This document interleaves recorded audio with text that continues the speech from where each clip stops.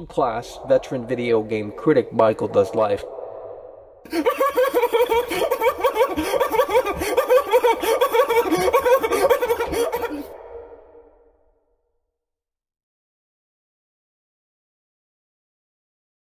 Oh, Michael. Alrighty, folks, we are just 48 hours away until the Starfield early access begins, and holy shit, is it crumbling. It's not what a lot of people in here want to hear, but ultimately, at the end of the day, Todd Howard has come out again, and, well, it's a sad situation. I'll just put it to you that way. It's a sad situation.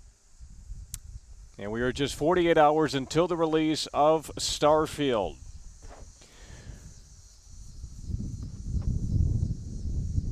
So as we get closer to the release, more and more footage releases, and it's not looking great.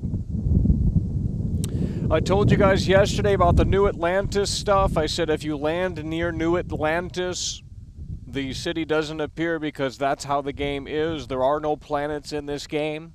Okay? I don't care what Todd Howard said. There's literally no planets in this game. It's a grid. It's a flat surface. Okay? Open up Blender right now and you'll see what I'm talking about. You see a grid. And that's what they worked with. Now, look, I understand video games aren't real. However, with that said, well, we were under the impression that these were planets that we were going to be able to fully explore. And they're not even planets. They're big grids that aren't even really that big when you really think about it. It's a sad situation, I'll tell you, because the entire premise of the game now collapses unlike ever before. And you don't care. See, this is the problem. You don't care. You want to consume. And I told you guys this many, many moons ago. I said, look, if Starfield fails, we don't care because it's on Game Pass. Now, if this game weren't on Game Pass, I think this would be a tad bit more severe. But there are no planets on this game. There are no planets in this game. They don't exist. And I can't wait until someone's going to do this, by the way, because this might be even worse than what we're looking at right now. Because the space exploration is heavily gimped. Okay, there is no space exploration. It's basically all a fallacy. And that's what people want. They want to hear the lies from Todd Howard, and they want to consume it. That's all they care about. They don't give two shits. And that's fine. That's fair. But, because that's a part of the entertainment package that you're getting with the Bethesda title. You know, he's been lying for 25 years. Nonetheless,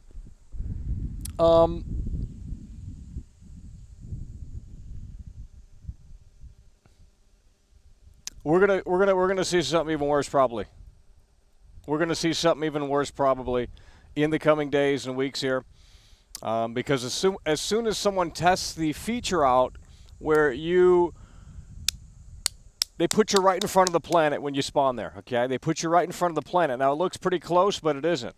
So if you do the math, you're like 2,000 kilometers away. I don't know what a kilometer is, but I can tell you right here and right now, we can go to Google and do that translation.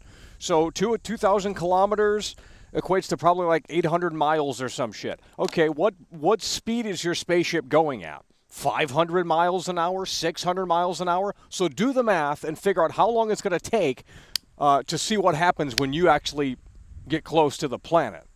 Because it's going to take you some fucking time. We're talking literally days. And someone has yet to test that out. But I have a feeling that's going to be even worse than the fake planets here in this game.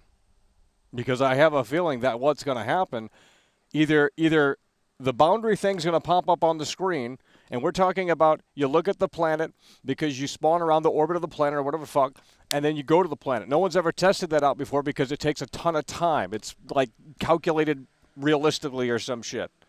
And when that ultimately unfolds, and you guys don't care, and I don't care what you think, because quite frankly, I know. The proof is in the pudding, okay? I'm done with these fanboys in here. I'm done with the console war bullshit. At the end of the day, the game speaks for itself, and the game is lackluster in these areas. You can disagree with it. You don't have to look at it and say it is what it is, but that's the reality of the situation. Now, is that going to impact your enjoyment? That remains to be seen, because the game isn't out. It's over. So you're just going to have to ask yourself, is it a problem for me? If it's not, then yeah, you don't care. Well, that's fine. Official Source Troy super chatted $5. You said Todd Howard never lied. This is a sad situation, Mac. Well, he did this time I'm around, I'll calling tell you Todd. that. Flat Earth confirmed. Yeah, well, It's they game go. of I the mean, basically, generation, Todd Howard, it world seems like they class. believe in the Clinking flat beer Earth theory. monks. Clinking Because beer there are no monks. spheres in this game. There's no planet. I mean, you're not, it's nothing like No Man's Sky. And maybe people, it's a sad situation. I'll just put it to you that way. But it's on Game Pass day one, and you guys don't care, and that's Xbox for you. It shouldn't have been on, well, actually, it should stay on Xbox because that's the quality it deserves, quite frankly. I'm not a fanboy, but I wouldn't want to see that shit on PlayStation. That's a disgrace. You know what I mean? We want to see quality on PlayStation. I'd rather see a fucking movie game that's well polished than a fucking space game that doesn't even like do anything in space in a way that makes sense. Like, oh, here's a grid and it's like 10 minutes each way, so it's like 40 minutes in total because you got 4 ways to go. I don't know. I'm not a mathematician, but you go 10 minutes this way. There's 10 minutes right there of gameplay, and you go 10 minutes that way. There's 10. So maybe 40 minutes. I mean, I don't even know what I'm fucking talking about, but I know what I'm talking about because at the end of the day, it's a sad situation. There's no planets in this game. It doesn't exist. It's a fucking grid. And if you're happy with that, then buy the game. If you're not, don't buy it because that's how it is. I'm done with these reviewers pretending to fucking perpetuate this idea that it's not that when it is. There's multiple videos out showcasing it all. But what's even worse, and like I said yesterday, and you guys don't care because I'm done with you guys in here. It's as simple as that. You guys don't care. I don't care. So we just won't go live. I'll be covering the next big game. Go and consume your slop and eat it up. I don't give two shits. But at the end of the day, when you land next to a point of interest or a city, it doesn't exist. So we're going to open up Microsoft Paint because you guys obviously need the visualization. So we're going to do that right here, right now for you guys. We're going to be opening up Microsoft Paint here.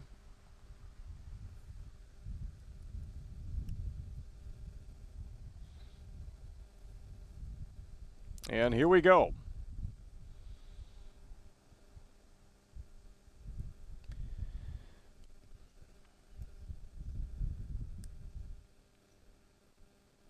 Well, let's get this situated.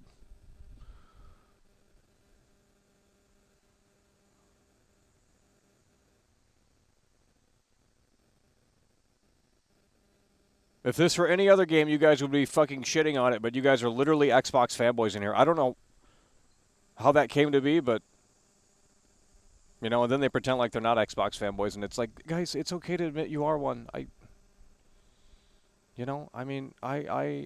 If I had to choose one console, it wouldn't be Xbox. I'm sorry. Sure, you get a better value on Xbox, but you ain't getting no good games. I'd rather see a movie game that looks good. I don't need to. All right. And I'd say the same thing if it were on PlayStation, by the way. All right, so this is the reality of the situation. Here's the fucking Starfield situation right here. So this is essentially the this is essentially what it looks like here. So it's not a planet. It's over. That's what it is. It's square mileage on a plane or something. I don't know how you describe this shit. Triadic Bus super chatted $5. Did you see the leaked gameplay of the dude punching the dinosaur with his gun and it doing more damage than shooting it? It's on the men holding hands, men holding hands, I've seen men holding I've hands, already seen so much of the game I don't want to play hands, men holding hands, men holding hands, all right, so men holding hands, men holding hands. This is what we're going to do here. Men holding hands, men holding hands. Let's say New Atlantis men holding hands is within this block here. Men holding hands. Well, hell, this doesn't even make sense. I'm getting confused here. Hands. How do we undo? Yeah, that's not working. Well, I don't know how we undo it, but nonetheless, Let's say New Atlantis is right here. Let's just put the red mark so we can say New Atlantis. There we go, New Atlantis. This is a terrible way to illustrate this, but if you load in, this is, hold on, let me just paint this one here. Where is the paint bucket at? This is hard stuff. Okay, there we go. There's New Atlantis. The black one is New Atlantis here. And we're going to continue. And if you load into this if it's hard to describe, believe me, but I ain't trolling. If you land over here, and it should have been the same size. It's over. Okay, if you land over here, and it should have been the same size. Snurf super chatted $10. Michael's sweet little lies. How much did you get to shill PS5? Yeah, okay, PS3 was their last good console we won. Taddy creaming in our mouths Yeah. and we enjoy to consume. All right, so Starfield look here, one, get listen, these buddy. Sony losers I'm done out. with these Xbox fanboys. They're so annoying. I didn't think they existed, but I'm done rooting for Xbox because at the end of the day, when they put out slop software like this, I don't care. Okay, I'm just done talking about it. If you guys are too low IQ to handle this conversation, then come back in a week because I won't be talking about it then. It's a dead game. And it'll be dead for a reason because people are going to see this in action and it's not going to be fantastic on their television screens. Nonetheless, so if you land into the yellow zone and New Atlantis is in the black zone, guess what, folks? You can't see New Atlantis. And this is a terrible way to illustrate this, but you guys, you don't care, so I don't care either. I could do it better if I had a pen and paper. But nonetheless, the software gets in the way, and maybe that's what happened with Bethesda as well. It's sometimes just the technology gets right in the way, and you can't do too much. Here's what we're going to do, folks. If Starfield gets a 90 or so on Metacritic, a 90 or above on Metacritic, we're going to find out in 48 hours. We will be consuming the hot chip, and we will be streaming that live. So make sure you're here, subscribe, turn the notification bells on. 90 or above on Starfield, and we will be consuming the hot chip. Now, with that said, folks at home, we're going to go ahead and take your calls. 818-824-4937. The real Michael Myers super chatted $818-824-4937. Off topic, but just found out Sissy's bio in Texas Chainsaw says she came from Spahn Ranch and was part of many cults. Yeah, I know. Hence, she's a We part talked of about the that on the Manson stream family. weeks ago. That's why she sings all those 818-824-4937. We're going to lock in here, folks. It's Starfield Starfield time. We're not talking about irrelevant games, although this will be one very shortly because it's not all it's cracked up to be. 818-824-4937. The number is on the screen. Let's go ahead and get some high IQ callers on the show if we can make that happen. If not, then we're going to listen to garbage for an hour and something. 818-824-4937. Willing to have a conversation if you're willing to have a conversation about the game. I don't hate the game, but it's certainly not all it's cracked up to be, and I think that's very evident. And if you disagree, that's okay. You're a fanboy and you have emotional problems. 818-824-4937, because it's not like you developed the game with Todd Howard. If you developed the game alongside Todd Howard, I would see I would see where you're coming from, but it's a sad situation, I'll tell you that. 818-824-4937. Hello, you're on the air. Starfield, planets, yes or no? Do you agree? Hello, you're on the air. Go.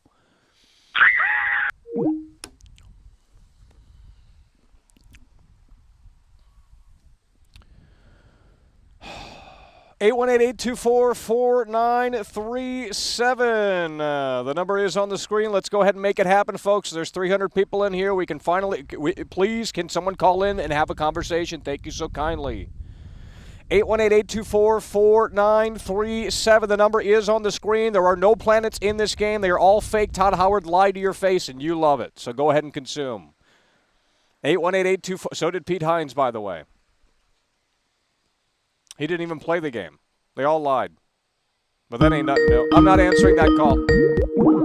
The guy's got severe issues and problems, and I'll tell you that. That's not nothing new around here. 818-824-4937. Hello, you're on the air. What's your name? Where are you calling from? How's it going, Mike? How you been? Yeah, I can't. If you got a terrible connection and if you sound like you're underwater, I'm going to the next caller. 818-824-4937. No one. I don't want long-winded callers. I don't need your whole fucking life story, okay? And I also need a great quality call in terms of connection, okay? If it sounds like you're underwater, if it sounds like your connection's trash, if you're driving, don't call in. You need to focus on the road, sweetheart. Don't call in if you're driving. First of all, the connection's trash. Second of all, it's dangerous. Don't be on the phone while you're driving. Don't call into my show while you're driving. If you're busy, don't call into my show. I don't want to hear about your fucking bullshit, and I hear your fucking bullshit in the background, okay? I'm here. Respect the viewers and respect my time as well. Thank you. 818-824-4937. Hello, you're on the air. What's your name? Where are you calling from? Starfield is a total disaster. Michael. Do you agree, yes or no? It's not about doing? Michael. You should know my name. 818-824. I don't know your name. I don't call you and say, hey, you know, what's going What's on up? with David? What's Well, up no with one cares. 52? David's a loser. He's in his fucking parents' basement at 45 years old. Hello, you're on the air. 818-824-4937. How you doing, Starfield, Alex? no, it's not about me. It's not about what I want. Starfield, yes or no? Consumer, don't. Go. I'm done with it. Next. You can't have conversations with me here. I'm not looking for conversations. I want your take on Starfield. I'm giving you the opportunity in front of 300 fucking people to share your opinion about Starfield, and you don't fucking take advantage of that. You just sit there and start acting stupid. Shut up, idiot. 818-824-4937. You stupid idiots are going to get on your knees and suck Todd Howard's fucking cock because you love doing that on a daily basis. He lied to you and you don't care. Well, that's great. I don't care either. I'm ready to consume as well. But don't sit there and tell me that I'm wrong because this is the reality and it's as clear as day. Tons of leaks out there. 818-824-4937. Hello, you're on the air. What's your name? Where are you calling from? Starfield, yes or no? Hello, you're on the air. Go. Yes, Starfield, yes. Blocked and banned. 818-824-4937. Hello, you're on the air. What's your name? Where are you calling from? Over 1,000 planets in the... Is this, what's his face? Mike, this is Go Mo ahead, Key, go man. ahead, go ahead. Listen, bro. I'm my hype level is like gone down, bro. It's like, what the fuck? Dog. It is like, is this fucking game also going to have a firmament? Is it going to have like a dome over the fucking top of the goddamn tiles too? Like, what the fuck, Michael? I don't even think I'm even going to explore any fucking planets. What the fuck is the point? Just give me the Bethesda meat. That's all I want. Well, it's another cyberpunk situation in the sense that if you start exploring Night City Wire, there's literally nothing to do outside of looking at it and saying, wow, you guys had a great art department. That's about it. But I'll have to defend Cyberpunk too, man. I mean, it's not. It's Well, actually, you know what? I honestly think the Phantom Liberty might be a better. Might be, man. It might be a little bit better here than this. I don't know what the fuck God Todd Howard damn. was thinking here with this one. It's like, bro. It's like we're 2 fucking days away. And let me just tell you this: shocker, you go to the Xbox website right now. Go to the Xbox website right now. Guess what's not on the front page? They are literally, this is launch week. It comes out in 48 hours, early access anyway, and they're not even hyping that up. You would think they would want more sales on that $100 edition, you know, but I guess they're going to wait until September 6th. This is ridiculous. They are advertising Under the Sea or some shit like that, some indie game that 5 people have heard of. It's literally on the front page, not Starfield. You got to scroll all the way down to see Starfield. And like I said, whether this game is good or bad, you'll find that out very soon when you get it in your hands. But with that said, the marketing has been so terrible. One of the worst marketing campaigns I've seen for this game. And I think Bethesda put out something today. It shows like some astronauts going to NASA or some shit. That has nothing to do with the game. Oh yeah, I dislike that video. I went to it and I hit the dislike button. Like, who the fuck wants to see that? Yeah. You know, it was so fucking corny. But anyway, Michael, it's like, bro, it's like Todd Howard and Pete Hines. It's like they're totally silent. It's like, why? Like, I've been saying it for months, Michael. How is the traversal done? How is the traversal done? I kept asking, and I kept asking. No one would answer this fucking question. I go to Twitter. I tweet at Pete Hines. Yeah. Nobody wants to answer the fucking traversal question because they were hiding this shit the whole time. They were hiding it. Now, they'll tell you to go to that Lex Friedman podcast to where Todd Howard talked about how, traversal is going to be different because of the scale of the game. Well, it certainly is different. It certainly is different, but he didn't really say anything by saying that, if that makes any sense. Right. It is different. I know. It's like, bro, Todd Howard is the master of doublespeak. I have to admit that. He is the master of doublespeak, saying one thing and meaning another, or you have to read into what he's saying. dude, I am so sick of the secrecy when it comes to these video games. I mean, what the fuck are they, dog? Like top secret government programs? These are video games. Be more transparent with the people. So look at Baldur's Gate. Baldur's Gate was so transparent with the fans. They let them play it years early. Yeah. Right? They were transparent. They let the fans develop the game moving forward. They didn't do that secrecy shit. See, this is what you get when you put your game behind a vault and keep secrets and all of this coded language and all of this double speak. Be clear. Be fucking clear. Well, I mean, if they came out and said that it was like this, they would have lost sales, quite frankly. No. What will happen is I would have had more time to process it, and I would have came to terms with it. I would have been like, well, I guess it's not that bad. Well, you know, look, the reality is that I could have lived with the fact that, okay, you hit the barrier. If it reloaded or continued the progression of the land and it saved it within the RAM or some fucking shit, I don't fucking know how this shit works, but, you know, obviously it needed some sort of memory allocation to fucking save it or something. If it did that and didn't just reset shit or, you know, because it's like, okay, land next to a city, the city doesn't exist, that's an insult to my intelligence. The whole game is broken, the immersion's ruined because you know you're not on a planet. I mean, yeah, it's a video game, you know, but they're trying to sell you this idea that you're landing on a sphere. You ain't landing on a fucking sphere. You're landing on a flat fucking plane. Right.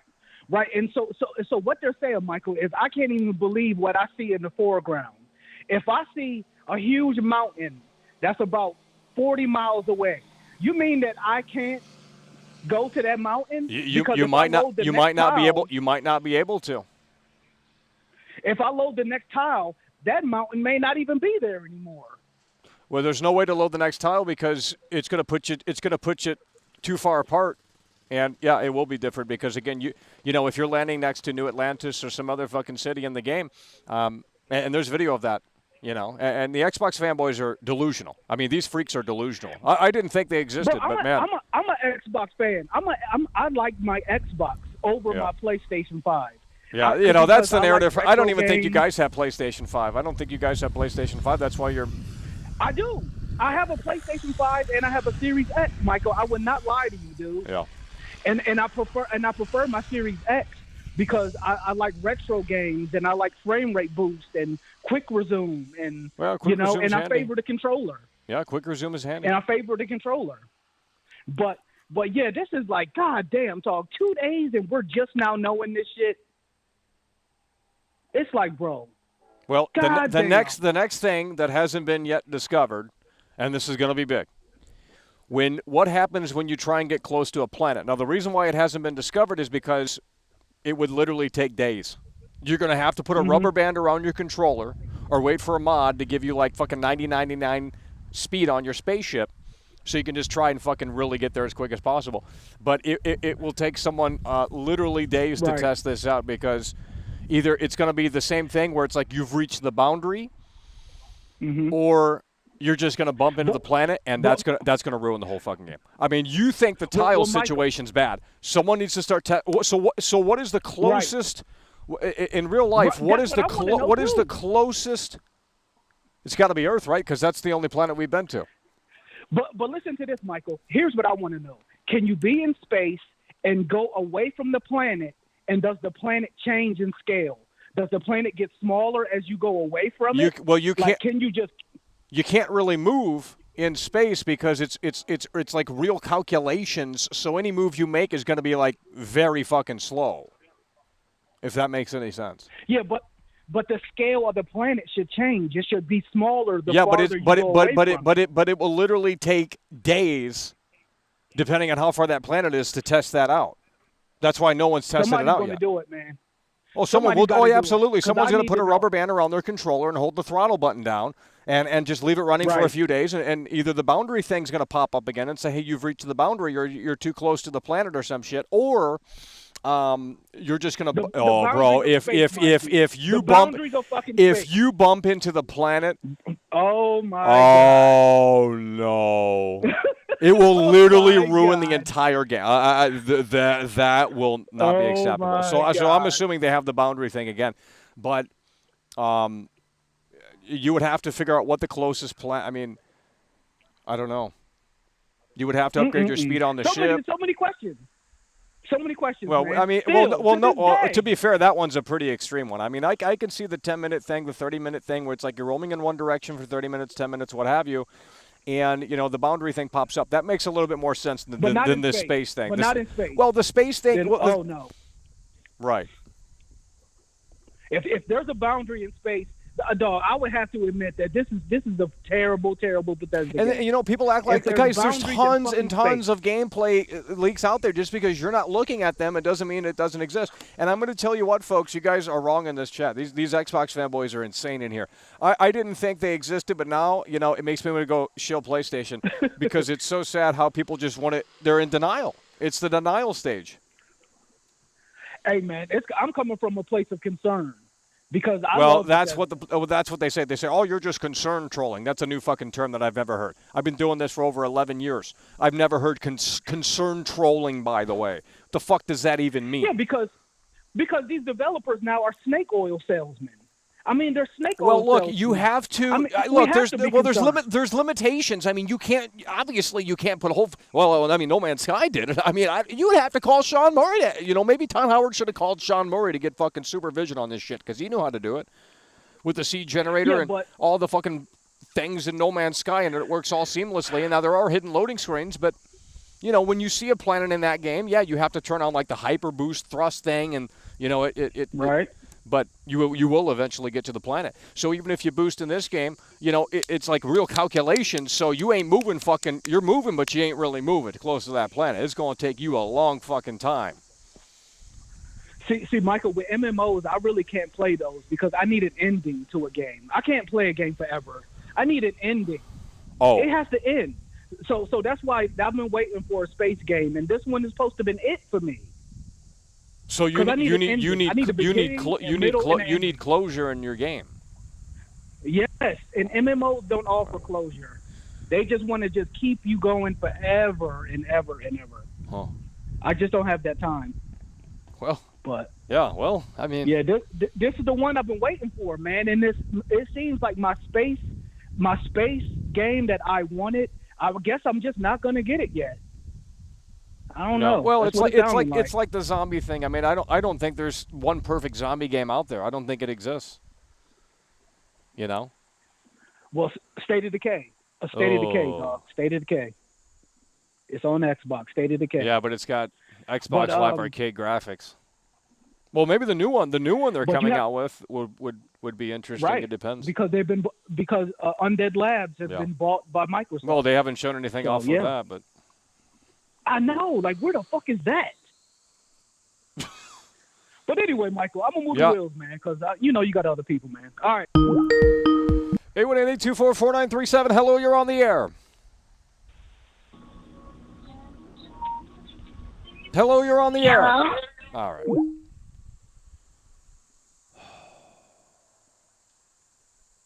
Let's read some chat comments here.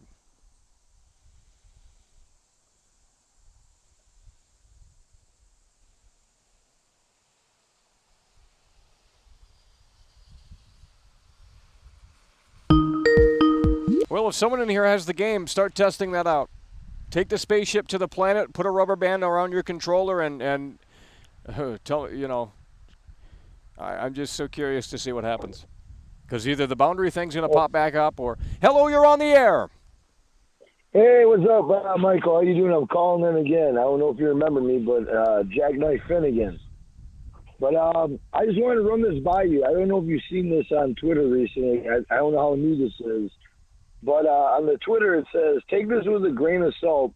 People with early Starfield copies are now claiming that you can only land 4 times on a planet before the game says that they'll have to delete the previous generated time. Have you seen that or no? Yeah. No, that's real. That's bullshit. I mean, then how is it seamless? How I mean, you can only land there 4 times, and then you got it. That's dumb. That's dumb. I couldn't believe that when I read that. I'm like, oh shit, I gotta call Michael. He's gonna be fired up, man. I gotta call him and let him know about this. Yeah. But that is bananas, bro. I mean, how you feeling about this game? 2 days in, how you feeling? What do you think? 1 out of 10, about 5 or what? I don't know about that low. I mean, it's definitely I don't know. Go about 7. I have no idea. Yeah, probably 7.5. I mean, right now what I'm looking at. I mean, the quest would have to be fantastic and exceptionally done. But when you have all of these half-ass elements not coming together, there's no seamlessness. I mean, it's just like, why even make this game? I don't understand. Yeah, it kind of seems like it's going to be a quick Bethesda cash grab is what it sounds like. Well, it's on Game Pass. I mean, that's where you need to play it. I mean, that's what I would recommend. And if you think it's I mean, it's on Game Pass, guys. It's not, if it were only on PlayStation, that would be the downside of it only being on PlayStation, is that it would be $60 or $70 and there wouldn't be a Game Pass option. So, you guys should be thanking Microsoft for making this all come together. I mean, but in all honesty, the only every game for the majority that's ever been on Game Pass has never really been that good. Well, it's like Netflix. If the movie comes on Netflix, I mean, typically is it good? Not necessarily. Yeah, that's the way I would. Because I mean, Texas Chainsaw Massacre, that's on Game Pass. That's actually a good game, right? Surprisingly. But then you watch, Bats of Blood was on there. That was dog shit. Yeah. So many other games that went on the Game Pass was just dog shit. Day one releases they're just not good. And I don't know. I mean, you got Payday 3 that's coming on there. That might be okay. It might be okay. The only reason why I think that is because the developer. Yeah. Kind of actually gives a shit about the people. Like he's on Twitter all the time talking to everybody, and he's a very personal dude. So I think that's what's going to carry that game is the fact that the developer cares about the people. But other than that, it might not be good. But I like that. I like companies that work with the people. You know what I mean? Like, I respect those people. Well, it's an industry that's really cryptic and vague. And, I mean, when I was at E3, you couldn't get if you had a question about the game, they said we couldn't talk about it. I mean, that was their answer. It's like, we're not ready to talk about that right now or whatever. So, yeah. Well, I mean, everyone's under NDA and, I mean, I went up to the Spider-Man guys. I went up to the Spider-Man guys and like, oh, we can't answer anything about Spider-Man because it wasn't out yet. And I was actually wanting to ask them about Sunset Overdrive. And they immediately, thought I was coming up to ask about Spider-Man because they had a Spider-Man shirt on. And they were the Insomniac guys. So then why is what's the point of doing the E3 if no one could talk anything? That's so dumb. It's just the way it is. That's just dumb as hell. I mean, people should be able to, talk within reason without, giving away, detrimental details, but, whatever. But no, I just I wanted to reach out to you. I heard about that. I heard about that.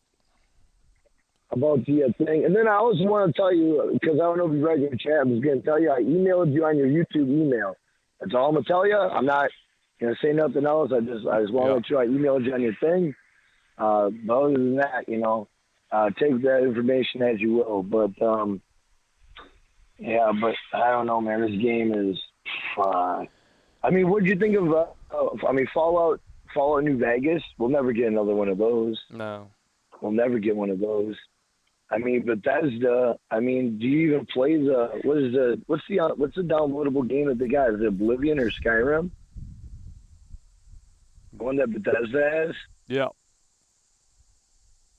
I don't know. Just goofy. All right, well, I just want to reach out to you on the CDC, Matt. So take it easy, brother. Let's go. I'm falling asleep out here with these callers. Hello, you're on the air. 818-824-4937. Go. Starfield, yes or no? Starfield, yes or no? Hello, you're on the air. I would say yeah, Starfield. Definitely. Okay, well, what do you think about how they've set up the planets here in this game and how they work and all of that stuff? I don't know, man. Well, if you don't know, don't call in. Thanks for calling in. 818-824-4937. Hello, you're on the air. Let's go. Hello, you're on the air. 818-824-4937. Get off the air. I'm going to block you if you're not ready. I'm done with it. We're going to be eating the hot chip this Thursday in 48 to 24 hours if the game gets a 90 or above. There you go. 90 or above on Metacritic, we will be eating the hot chip. 818-824-4937, the number to call in. Let's go ahead and make it happen. I'm tired of playing games out here. Go. What is your opinion on Starfield? If you don't have one, don't call in. We'll just sit out here and do nothing. I've already discussed my points. You don't agree. I don't give a shit. You're disagreeing with fact. Okay? It's a fucking fact. That's how the planets are in the game. You don't agree? I don't give a shit. You're mentally... You need to see Dr. Phil. Starfield is the best game ever. Fuck off. Done with these losers. They're drinking Kool-Aid. Get them off the air. Hello, you're on the air. 818-824-4937. No one cares. Your mother said she didn't love, and that's why you called into my show. 818-824-4937. Hello, you're on the air. What's your name? Where are you calling from? Starfield, yes or no? Go. We don't have time. Off the air. Can't answer one single question. Then you wonder why you're down bad in life. 818-824-4937. Hello, you're on the air. Starfield, yes or no? Hey, no. Armored Core, Game of the Year, fuck Starfield, fuck... So fucking cringe. Go back to 4 channel. No one's playing Armored Core, bro. That's a boomer game for losers. You roam around fucking mech games. Get off the air. You got terrible quality. 818-824-4937. Let's go. I'm done with the losers in here. Bad of a president? No. I'm going to start blocking these losers that get political in here. I don't give two shits. Go. 818-824-4937. Hello, you're on the air. Hello? Starfield, yes or no? Go. Starfield, yes or no? Go.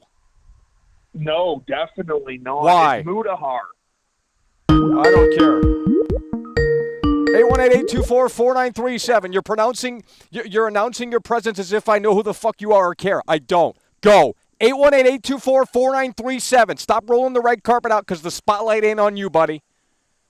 Starfield makes me fart a lot. Blocked and banned. You got some real neckbeards calling into this show, and I'm blocking and I'm banning.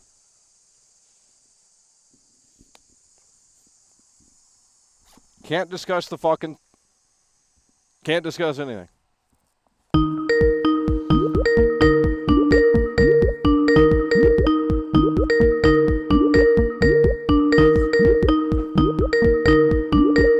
Hello, you're on the air. 818-824-4937. Starfield, yes or no? Starfield, yeah. Thanks for calling in. 818-824-4937. Hello, you're on the air. Let's talk about the fucking subject at hand. There's no planets in the game. Fuck up, you fucking consumers. 818-824-4937. There's 0 planets. You are defending 0 planets. Talk about the fucking game and tell you why it's a piece of shit. Then go. Alrighty, so like the seamless thing, like you're saying that the city doesn't load when you're beside it on the planet? Like how the hell does that? In No Man's Sky, you can fly to anywhere on the planet. Like you see any mountain on a thing and it's always there 24/7. You come back months from now when it's there.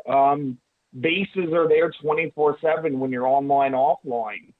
So I don't know how a AAA company with way bigger of a budget than 10 people in a basement in England can create a persistent game and these people can't. Like, that's crazy, to be honest. It really is perplexing, bro. I'm not going to lie. Like, I just don't know where these funds go. Like, I think people... Well, Todd Howard's jacket's pretty costly. I mean, juice. That brown leather jacket. I mean, I looked it up. It was about $500. Yeah, no, I understand that. Yeah. Like, the thing is like, is this enough to deter people, or do you think it's gonna? I think anything sells these days. Like, oh yeah, anything. You could put. Yeah, you got to think all the good developers who ever made games are already rich. They've already retired. Yeah, they're at the beach. I mean, they ain't making these fucking trash ass games.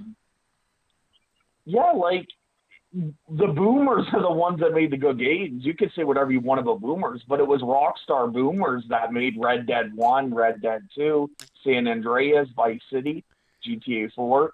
Like, those are the good games, and those were made by boomers. Like, I mean, and I guess they're rich and already retired. So I guess just don't put effort in anymore because there's no point. You're already rich. Like if you were rich beyond, you couldn't even know what to do with your money. Why would you put effort in anymore? Would you, Michael? If you were that rich? No, you would probably just sit and enjoy your money. Like I would. Like that's the crazy. It's sad that people who don't have much, a lot of their enjoyment is games, and they're just not. Well, they're hungry. They're hungry to make something that makes a damn point. I mean, yeah, and like, the thing about Bethesda's open worlds is they're pretty finite. I always found, except New Vegas. Like Rockstar always filled it full of repeatable content. Well, what about New Vegas? I mean, what about the freedom of New Vegas? I mean, would you say? What do you think about that? Like, so people are always on about the choices and stuff, and I guess that's great, but I always found content like story like that and anything like that, I always found it finite, so not that interesting. I like repeatable content that you can do forever, so like hunting or fishing or gambling or, drug production, stuff that you can do forever in a game. Like, not everyone's interested in that. Look at the Starfield logo. Hello, you're on the air. 818-824-4937. Hello, you're on the air. Starfield is going to be the best game ever. Thanks for calling in.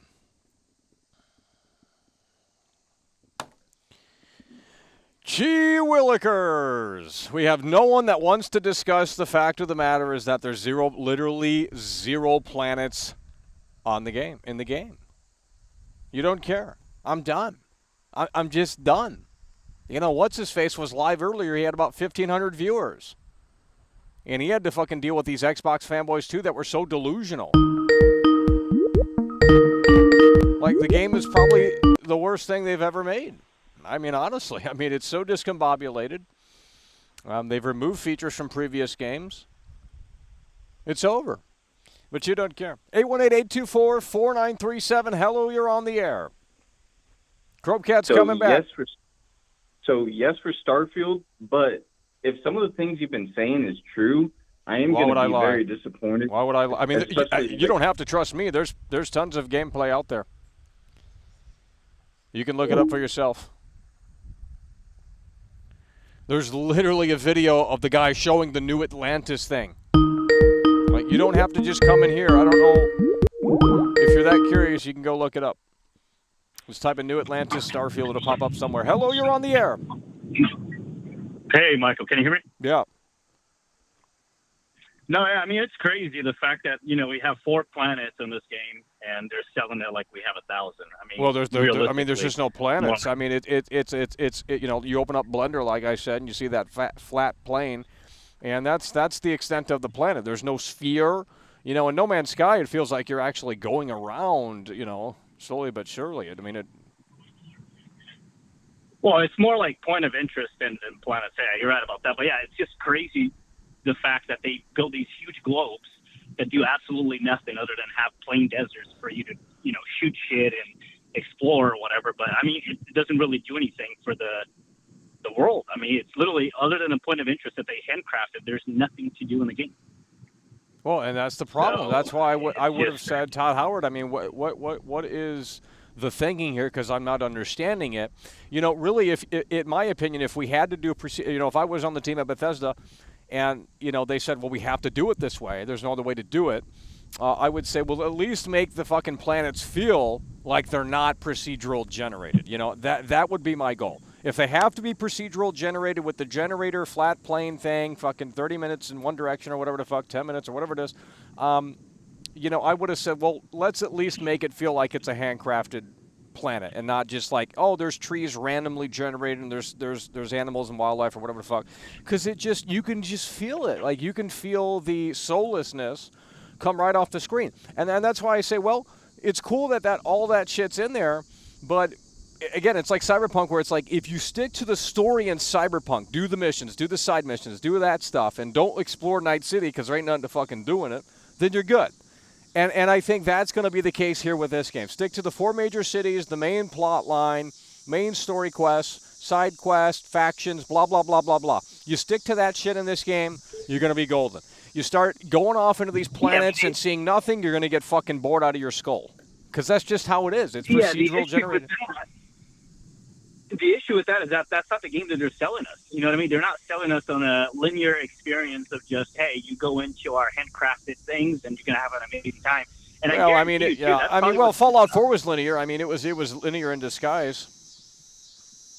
Well, I mean, yeah, but you still had the open world game that it's not auto-generating every time you land in a location. Right, and it was all seamless for the most part, outside of a few loading screens when you go into the interiors. It wasn't some massive fucking thing where it's like, well, because when you play these games, the imagination starts running wild, and it's like you have to start believing into this world, into these characters, and it helps really, make it work. Yeah, but then the argument is they keep saying, and then that's when we get to the comparison of No Man's Sky, and everybody says, oh, No Man's Sky is so boring because there's no quest. But I mean, realistically, outside of the handcrafted areas, it's just like No Man's Sky, if not worse.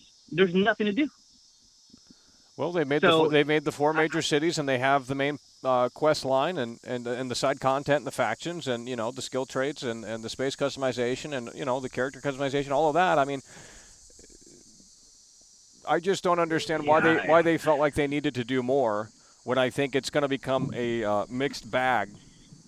And it's like, sure, you can focus on the handcrafted content. And there's going to be tons. I mean, you're going to be playing this game for a long time, no doubt about it. But I don't feel like a lot of people are going to be jumping onto those planets outside of like, oh, we need a new little screensaver to look at, or we just want to pop it in and soak in the atmosphere of this planet or some fucking shit like that. Because eventually it starts to you get desensitized to the idea of all these planets and stuff like that, and it just. Yeah, and we haven't seen, what ties into these randomly generated planets as far as gameplay. Maybe you need something for your ship or something, kind of like No Man's Sky, right? To power the ship and be able to keep flying, you have to scavenge certain areas. So I don't know if they're doing that with Starfield. But, if there isn't any gameplay difference other than just pure exploration and killing things, what is the point of it? You know what I mean? That there's no need to have... Well, you got to go find the artifacts. Well, I don't even think they have that because it's randomly generated, right? So it looks like it's just... Well, not everything in this game is randomly generated. I mean, obviously the main storyline, the side quests, all of that's not randomly generated. I mean, it's just the planet shit. Well, yeah. I mean, there's literally one city, Neon, that is on an entire water planet. Like, so you can't land on water, obviously, right? So that's the only thing on the whole fucking planet. It's just one curated city, but, that means it's going to be good. Have you seen the water animations that came out on Twitter yesterday? Jesus I mean, Christ, it's a Bethesda game. You can't really expect too much. But, they did hype it up. They said it's a next-generation RPG. It's only on next-generation consoles. First time ever on Creation Engine 2, by the way. And they said unparalleled freedom. Clearly that's not the case because the boundary can be reached within 10 or so minutes. Yeah, and honestly, I'm not even like the boundary thing. Well, it doesn't save. That's the problem with it's just it's about building the immersion and keeping the immersion maintained with the player. And when you have these whether or not they did this intentionally, whether or not they had to do it like this or they didn't have to do it like this, at the end of the day, when you land next to a city and it doesn't exist, to me that's sort of an insult to my intelligence, and my immersion is completely at an all-time low. Because now that I know that, the city isn't there and it's just all I get it, it's a video game, but you have to suspend your disbelief while you're playing certain games like this, otherwise it doesn't work. And when you try to get, invested into this shit fully, and then you land next to a city and it doesn't fucking exist, well, the whole game is out the window for me. Because it's like, wow, I could have bought into this idea like, okay, the NPCs are like puppets and the animations are a little stiff, but we're still getting into the dialogue. We're still getting into their personalities and things like that. That's interesting. But when you have this weird situation, especially, and it's exclusive to this game, by the way. It's not any other Bethesda title because none of the other Bethesda games are like this with the way this works. Well, and I think that's where they might have dropped the ball. I guarantee you, come Friday or Thursday, right? These reviews are going to come out. They're going to say. Well, you can tell who's going to get. I mean, look, I think the game will score very well with the Xbox crowd. I think there's a lot of Xbox. I'm not going to say they're fanboys, but they are leaning towards Xbox, or they're at least super pro on Xbox, and they'll give it 10s and 9s. But I think you will have some reviewers come out and say it's a little bit. It's not another Fallout. It's not another Elder Scrolls. It maybe doesn't totally hit that. Yeah, I mean, honestly, as long as people are honest and they say, "Hey, look, the handcrafted experience is amazing, but then everything else is just a waste of time," at least we know what you kind of expect, But that, again, the issue is that's not what they sold us. Well, right? Yeah, they said. Yeah, I mean, yeah. Well, that's the entire appeal of a space game, because otherwise space is boring. It's like, well, anything could be out there. What's the big mystery with this game? They did 1,000+ planets. It's from Bethesda. It's not some indie studio that no one's ever heard of. That was the big enticing factor here. And with the way that they've done this on a technical scale, it just is not fantastic. And it's hard to explain. It's hard to talk about because the game isn't out. Because you guys, I mean, if you haven't looked up the leaked gameplay, you don't know how it really is. But I'm curious to see what people are going to think in a few days. But you guys are going to be busy playing the game, right? So you won't be able to call into the show. Well, I'll be watching. I'll be playing, but I'll be watching as well. You'll be so bored on those planets, there ain't going to be nothing to fucking do. You'll be calling in and it's like, holy shit, you were so fucking right. That's right. Moving the wheels. Yeah.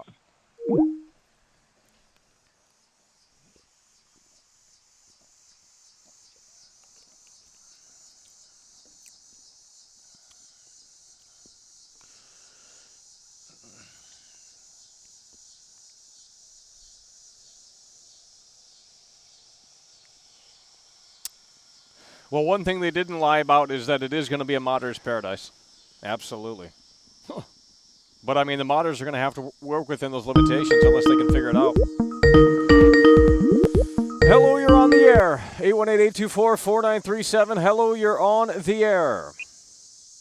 Yeah, unfortunately, no for Starfield. It sucks to say this, but the one thing that this game's going to be banking on, I think, is going to flop, and that's the mods. Really? How are the mods going to work if you load into a new section all the time? Well, they depend on depend on a memory, Well, I'm not a modder. I don't know how that works, but I mean, I'm sure someone's going to figure it out. I mean, the modders are insane. Right? Like if you land into a zone of the planet and it has to generate itself, whatever. A lot of these mods depend on like an actual, like all the Fallout 4 mods. They only worked because the map was like a set design. Well, it and is. This whole planet shit, I don't know. This whole planet shit, like how do you like land on the planet? It's either going to be a fucking invisible wall, or it's going to be an infinite loading loop where you just never land on the fucking planet. I can almost guarantee it. This is a joke. Oh yeah. I'm glad I'm going to play this on Game Pass. I have a PC. I'm going to play this on Game Pass, so I don't really fucking care. But goddamn. Anyways, moving the wheel, bud. 818-824-4937. Hello, you're on the air. Hey, what's up, man? Yeah. Yo. Yeah. Did you see what I sent you? No. I'm doing the show. Oh. No, I'll send you some stuff. Of everything's confirmed. Oh. Yeah. Cool. 100%. What you said? Oh. Yeah. Hello? Yeah. Oh. Yeah, so someone's just done a 2-hour live stream. I sent you a video of the water mechanics as well. That'll make you laugh. Yeah. Yeah. Well, what are you thinking? I mean, the game's coming out in 48 hours. What are you thinking? Don't know. From that sense, it's not looking good. But there's a load of stuff that we don't know about in regards to the story and stuff. But it's definitely they PR spinned it in a way to make you think it's something that's not. That's 100% guaranteed. I've seen it with my own eyes. I sent you a load of clips on your email, so feel free to check them out. But yeah, it's mad. So you just select the landing spot, and then that's it. So the planets are essentially fake because every time you pick a spot to land, it just generates some random. Yeah, so it's all fake. Stuff. It's all fake. Yeah. It's not even consistent. Like if it were consistent, I wouldn't care about the barriers because as long as it saved it and it said, okay, you can go to this next patch. And everything you look behind you is still there, and it saves it. But it would probably be impossible to do it like that. I'm not entirely sure. Yeah. So the one guy has just said now. Someone asked him, what does he think of the space exploration and stuff, and he was saying that essentially the space travel was obsolete because you don't need to use it for anything. Once you've been there, you can just fast travel from any location at any given time. Exactly. He said that flying in the ship is essentially just a gimmick. Yeah. But bear in mind, this guy's obviously not really far into the game, so we don't know what's beyond certain points. But as it is right now, from someone, I think he said he's played 60 hours. That's what he's just said to everyone, and I've just been watching it with my own eyes. So yeah, it's pretty wild. But I haven't heard anything about the story or any of the clans or anything like that. So hopefully that comes through in a way that makes sense. Yeah. Well, but, I mean, you you look at the Starfield logo, and I think you'll get a better understanding. 818-824-4937, the number to call in.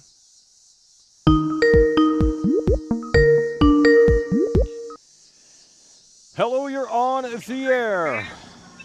Miles coming through with the $2 super chats. All right. Hello, you're on the air. 818-824-4937. Hello. Yeah, hello, you're on the air. What do you think about Starfield? Well, I'm not seeing a lot being talked about the really bad stuff, like the loading that's in the buildings. They still got it from Skyrim and Fallout, where you walk into a building and it loads and NPCs are disappearing and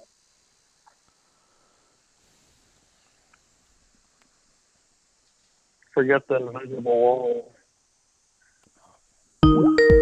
Dude. I couldn't understand a damn thing he was saying. He said something about forget the invisible walls. I don't know. I guess there's something else out there. I already said try taking the spaceship and going as close to the planet as you can. The reason why someone hasn't done that is because it literally will take days, maybe weeks. It depends on what planet is the closest to the spaceship, because the space exploration in this game, it's not like No Man's Sky where, I don't know how to explain it.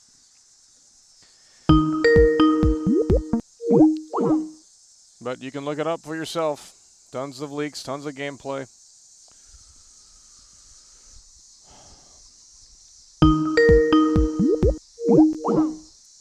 Going to be wrapping the show up here soon, so let's go ahead and make it work in a way that makes sense. So I think we've discussed it enough out here. You guys clearly don't care. That is the impression that I am getting from you guys, so we're going to be wrapping this up a little bit early here today. I do care about it, but, there's only so much I can say, and otherwise we're going to be talking in circles out here.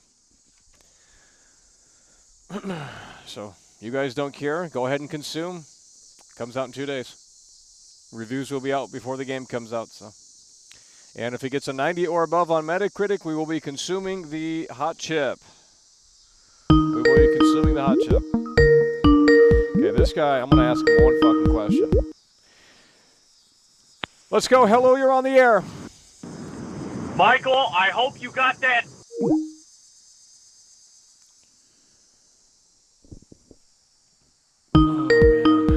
Let's go. Hello, you're on the air. I'm done. I'm done with it. I'm done with it. We're done with it. Let's go. Hello, you're on the air. Go. Sorry, Mike. I'm going to start blocking and banning. This number right here is blocked. Take care. It's as simple as that. I've given you multiple opportunities. You keep calling in with dumb shit. That's why no one else does call-in shows, because it's a fucking disaster. You got losers on the air. Can't hold a single conversation. So let's go ahead and set a timer here. We're going to end the show in 5 minutes. Hey, Siri, start. Well, that doesn't. Hey, Siri, start a 5-minute timer. Holy shit. The computer just froze. 5 minutes, counting down. Everything is breaking.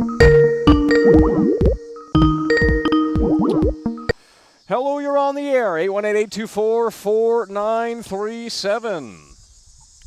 Hey, Michael, question for you. Nope. Hello, you're on the air. 818-824-4937. I give you the opportunity in front of 500 people. Go, Michael? go, go, go, go. It's Starfield, yes Miles. or no? Starfield, yes or no? Yeah, hello, you're on the air. Hey, what's up? Okay, so you know what I noticed? I think Ratchet and Clank might actually have better space travel than this game. because it's like in Ratchet and Clank Rift Apart, you could actually travel to planets, and that game was like for kids. So it's like kind of weird how Starfield is having so much trouble when you could literally do this in Ratchet and Clank on the PS3. Like you Yeah. could literally go to planets on that game. Well, you like, could in Mass Effect as well, and it's actually kind of sad that it took them this long. Like to fix the space travel. If any of you guys know game developers, and I mean, real game developers, not, armchair developers that put something together in Unity in 5 minutes, we would love to have them, on the show for a conversation, because we need some burning questions answered on how all of this works. Because you're telling me that these games came out in 2005, 2006, 2007, 2008, and clearly the technology wasn't the limitation. I'm just not sure exactly what's going on, but apparently the empty planets, the invisible walls, like they could have easily just had it probably like No Man's Sky, but they chose not to. It just doesn't make sense. I honestly hope this game doesn't suck. Well, but if it does, No Man's Sky might be on its own. What engine is that on? It might be on its own engine. So Sean Murray really did make it work. I mean, it took him 20 years nearly, but No Man's Sky. What engine is this on? Let's see here. I don't think it's on Unreal Engine. It could be. I don't fucking know. I think it's Creation Engine still, like the Fallout 4 and stuff. But I'm just afraid that if this game flops, it could be the end of Bethesda, man. Like they haven't had a very it's not going to flop. I mean, the brand will sell them alone. I mean, and there will be positive reviews, absolutely. But yeah, I saw the leak before it was taken down, and yeah, it looked okay, but that was really nothing because he didn't really space travel or anything. But I guess we'll just have to find out if it's a disaster. Honestly, yeah, I guess we'll just have to wait and see. Anyways, man, it's great to talk to you again. Thanks for coming through. All right, no worries. What engine is It's over. What engine is No Man's Sky on? I don't know. It's not an easy answer. Apocalypticism super chatted €5. Not an easy answer. Michael, what do you mean the city doesn't exist? I don't understand. Can you explain, You can go look up the please? video. Go look up the video. I'm not going to explain it. If you guys can't get it, I'm not going to waste my time out here explaining it when there's a video. I can't show the video, but just type it in, Starfield. It was on 4chan. It was on V. It's probably on Twitter as well. I don't know. Couldn't tell you. I'm not going to explain it. I've already tried explaining it, and I don't know how to explain it in a way that makes sense, so it's best not to explain it. Just let the game speak for itself. You'll find out soon. 24 hours, 48 hours, whatever. Hello, you're on the air. 818-824-4937. Starfield.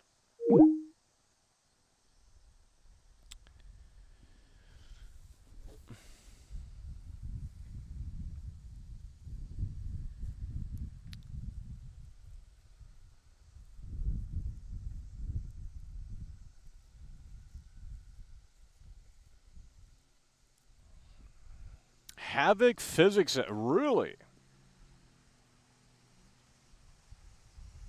No, I can't. No, I've never. Hello, you're on the air. Nope. All right, we're done with the calls. Don't call in because it ain't gonna work.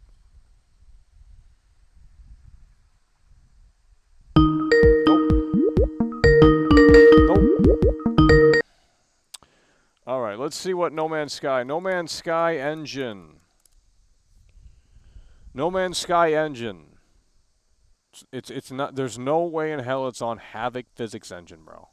That's not how that works.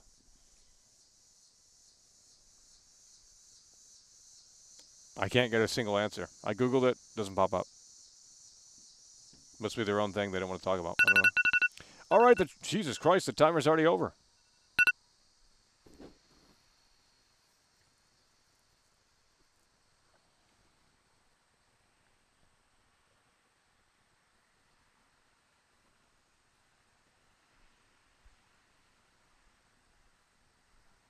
Literally cannot find the answer. It's a proprietary engine. They don't have a name for it.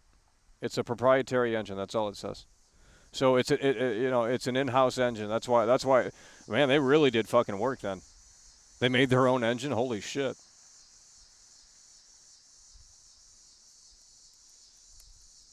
No Man's Sky. This is going to be a bigger game than ever before because people are going to get mad at Starfield and they're going to jump over to No Man's Sky because it's going to allow them to do what they want to do in space. No Man's Sky, sure you won't have that RPG shit, but you can just go back to Skyrim for that and play No Man's Sky for your space fill. No Man's Sky, how many galaxies? Some troll was saying there's only 12. 250 unique galaxies. 256 unique galaxies. What the hell is a galaxy? That ain't true. Dude, when I played it, you could zoom out and the map was literally endless. I don't know what they're talking about, 256 galaxies. There's literally like a bazillion planets in the game, not even trolling. How are there only 256 What the hell is a galaxy? No, there's way more than that. I don't know what the fuck they're talking about. Maybe they downgraded the game. Dude, when I played it back in 2016, I zoomed the fuck out on that map, and it was literally endless. Like, the shit wouldn't end. There's not just 256. No. I don't know who the fuck's coming up with that information, but that's bullshit. Because when I played it, you could zoom out on a fucking map, and it was literally endless shit. So, unless they've downgraded it, there ain't no 256 galaxies. Who the fuck is reporting that shit? That's a fallacy. No Man's Sky Wicca. That's not true. How could there be a bazillion planets in the game when there's only 256 galaxies? I guess there's galaxies within the galaxies. I don't remember, but I remember fucking playing the game and being blown away by how much fucking quantity is in the game. I mean, you have literally endless fucking planets, literally endless everything. Like, the shit does not end. You can just go and go and go forever in the map.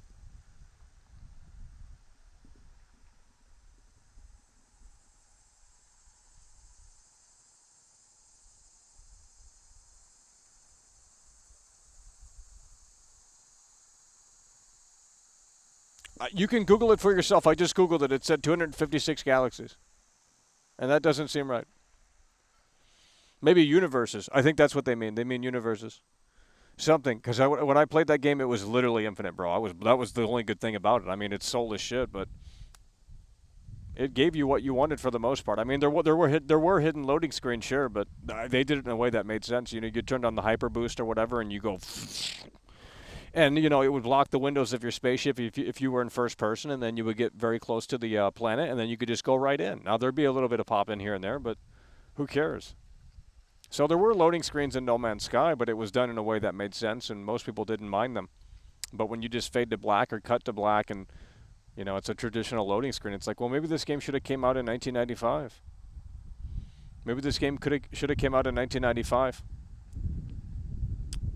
We might have to go back to the Outer Worlds. I don't remember liking that game, but if that game, I don't remember that game that much. I mean, I remember being disappointed by it. I don't think it gave you total freedom like New Vegas. Does the Outer Worlds give you total freedom like New Vegas or no? Can you take out every NPC if you want? Like, that doesn't have to be in the game, but is it like Fallout 4 where they have these characters that are protected and they can't? Because you're seeing that shit here in Starfield as well. So again, if you're hoping for, you know, return to form, you want this New Vegas play style, and it's like it just isn't happening.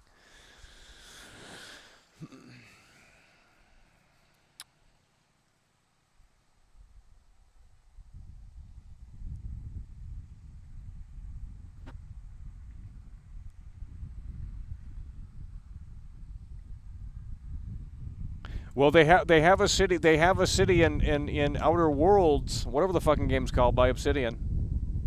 Wilds or Worlds, I don't remember. It's Worlds, I believe. But they have a city that's very similar to what Starfield has done. So I think Starfield copied that. It's like a cyberpunk city. It's called Neon in Starfield. I don't know what it's called in Outer Worlds, but very similar looking. You can Google it. Very similar looking cities. They both have this cyberpunk aesthetic. 256 galaxies is a lot? Not really. Because it can't be 256. No. I played it in 2016. I remember zooming out on that map and being blown away by how much shit was on the map and thinking, wow, there's literally hundreds of planets within this one little dot. You know what I mean? It's just unbelievable. I don't know how the fucking... And that game works offline totally, by the way. Think about that. It's not even online. Like, it's not even... Unbelievable. I mean, it's boring as fuck, but...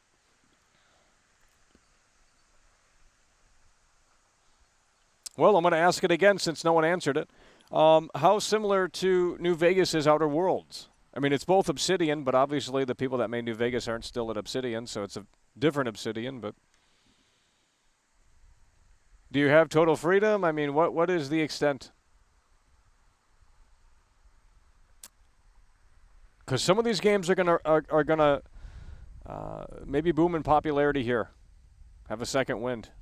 Because if people get fed up with Starfield here, they might see what else is out there. And I'm sure No Man's Sky is probably like $20, and Outer Worlds is as well, and they might just pick those games up if the space exploration is too disappointing for some people with this experience.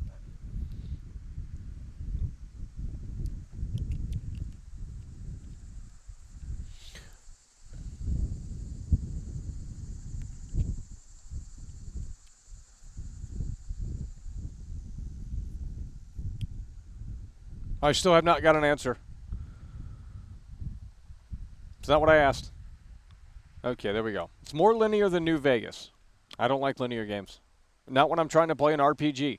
If it's an RPG, you need to embrace the way the player may or may not play. Okay? Dude, maybe they need to hire me at Bethesda to make Elder Scrolls 6, because I'm telling you, with this current direction, and if they continue using the creation engine for Elder Scrolls 6 or whatever the fuck it's called, like, yikes. Because that's like another 5 or 6, 7, 8 years off. Maybe a decade. You know what I mean? If they're still on creation engine in 10 years from now, who even cares? Outer Worlds is a snooze fest. Great. Riveting take. Play this. You'll find out what a snooze fest is. Roam around fucking barren planets. Who wants to do that? Who thought that was a great idea? And let me ask you this. Is Outer Worlds procedural generated? I mean, you guys need to start speaking up in here. You know, we had to disable the call-ins because you guys couldn't have a conversation, so I'm now looking at the chat to see if we can have a conversation this way. If we can't, we're going to wrap the show up. I've decided to extend it because we got tons of battery life out here, but you guys don't want to discuss the elephant in the room. The elephant in the room is the fact that they don't have fucking planets in this game, and you don't care. How can I get on board with that when you don't care? I can keep drilling it in your head like this is the reality of the game, this is the way the game works, and you just don't care. Yeah, you clicked on the stream.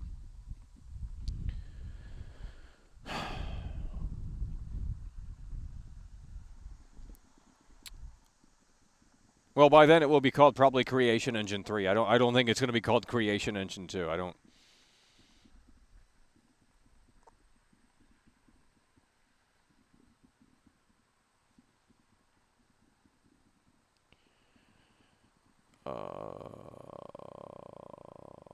New Vegas is using much bigger. Okay, couldn't read that.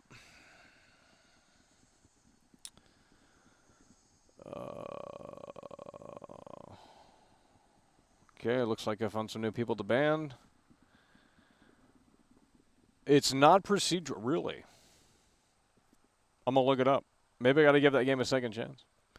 Outer Worlds. Really?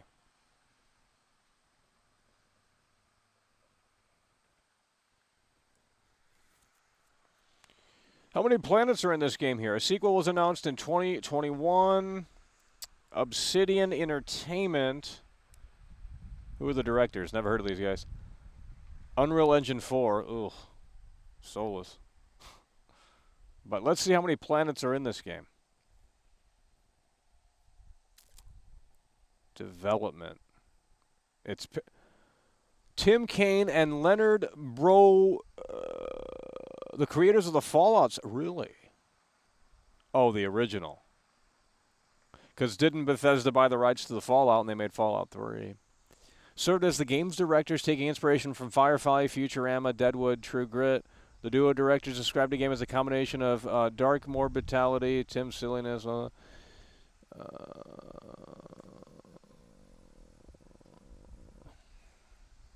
I can't find the answer.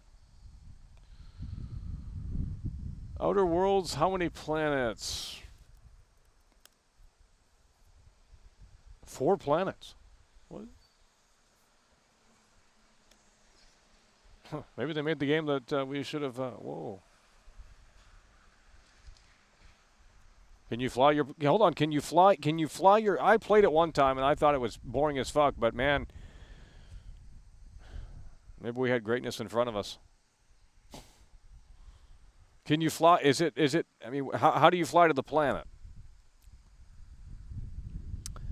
How to unlock the travel planets and outer worlds.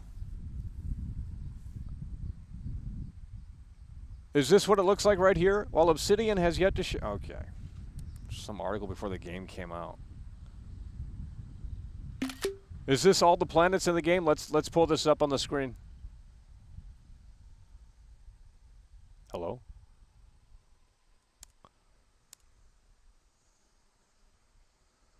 Are those all the planets on the screen right there for Outer Worlds?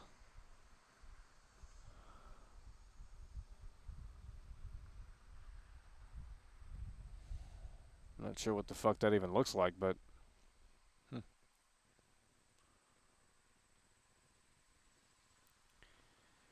You can't fly, it is a loading screen. Okay, then we haven't evolved since... So Mass Effect 1 did it before anyone else then.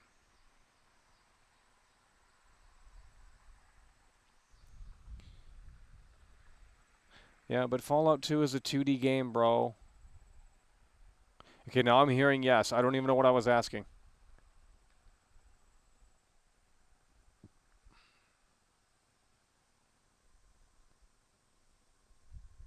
So the planets, I mean, what are we talking about here? Is it I might just have to play it.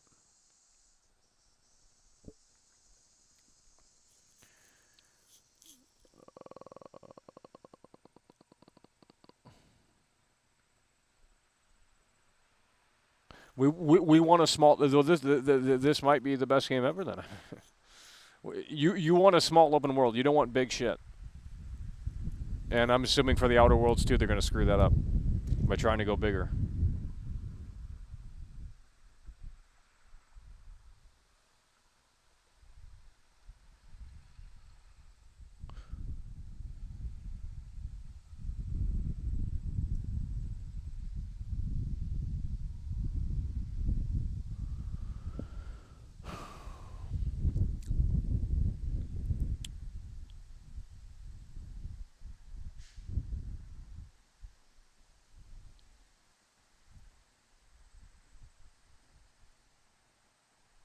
You can explore entire planet. Yeah, but so it's not. There's no way it's not. You guys are just trolling in here. I'm in the show. If it's a whole planet, there's no way it's pure curated, handcrafted. Come on, dude. Outer Worlds. Whatever. I'm done. I'm done. Alan coming to the member for 15 months. Buy, consume, watch TV, work, stay asleep, don't question authority, obey, do not go outside. There you go. That's the reality of it. It is the reality of it.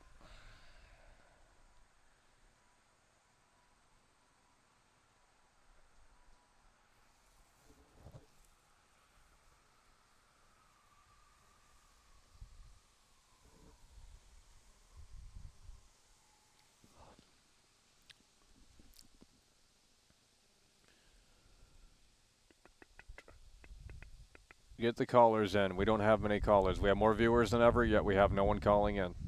Because they can't go. Maybe they should just leave voice messages, because I don't really want to talk to anyone. They got nothing to say. They're not on topic. They don't have anything to add to the conversation. They just want to sit there and fucking chill. Then don't call in. I don't want fanboys calling in. I'm done with it. And I also don't want yes men calling in saying, oh, you're so fucking right. And it's like, well, I know I'm right. You don't need to tell me that. I mean, I've looked at the fucking gameplay footage. So it isn't about me. Get me out of the equation, buddy, and look at the fucking gameplay and ask yourself, is that going to bother me? If the answer is yes, well, I don't know what to tell you. If the answer is no, then have fun. Okay? That's how the planets are in in Starfield. Okay? There are no planets. It's a grid. It's a grid that has boundaries. And if you load into the next grid, the previous grid gets refreshed. From what I can tell. So just what I would recommend, like Cyberpunk, is stick to the main quest, stick to the side quest, join the factions, do that typical Bethesda stuff. And if you start exploring the planets, well, unless there's something that says, hey, go here and do that, or if the planet doesn't have a little icon on it, don't go to it, because there ain't going to be a damn thing to see. Because the game will tell you. I mean, Todd Howard said this in the direct. Like, the game's going to tell you, like, what's on the planet. Most people aren't going to fucking be bothered to read any of that shit.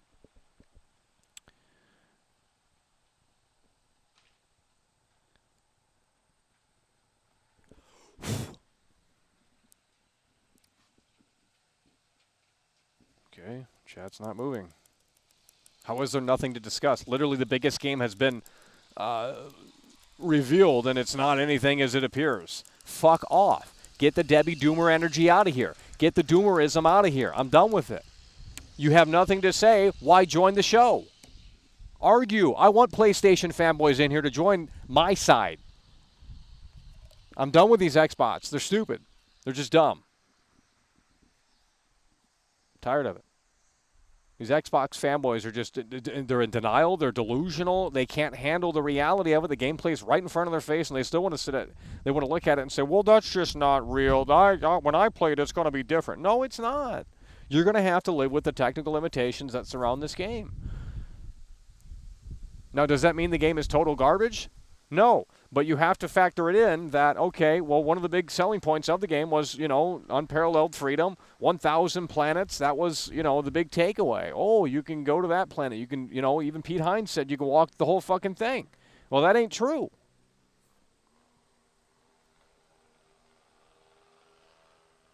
So I don't know what to tell you guys. You can chalk it up as, well, we don't care, as long as the main quests are good and the side quests are good and the factions are interesting and all that. Yeah, sure. But how is that any different than any previous game they've ever done before? They had an opportunity here to do something bigger than they've ever done before, and I don't know if it worked. I don't know if it worked.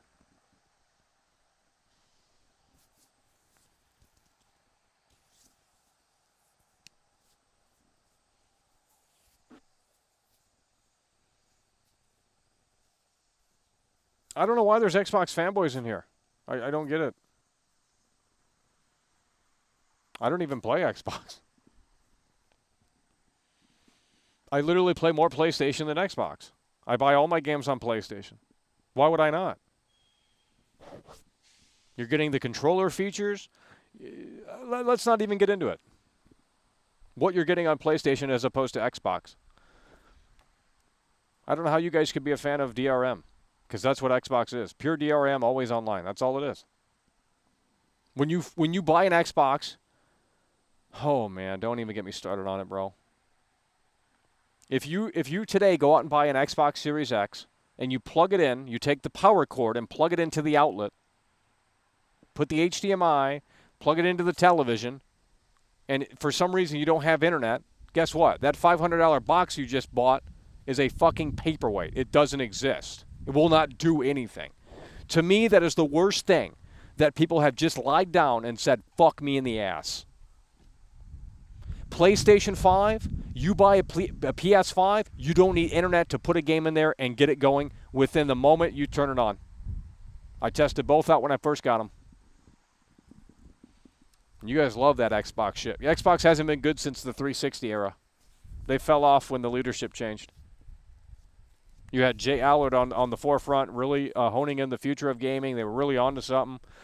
They had all the Call of Duty rights of marketing and DLC first on Xbox, and it was just the PS2 era for Xbox. They'll never get to that again. It's over. The only thing going with Xbox right now, and it's really the only thing that still exists, is Game Pass. That's it. They want Game Pass subscriptions. They don't give two shits about if you buy their box or not. It is about Game Pass subscriptions.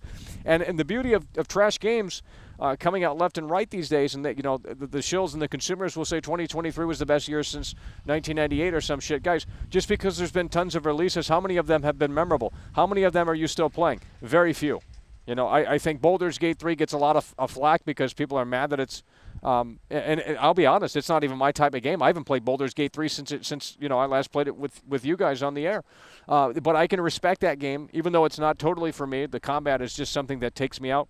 But with that said, The game doesn't, from what I played anyway, the game respects the gamer's intelligence. I mean, you can make decisions; they actually have impact on the story. The game isn't holding your hand.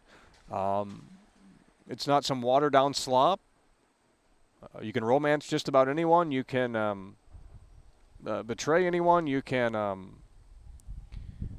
there's different variations with the cutscenes, different kind of outcomes. The thing holding it back for me is that combat. It's just not for me. I can't, and it's a hard game, even on very easy. So you really have to strategize. But, I honestly think that is the game. And, it has its haters. Believe me, it has its haters. They are very passionate about hating that game. And it's just like, I don't even know what the hell the fucking thing is, really. But, I mean, I know a good game when I at least see the substance, I at least see the substance, and I can appreciate it for that. So, and it works offline. There's no internet needed, so. There's no internet needed, so. It's all there, complete day one. So.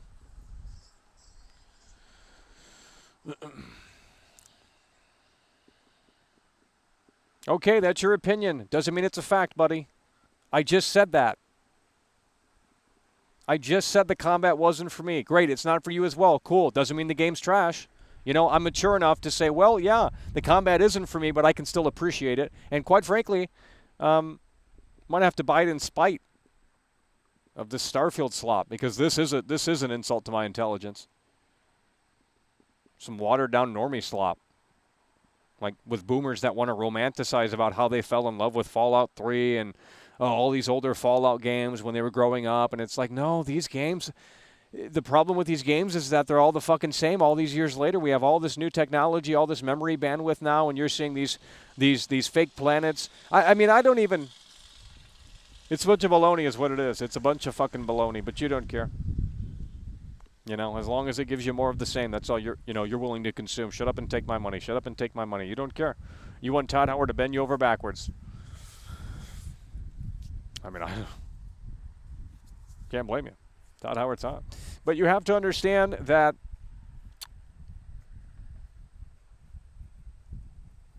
it just don't make sense. Look at Fallout New Vegas. How is this any different to Fallout New Vegas? In fact, it's worse. Literally. Like, it's actually worse. Have we improved in terms of graphics? Sure, a tad bit. But, I mean, the animations are still stiff as a board. I mean, obviously, they're a little bit better than Fallout New Vegas. That's like fucking 15 years ago. But really, when you think about it, I mean, it's been, how long? 15 years? I mean, how long since Oblivion? Fucking nearly 20. I mean, you got to be kidding me. And it's basically the same game. Everyone makes the same fucking game. It's like game development must be so incredibly tough and so incredibly hard, time-consuming, costly, that they just, if it works, don't change it. I mean, Ed Boon's been making the same Mortal Kombat game for fucking 35 years. And he has a fan base where people are literally on the floor foaming at the mouth to play as fucking Scorpion again. But this time it's the woke edition of Scorpion, Okay. Same-ass combat. They only tried to innovate Mortal Kombat a couple of times. And I think it was during the PS2 and Xbox era. They had like a 3D open world and all that shit. And that was the shit that was like, if they brought that back, I'd buy the new Mortal Kombat. If they innovated the fucking franchise, I'd fucking look into it and say, okay, well, let's give it a shot. But it's the same 2D fighting game that caters and panders to a bunch of esports losers. No one wants to play that crap, okay?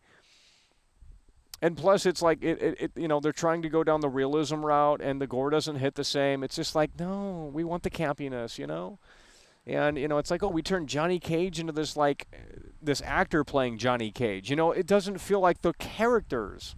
They don't feel like the fucking fictional characters that they should be and that they are.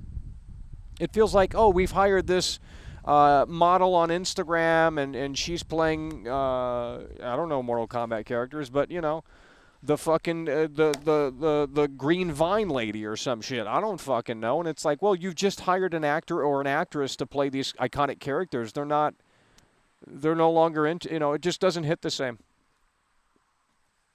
It doesn't hit the same because it tries to do this photorealistic slop with, the combat, and it's a weird mix because you look at the old Mortal Kombat games and it's like it has the camp and it has the charm. And it was simple and it just worked really. But you know, Ed Boon has been copying and pasting that formula for 35 years, and you know, I can't knock that hustle. I mean, shit. But how much innovation has really come and gone? Not much. I remember playing that one where it says you could walk around the whole open world of Mortal Kombat, and I thought, wow, this is fucking cool. You know, but then they did away with that because obviously it failed, and you know, the Mortal Kombat fans, I'm sure there were a bunch of whack jobs as well. You know, they want that one thing. They're so conservative. They want that one thing. You deviate, you pivot from it, they're out of there. Oh, you fuck, Ed Boon's not listening to his fans. We built him from the ground up there, buddy. You know, all this fucking bullshit. It's just like, all right, well, that's why he makes the same game. Because that's what they want, and you deviate too much from it, and people are out. So I mean, at least Starfield is a new IP, but it's the same game with a new coat of paint, essentially.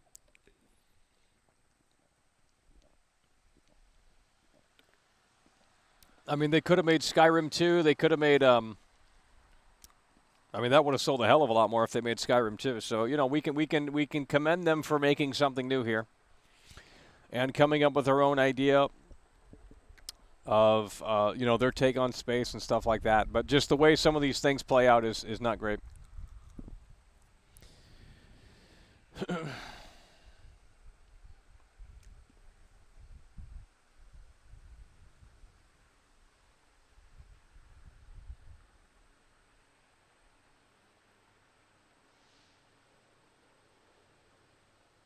I played New Vegas without mods. I was in the first town for 4 hours, like 3 hours, 2 hours, however long. And the factions, they both came together, and it was crazy stuff. But you had total freedom, and you don't, you know, these modern Bethesda titles. I don't know what I don't know what the RPG is in it. I don't understand what an RPG is. I guess just because you can customize the look of your character and the feel of you know, the spaceship and stuff like that. Like, I don't, does that really make it an RPG? You should have unprecedented freedom in these RPG games. That's what an RPG should allow you to do. Unprecedented freedom. Play it how you want. You meet this character. What if you don't like this character? Okay, you can say he's out of the story. He or she, the creature, whatever, it's out of the story. You can write it right out of your, you know, you're playing your own story. You create your own character. It's your story. It's your narrative, you know? That's what an RPG is to me. You put the player in control and you give the player power. How hard is that to understand? Dude, I can make a better RPG with 2 dots on the screen than this shit. Literally. I can do it right now in Microsoft Paint. I don't need visuals. We're going to put 2 dots on the screen, and you play as a stick figure, and he goes up against another stick figure, and there's going to be 100 different outcomes. There you go. That's where these devs need to start. If they can figure out that, then we can move forward. You need to break it down on what the philosophy of an RPG is, because it's been so long since I played a real RPG. In fact, not sure if one exists. To be honest with you.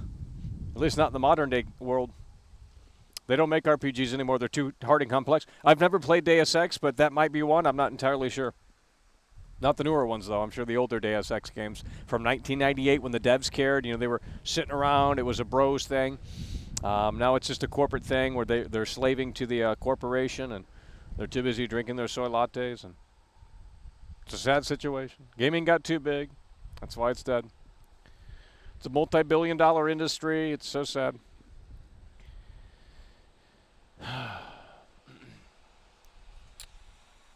Yeah, you can look up the leaks. I can't share them here. You can look up the leaks for yourself. I don't care. Look them up or don't. If you don't believe me, I don't care. You'll find out in 2 days. And like I said, if this game gets a 90 or above on Metacritic, we will be consuming the hot chips. So we will be live for that, and it should be a big show. Should be a big show.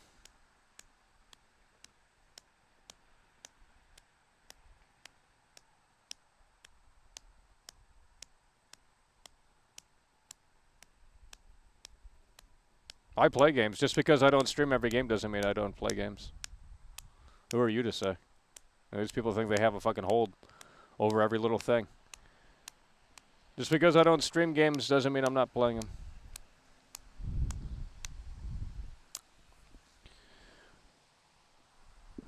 Stalker from 2008. They said the NPCs are on schedules in that game. I played a little bit of that. I thought that looked there was some meat on that bone there. It seemed anyway. So they said the NPCs in Stalker and the Stalker 2. Oh, by the way, let me see if I have this. I saw a new screenshot of Stalker 2. I don't think I saved it. Oh, it's bad. The downgrade for Stalker 2 is the worst thing I've seen since Watch Dogs, bro. It is bad. Holy shit. And there's no point to play that game. I already know. The guys, they just can't do it anymore. I don't know if it's the technology getting in the way or the creative visions clashing. I just don't know what it is. But if you have faith in Stalker 2, play the original. I mean, it's not even that old of a game. It came out in 2008. I thought it was like 2001. But if you really think the NPCs are going to be on schedules and stuff, ain't going to happen. Show me one game that has NPCs on a schedule in 2023 and above. Or below. In the last 5 years, name one game that has NPCs on a schedule. And I'm not saying that's automatically going to make it a great game, but when you're making an open world RPG, you're going to have the dynamic elements come together. If they don't come together and it's all pre-canned garbage, and you go to these hub worlds, and then you come out of these hub worlds, I'm done with it. I'm done with that. It's garbage. That modern day trope of like, hey, we have the home base right here, and I'm not talking about the spaceship stuff. I'm just talking about, these modern day games where you're just like, you go to this one like fucking place and it's the hub, and then you come out and you're just going back. It's just like, it's literally not fun. It's the opposite of fun. That's what we've lost in this industry. We've lost the opposite of fun. They don't make games for fun anymore. It's about, well, this is what we have to do, and we have to shut our mouth, otherwise we're going to lose our job. That's how it works. You don't think these devs are creative? You don't think these devs, guys, they're human beings. They have ideas. They have, wants and needs like everyone else. It's not a fucking machine making these games, okay? But just because you go to your job and guess what? You got to do what you're told. Otherwise they fire you, or you're going to get in trouble. So you don't have much leeway. That's why, presumably, Dan Houser left Rockstar and said, fuck you, I'm making my own studio, we're going to do what we want. Even if he was the co-founder of the fucking thing. It just became too big. And, if they're not, willing to rock the boat anymore, well, he's out. I don't know why that's why he left, but might not be. But, I can only imagine how a lot of developers feel, and I'm sure they have these ideas of coming together and just doing their own fucking shit. You see it time and time again.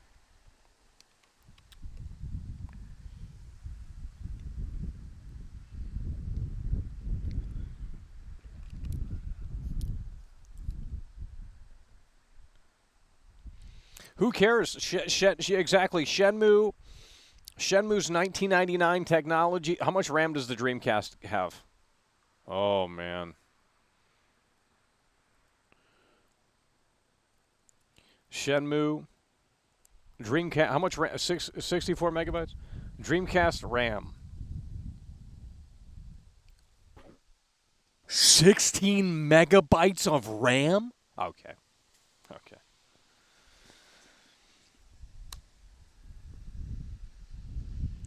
Make it make sense.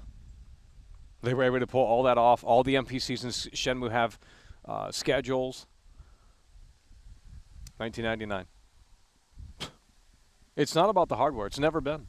It's never been about the hardware. I'm telling you. Clearly it hasn't been. I think Star Wars Outlaw is going to be better than Starfield here. I'm not even trolling. Dude, if Star Wars Outlaws can combine the sort of charm of Knights of the Old Republic with modern day graphics, it could be good. But it also could be another open world Ubisoft hub game where you just go to like the main focal point of the map, and then you like talk to a bunch of fucking characters that you don't give two shits about, and then you go out and you go do the mission, and it's a busy it's just You work in these games, and it's just like, well, that's the opposite of fun. I'd rather play dodgeball in these games. You know, put a mini game of dodgeball in these games, like San Andreas. You know, San Andreas was the last time they made a good GTA game. It's the end of the story. I don't care what you think about GTA 4 and your dumb nostalgia for it. Great. It has the mood, it has the vibe, it has the atmosphere, the characters are memorable, but you compare San Andreas to GTA 4 and it's a total opposite. They've removed so much features and content, it's not even funny. So you have to give or take what you want. You want the mood, you want the vibe, the atmosphere, you want the New York Liberty City, then play GTA 4 and Nico and the American Dream and all this shit. But, you know, San Andreas was the last great GTA game because you could do so much shit in there. It was about fulfilling the player and saying, hey, we have activities for what you're doing. You get in the train, you can do train missions. You get in the truck, you can do trucking missions. You know what I mean? And it just, you know, you eat, you can get fat.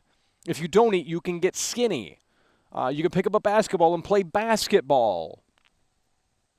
And it goes on and on and on. You can go to the gym and increase your muscle and go to the weight room. There's boxing stuff. I mean, it just, you know, you can take pictures with your camera and save it on the PS2 memory card. I mean, what else can you do? I mean, Jesus Christ. There's a ton of other shit. You know, it just empowered the player, and we have seemingly just lost that idea. And that's the problem with the new Saints Row. It's like, I respect the devs for doing what they wanted to do. I don't care if it pissed the whole fucking the whole fan base off. Who cares? They're boomers that, you know, aren't happy with their life, and they're going to project it on these games as if they somehow have this, you know, attachment to them, which they shouldn't. But the new Saints Row is trash because it didn't encompass fun. It didn't encompass fun. There was nothing to do in the open world. You can't just make a museum game time and time and time again. You have to litter it with things to do for the player to chew on. How do you make an open world game and not have functionality in the open world? I don't want to look at things and then not be able to interact with it. I don't care about mods. I don't care about this. Give me that vanilla experience and say, okay, well, this is what we've done. You see that shower? You can turn the shower on.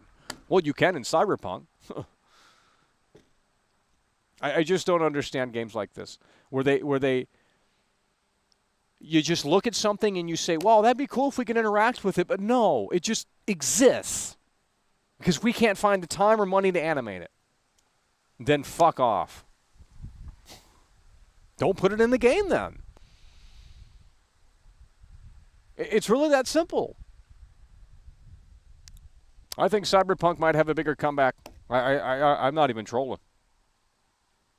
I mean, you can't fix that game, but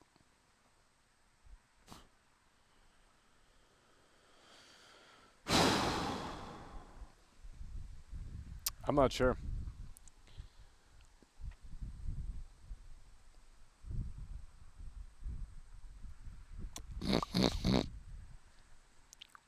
Well, Crowcat's coming back for this video. Crowcat's coming back for this game. I think there's enough content here with what Todd Howard has said, and it doesn't really align with the and then you can compare it to a bunch of other space games from the 90s. I mean, there's so much content you could work with here. Because it just doesn't fulfill what they said. I mean, it doesn't give you unparalleled freedom. There's not even planets in the game. They're grids. Oh, Michael, it's just a video game. And it's like, yeah, but the whole point of a video game is to lose yourself in that game. How do you do that? Well, through the immersion. If you're not immersed into the world, then it isn't going to matter. And how can you be immersed into the world when the planets don't even exist? And you can literally...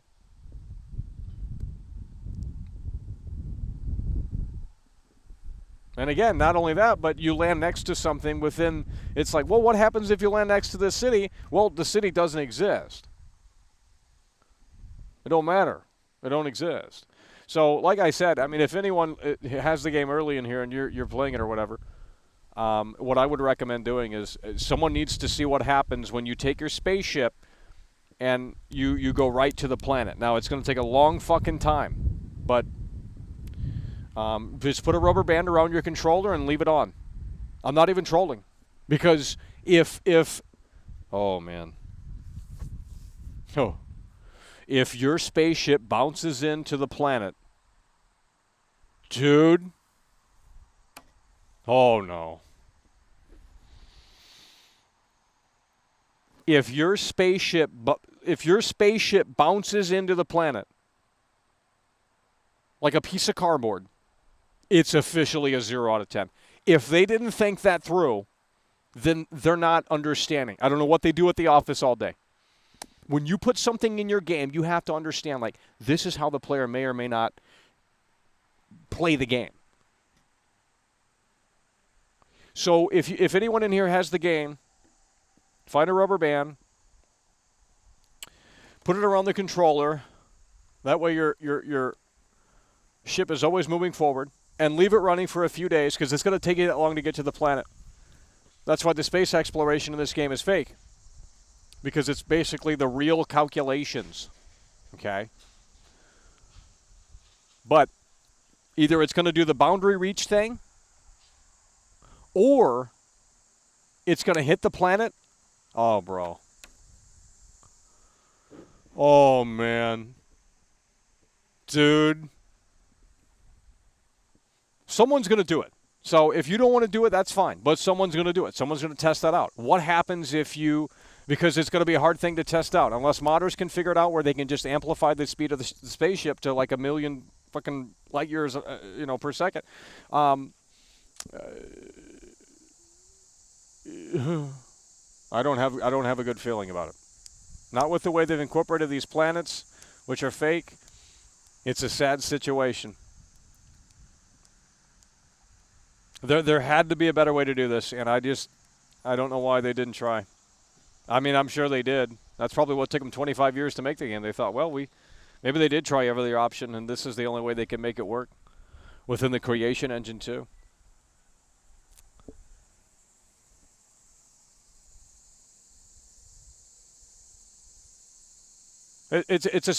Let's not argue. Let's not argue. If you don't understand the game, that's fine. Okay, but the entire appeal here is that it's outer space, and you have 1,000 planets. Now, what does that entail? I'm done. If you can't figure it out, I'm done. Okay, it's as simple as that.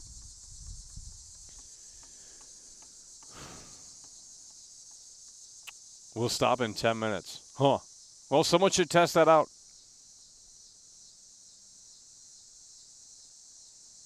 $92 on Metacritic. No, it ain't going to get... Well, it might. The Xbox fanboys seem pretty hell-bent on this being a great thing. A great game. So...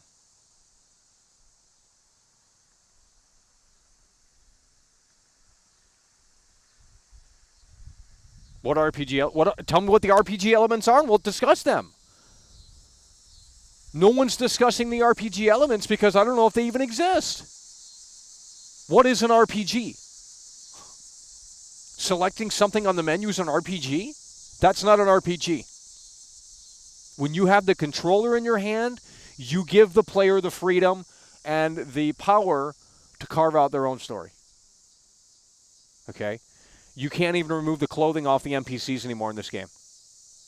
It's garbage. I'm sorry, it's trash. Literally a downgrade, and you guys are gonna shill it. Oh, we wanna have fun. We wanna have fun. Quit ruining our fun. Then quit watching the show. Snurf super chatted Fucking $20. losers. Nobody wants to actually fly around in space. Look at No Man's Then why Sky. make the It space literally game? takes 30 minutes to Shut travel to the up, closest dude! planet until you unlock it and can fast travel to it. Space exploration is linear in the gritty Starfield. Yeah, okay. But why make the space game? That brings up the question, why make the space game? It doesn't make sense. Why do the planets if they're not even planets? Why do the planets if you hit the boundary in 10 minutes? What the fuck? You know, oh, it's a space. How dare you explore in a space game? You're supposed to sit there and follow the fucking rules, bitch. This ain't an RPG. This is a linear looter shooter in the skies, just like every other fucking game that came out. How dare you? We're going to chastise you for fucking going to that boundary. You're not supposed to fucking roam around. You looking like a chicken without its head, motherfucker. Shut the fuck up. This is my RPG experience. Todd Howard said I could play it how I wanted to. I'm doing it how I want to. Okay, buddy? There's no right way to play this game. So get that shit through your skull. If I want to drive the spaceship to the planet, I will. And if the game says, no, you can't, then there you go. It's not that hard. But you guys just want to sit there and go, oh my God, oh my God. They don't want me to drive the spaceship to the planet? Then why give me the power to drive the spaceship to begin with? Who made this fucking game? Makes zero sense. Oh, you can explore, but then you can't. It's the Hollywood mentality. You can look at the red carpet, but you gotta keep moving. They want you to look, but they don't really want you to look. Fuck that bullshit. Make your fucking mind up. Am I gonna be able to explore the planets or not? Oh, I'm not? Because we've hit this invisible wall? The game's garbage. How dare you walk 10 miles in one direction? You're a fucking weirdo. Yeah, I'm weird for playing a space exploration game that literally sold itself on this idea that, like, yeah, you know, it's 1,000 planets, all for you to explore. But you can't. Yeah, fuck me. Yeah, okay, buddy. I'm done with these Xbox in here. Disgusting pigs. I'm done with them. And I'd say the same thing if this were on PlayStation. I'd say the same thing if this were on Nintendo. I don't care. They said you can... It doesn't even matter what they said. Shut up! I want you guys to buy the $300 edition twice.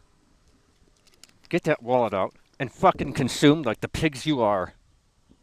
Because that's all you care about, consumption. Just want to sit there and consume.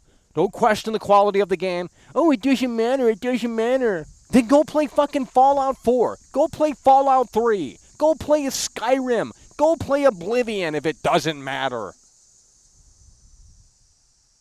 It's just sickening. You want the industry to move forward. You want this, that, and the third in your game, and then you don't want it. The feature that they promised and highlighted is so half-assed, I would argue that it's not even in the game. First of all, they're not planets. We've established that. That's very evident. And then also, you hit invisible walls. But what's even worse than that is if you load close to something, it doesn't exist. So the immersion's out the window, and it's a true insult to my intelligence as a gamer.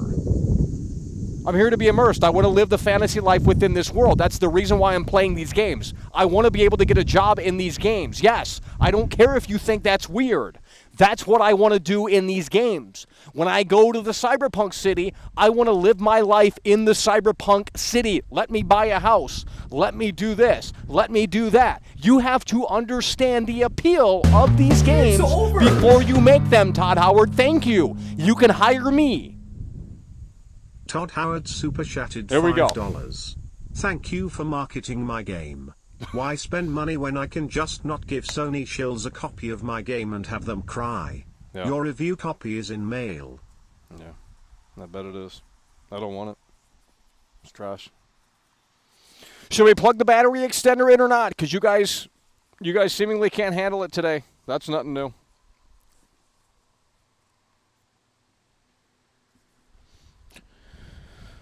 I'll plug it in for a little bit, but man,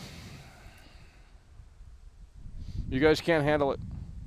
Can't even discuss it because you don't want to discuss. You're like, well, yeah, you're right, Michael, but I just haven't come to terms with it. You know, Michael, it's just one of those things. You know, I don't want it to be this way either, but that's how the planets are. So what do you want me to say? They're not like that. I'm not going to, there's nothing more to the story. I don't care what these shills on Twitter are telling you, like, oh, you can't trust all the leaked gameplay. Tune into our review. We have a different perspective on the game. It's really going to shed light on why that's the case. No, we're not tuning into your dumbass review, dude. You're a fat loser. So we're going to plug in the battery extender. This might break everything. 1 second.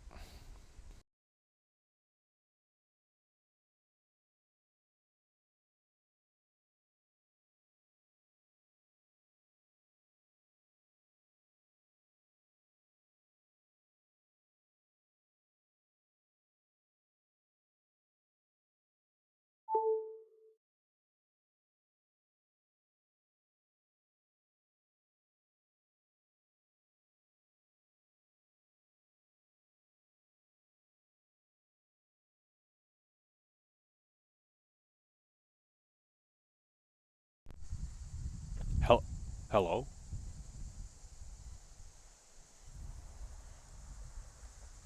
Hello, hello? All right, it should be working here. Hello. Hello.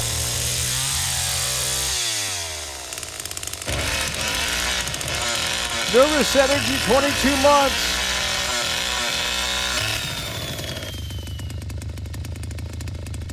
Well, to me, that's not enough. Sorry. They hyped it up too much. 25 years in the making, by the way. 25 years in the making.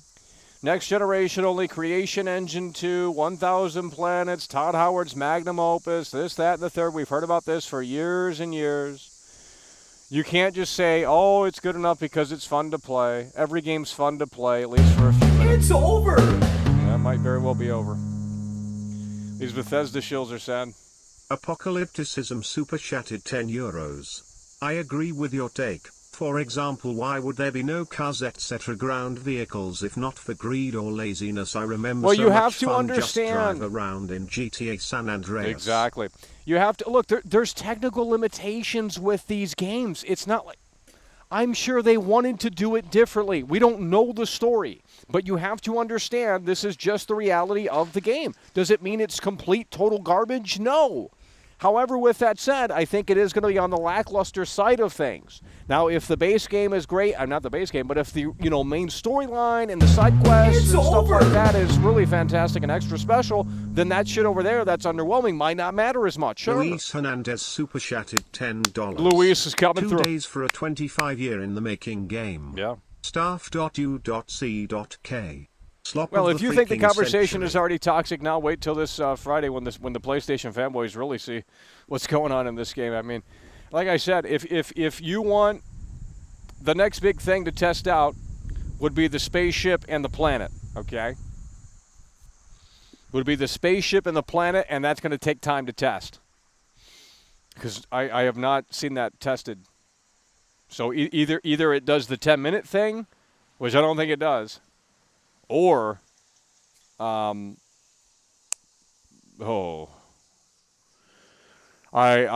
really hope it doesn't do what I think it does, and it might. I don't know, but it's gonna. You would have to figure out what the closest planet is from like the orbit, or I don't know how the fuck you would even. But it tells you in the game, how far the planets are. And then you got to convert that to miles, because who the fuck reads kilometers? And then say, well, this is the speed your spaceship is going at. This is how many miles it is. If it's really calculating this shit, then you can do the math and see how long it's going to take you to figure it out. So if the planet's like 1,000 kilometers away, however many miles that is, you're going to have to say, well, at this speed, this is how long it's going to take. So that's how long you're going to have to test it out for, to see what happens when the spaceship hits the planet. Does it allow you to do that? I mean, because, we've seen the boundary stuff. We've seen the invisible walls. What happens with the planet stuff and the outer space sort of segment? So someone will test it out, though, I'll tell you what. And it's either going to be the same as the boundary invisible wall thing, or it's going to be worse. And I have a feeling it might be worse. Because maybe honestly, Bethesda didn't test shit out like that. I mean, maybe they just don't think like that. And if you don't have someone that thinks like that, that's when you hire someone that does think like that. Okay, it's as simple as that. If these developers can't get on the same level as the end user, then you hire an end user, you hire an actual gamer, you get them off the street, get them out of that parent's basement, and say, hey, come in and test our fucking game. We'll pay you. It's not hard. Play it like you normally would, no pressure. Just make it comfortable, so they're comfortable playing your game. As it's not hard to it's really not hard to make a video game and to make a great video. It's really not that hard. I am very confident that I could do it. Now I don't know anything about coding, but that's where we make the game really simple. We're talking so simple, and we just hire some engineers that know how to do that. So I relay the ideas to the engineers, and they start building this foundation and these assets and all of that stuff. And it can't be that hard. Really can't be that hard. I think people are just lazy. I really do. or they're just incompetent. I mean, I know it's a very complex thing, especially when you're building these massive games, but that's why you don't make it a massive game. You know, it's like if you're making a movie. Okay, well, we have a limited budget to work with here. We don't have many friends to help out make the movie. How are we going to make the movie? Well, we have to condense it down. We have to work with what we have. Work with your limitations. It's not that hard. And that's why I said, I mean, if I made a game and the animations were so trash, I'm incorporating that into the story. Like, it's going to make sense why something is the way it is. It's not just going to be there. I don't want my game to feel like a video game. And that's the problem with so many of these video games. They feel like a video game. I want to be immersed into the world. I don't want to feel like I'm playing a video game. I don't know how to make that make sense, but especially with these big games here. I mean, this you don't get these games often, folks. That's why this is anticipated. You don't get these games often. The last game we got from Bethesda Game Studios was in 2014 or 15. That was a long fucking time ago. So this is a big release, or at least you would think it is. But certainly not going to be as big as Skyrim or anything like that, or Fallout, because those are established IPs. They've been around for quite some time, Elder Scrolls. So it's just going to be one of those things where we're going to have to wait and see here on what the general consensus is. I think some people are going to really dig it, and I mean really dig it, and they'll work with the shortcomings and they'll say they don't really matter too much and all of this. But at the same time, I think some people might be a tad bit disappointed. So you're going to have two camps. You're going to have two camps with Starfield here. You're going to have the pro Starfield. We love the game, the best thing Bethesda's ever done.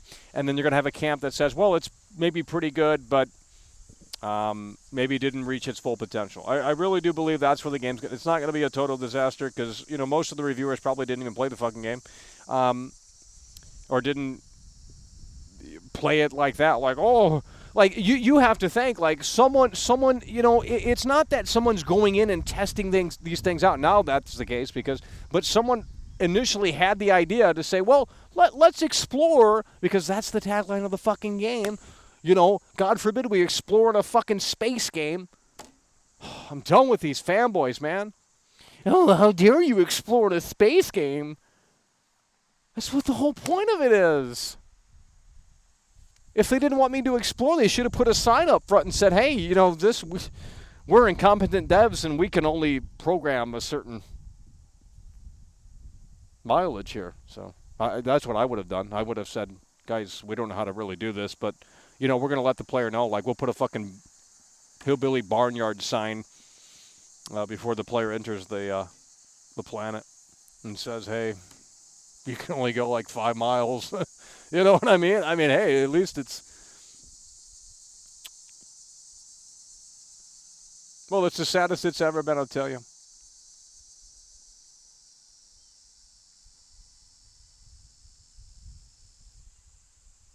Well, if you don't care, I can ban you. I don't care. If you don't care, I don't care. I don't know why you would click on this show. I don't know what you're doing with your life then. I care about this game. Much more than you, obviously. Sad time.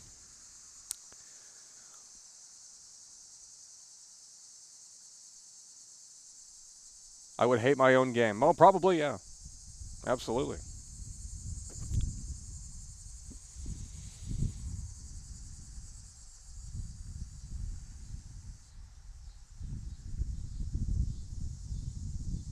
All right, we're going to resume calls. We were going to end the show, but we have decided to extend it, obviously, here. So with that said, we're going to be getting into the second round of calls. The first round was total garbage. So let's see if we can do better here. 818-824-4937. We would like to have people that actually give a shit about the game, so make sure you go find them on the internet because they're not in here. I'll tell you that right now. 818-824-4937. The number is on the screen. You call it, and we'll see if we can get you on the air. 818-824-4937. I'm not going to answer the first caller because that's probably a troll with nothing to say. Hello, you're on the air. 818-824-4937. Hello, you're on the air. Hello. Do you think No Man's Sky is better? Which one do you think is better? Or will be better, I should say. Well, they're both different games. I know, but like space. I mean, like space exploration. Yeah. How, well, how I mean, do you well, yeah. evolve, I mean, as a you know? as a space exploration game, No Man's Sky is seemingly better. Sure, yeah. Okay, thanks for calling in. 818-824-4937, hello, you're on the air. 818-824-4937, hello, you're on the air. 818-824-4937, hello, you're on the air. 818-824-4937, hello, you're on the air. 818-824-4937, hello, you're on the air. 818-824-4937, hello, you're on the air. 818-824-4937, hello, you're on the air. We have no callers. Hello, you're on the air. 818-824-4937, hello, you're on the air. Fixing to block and ban. 818-824-4937. I hear that on literally a daily basis, and it is getting tiring. 818-824-4937. Hello, you're on the air. Go. Hey, Michael, it's Perceptical, man. How you doing? Yeah. Yeah. So I just I just want to point two things out about the traveling. You know, with the sections on the planet that you have to go to your spaceship or fast travel to your spaceship. Todd Howard literally said in the direct at around the 3-minute mark, you explore, but you do explore different in this game. That's literally what he said. And I think what he meant with that, is that the way how you supposed to fast travel or travel in Skyrim or Fallout, I think that way of traveling is now kind of replaced by the new system they got with the tiles on the planet because of the skill. And you can look it up in the Starfield Direct at around 3-minute mark. That's exactly what he says. Literally what he says. You do explore different in this game. Yeah. So well, he's that's not my first- wrong, but I mean, Pete Hines came out and said you walk around the whole planet, which just isn't true. Yeah, I think Hein lied about that. Well, he though, probably because didn't that know, to ain't be true. quite frank. I don't Maybe see he that guy doing didn't. that. Maybe he didn't even know. Yeah, maybe Well, he didn't shouldn't even have know opened his because mouth.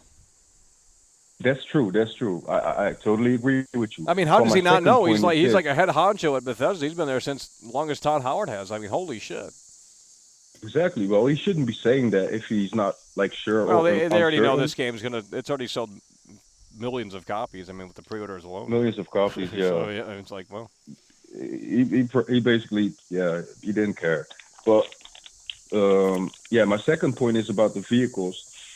Like I remember seeing a video about No Man's Sky about the procedural generation, and I don't remember the name anymore from that developer, but he showed basically a clip of him in a spaceship flying over the planet, but at like a speed that is not like they increased the speed. It's not like the normal speed that we used to travel in when we play the game, but he just increased the speed by like 10 times.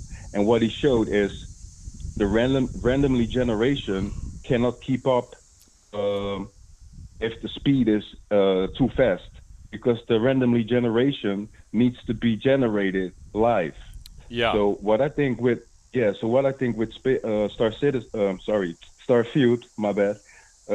What I think with Starfield is that the randomly generated content on those planets is generating at a pace that's how do you say it, measurable while we are walking or hovering with the jetpack, but it's not able to generate the bases and all the procedurally generated content when we are in a rover or or when we are flying. So I think well, that's this guy says you technically can walk around the entire planet. There's literally no planets. So you're wrong. There's literally no planets. It's a grid. No planets? No. What do you mean, no? I mean, you're not walking on a sphere. Okay. Yeah, that's new to me. You know, I stayed away from the spoilers. But I did watch the 40-minute thing, like only at the end, because I didn't want to see the beginning. I just watched the end part. I'm not going to talk about it. But what I do want to say is, you are saying basically that there are no planets that you can, like, can you explain that to me? Because you leave me confused right now. It's hard to explain. If I could show you, it'd be a lot easier. But I mean, yeah, there's really, I mean, technically they're not planets. They're just it's a flat piece of, well, I mean, there's hills and valleys and shit. But you know, I mean,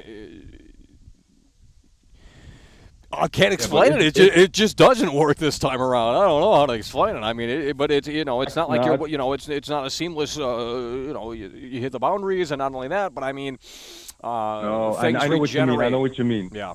I know what you mean. It's basically like a level that they load up for you. That's basically what you're saying. It's not like in No Man's Sky where you just can fly to How am I a troll? planet. Literally, the facts are out there. How am I a troll? I'm literally speaking the truth about the game, and I'm a fucking troll, by the way. Get this fucking idiot out of here. I mean, this guy's a loser. Like, oh, you're a troll. You don't know how the fucking game works. Bitch, please, there's literally gameplay of this shit in motion. Don't sit there and tell me, just because you're too lazy to look it up, that, oh, that's not how it works, Michael. There's literally planets. There's literally no planets in this game. It is literally... we've seen the video where the guy walks fucking 10 whatever. Yeah, and I haven't seen that there's video, invisible... though, I take your word for it. And an invisible wall. Yeah. Yeah, that's crazy, though. But I just wanted to point out those two things, about the randomly generated stuff with the vehicles. Hell yeah. And, so I'm just moving the wheels. Hell man, yeah, bro. Take care. All right, let's go. We got Xbox fanboys in here that are so delusional, it's not even funny. Like, they are clinging on to everything that they can because they can't cope with the fact that this is the reality of the game. Look, I'm not saying it makes the game trash, but this is what we have to prepare you for. Because when you're ultimately disappointed in 2 days, you have only yourself to blame because you didn't want to listen. Hello, you're on the air. Hello.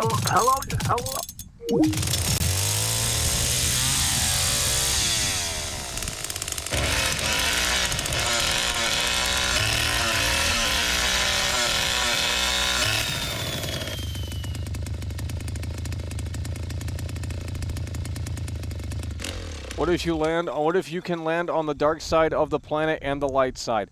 What does that mean?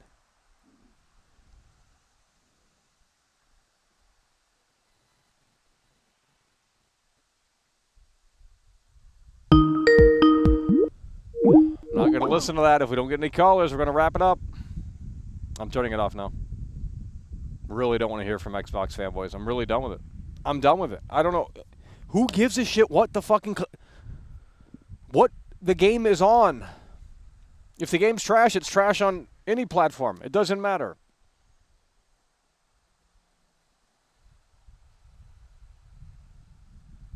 Why do I hear the Texas Chainsaw? Because I didn't change it from when we were streaming the Texas Chainsaw. Shouldn't be that hard to figure out.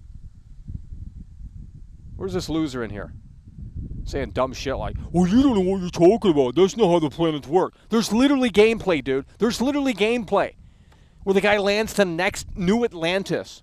He lands next to New Atlantis and the fucking city doesn't. And the Xbox fanboys are like, oh, you didn't go far enough. It's there. No, it's not there. That's not how the game works. Come on, be real. Okay. Let's check this profile before we engage further. Because I'm assuming this is an alt. There ain't no way that's just some fucking new guy in here. I'm not engaging with losers, okay? If you want to play loser, that's fine, but I'm not engaging. I'll argue with you if you want to hold an argument, but if you're let's see when you made your profile. It's probably This what is I'm a thinking real here. B&H Let's see customer here. story.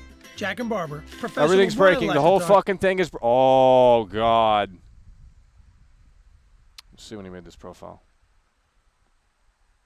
Yeah. There we go. It's a troll. When I can get it to load. 4 years. Who the fuck's this cat? Huh. Oh, John D's not a troll. You want to come? Let's go 12 rounds, buddy. John D's not a troll. This guy thinks he knows all about the game. Let's go 12 rounds, John D, because you don't know what you're talking about, buddy. You don't know what you're talking about. I'm right. There's literally video of it. And if you want to say I'm wrong, then you can stay delusional in your basement. I don't care. You're going to see the reality of the situation in just 48 hours. If you don't want to agree with me now, that's fine, but you will have to in 2 days because I am right and this isn't my opinion. This is how the game fucking works. You can disagree until the cows come home. You can disagree and say that the 10-minute barrier isn't there. I don't care. But at the end of the day, it's there. It's time to accept it, and it's time to say, well, does that impact my experience? If the answer is no, that's great. Then the game, it doesn't fucking matter. I'm done with it. These Xbox fanboys are just so delusional. You literally have gameplay right in front of your face. You literally have gameplay right in front of your face, showing you that the planets have invisible walls. It's not just the tutorial mission. It's not just the tutorial planet. It's not just this. When are we going to keep moving the goalposts? Got to keep moving the goalposts. Like, oh, well, you know, oh, it don't matter. That's what you're going to say in 2 days. Oh, it don't matter, Michael. I didn't want to fucking go 10 minutes this way anyway. That's fucking dumb. Who wants to do that? You're not supposed to play the game like that. How dare you fucking exploring a space exploration game there, buddy? That is taboo. You ain't supposed to explore this game. We got 1,000 planets, but you ain't supposed to really explore, Michael, because you're doing it the wrong way, buddy. You're going 10 minutes in that direction. It's over. Death cited 666 super chatted $5. Mackle, do you believe that Starfield is the new Cyberpunk 2077? So saddest it's ever been. No, because more people cared about Cyberpunk in this game. No. Chinese for acquisition. No, because more people cared about Cyberpunk 2077 than this game. So the answer is no. Cyberpunk was a whole different beast. The marketing was actually very prominent.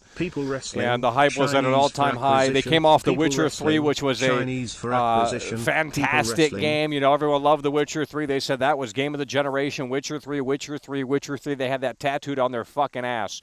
And so as such, people had faith and trust, and they believed in CD Projekt Red coming out and delivering this all-new IP based off the fucking board game. This cyberpunk fucking open-world RPG where your choices matter and the NPCs live their daily lives, and this fucking crazy, complex, beautiful fucking game that had our fucking, you know, yeah, that's what we want. We didn't get that. So, but people cared about Cyberpunk more so than Starfield. This is, you know, Xbox exclusive to the ecosystem, and as such, well, they've lost how many? They've lost literally 10, 20, 30 million players since it's not on any PlayStation console. You have to realize that, yeah, they Starfield could have been so much more because they've lost so many players by not having it on the PlayStation ecosystem.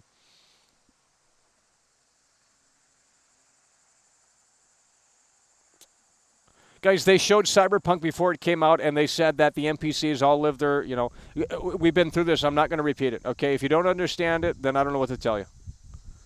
You can literally look at where they came out, and they had a presentation about what when they first announced Cyberpunk, they said, this is our mission statement. Clearly, all of it changed. They said it was a mature RPG for real gamers and all of this stuff. Like, literally, that was, you know, what they were trying to, that was the goal they were trying to hit. They didn't hit it. They hit it. They made a Borderlands clone in a cyberpunk theme, and now it's just a tech demo for NVIDIA, basically. And the only reason why it had a resurgence is because of the Netflix anime special.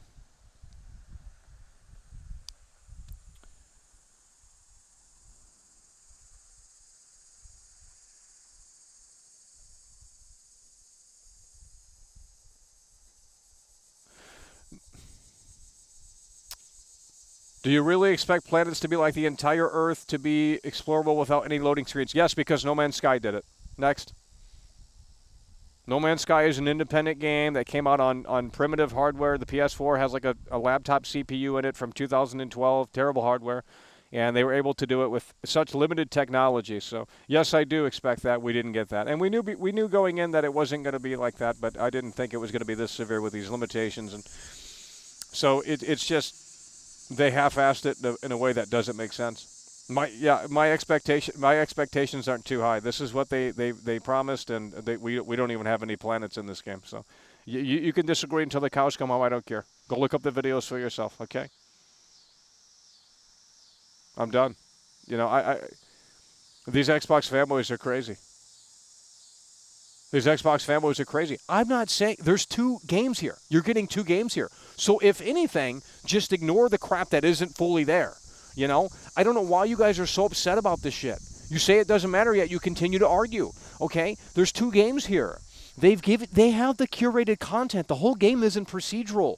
They have the curated content, and I'm sure that's going to be fantastic, okay? They have what you want and what you're clamoring for. They have 4 major cities, bigger than any other cities in any other fucking Bethesda title. More lines of dialogue, so on and so forth. But what isn't maybe coming together in a way that makes sense, at least in my opinion, based off of what we've seen, is the fact of the matter of the space exploration and how GIMP that is, and more specifically just the way that the game is programmed and the limitations surrounding some of those shortcomings.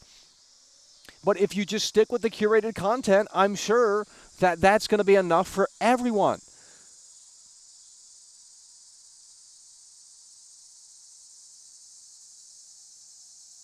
You're going to easily put 500 hours into this game. Despite knowing the limitations, it doesn't matter.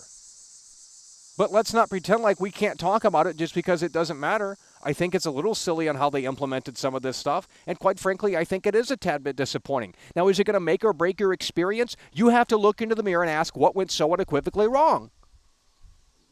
And dig deep and ask yourself, why did she stop loving? Because it isn't about the game, believe me.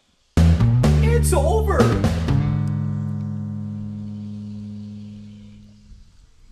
The real Michael Myers super chatted $9.99. Everybody sits here and says the game is 25 years in the making, like that's literal. They've been making games for over 25 years and this is the result. That's what they mean. Too many people take it literal. Yeah. Well, no, I mean, I don't know the full story of it, but I mean, I know at one point they wanted to make it 25 years ago. They didn't get the opportunity, I believe. And it was always in the back of their heads, and it's something they wanted to do for 25 years. Obviously, let me just put it to you this way. If they were working on this game literally, if they were working on this game literally for 25 years, it would be the biggest disappointment in video game history. So obviously, no. I mean, I would say about 4 years, 5 years, 6 years maybe at max. I mean, it couldn't be that hard. You already have all of the assets built in. It's the same engine. I mean, I don't know how hard it would really be to basically say, hey, we're going to take Fallout 4 and plaster the space skin on it and add a few new half-assed elements into it. The core experience is going to be great. I mean, I don't think they can fuck that up at all. The main quest, I mean, well, who plays the main quest in these games? I've never even played the Oblivion main quest. Actually, I did until I got to the dragon, and I said, well, that's too hard. I'm not doing that, and that's my choice, I mean, that's the freedom that you get in these games. I'll just go do fucking something else, And then when you get to the portals in Oblivion, I thought that was a little, but, they already had that technology. I think now maybe how big are the portals in Oblivion? I can't remember. But you go to these portals, it's like a hellish landscape. And maybe that's the same size as, maybe they had this technology for 25. Maybe they had this already figured out. I mean, Daggerfall was procedural. But if you talk to the hardcore Bethesda fanboys, they'll tell you that Morrowind was the last good game they made. Even Oblivion dialed things back, and they've become kind of watered down since then. And I don't know if I disagree. I mean, I remember playing Oblivion, but or Morrowind, but that game is very dated, bro. I mean, we're talking some animations that are, but I mean, hey. Death cited 666 super chatted $10. These Xbots can't wake up and smell the poop that is crap field. They fumbled the football big L for Xbox. So sad, saddest it's ever been and always will be. Well, I mean, Chinese I already said the Xbox fanboys. I already said the Xbox fanboys. I already said the Xbox fanboys. I already said the Xbox fanboys. I already said the Xbox fanboys. I already said the Xbox fanboys. I already said the Xbox fanboys. I already said the Xbox fanboys. I already said the Xbox fanboys. I already said the Xbox fanboys. I already said the Xbox fanboys. I already said the Xbox fanboys. I already said the... It's over. I can't even finish the sentence.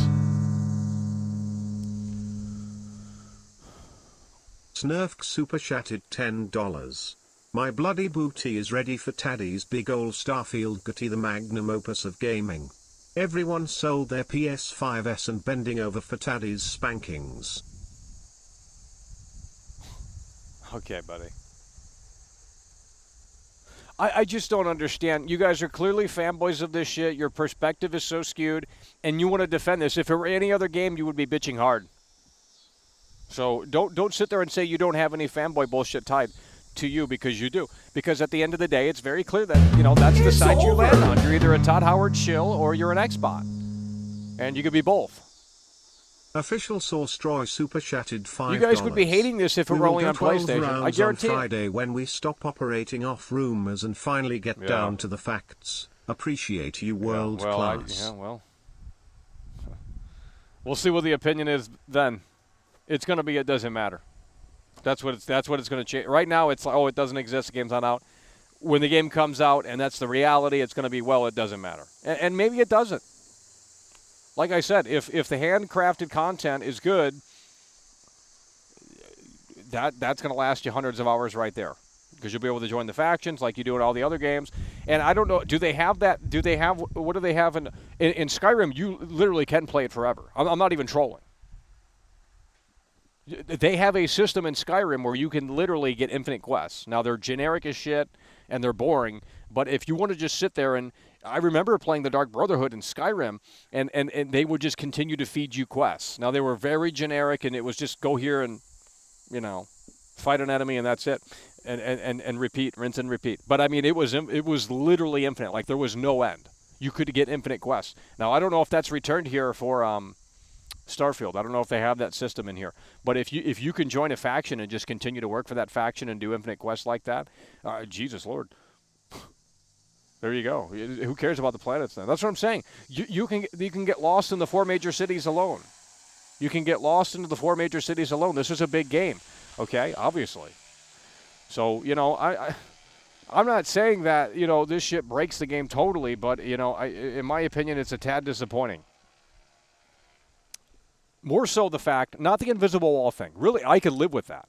More so the fact that when you land next to something, it just doesn't exist. And it's an immersion breaking factor that I just can't really cope with, quite frankly. That's what it is. It's not really that why would I want to land next to something? That doesn't really matter. But out of curiosity, it's like, well, someone's going to do it, and they want to see, like, oh, let's see the city, let's see New Atlantis from the outside perspective. So instead of landing in the city and coming out, what if they land next to the city and then they go see the city? Well, the city doesn't exist because that's not how the game works. So it literally doesn't exist. It's just stages.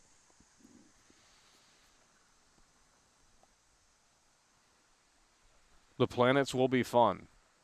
Guys, I'm not saying the game isn't fun. You're not listening.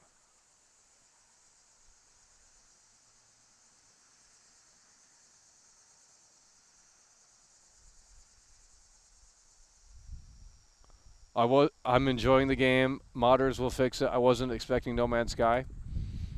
Yeah, that's probably what they will say. Nobody cares. Clearly you do. You typed out the comment.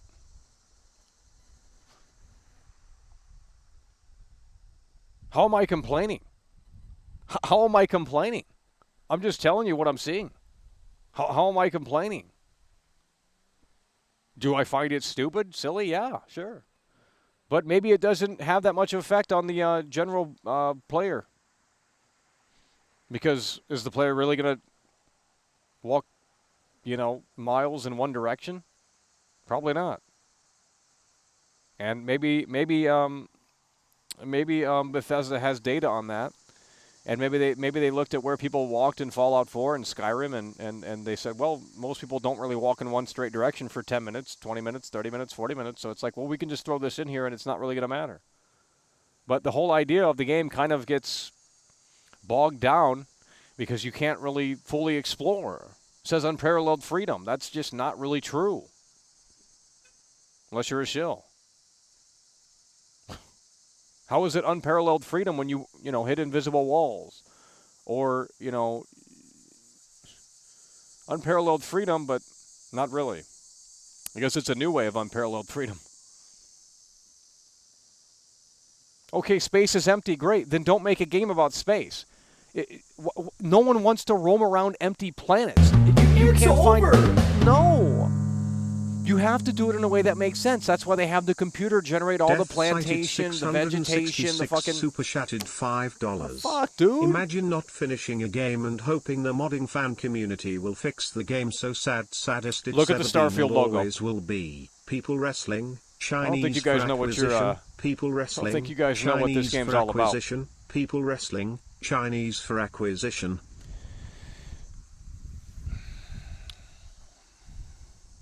Now that I really think about it. Well, I'm not going to say more.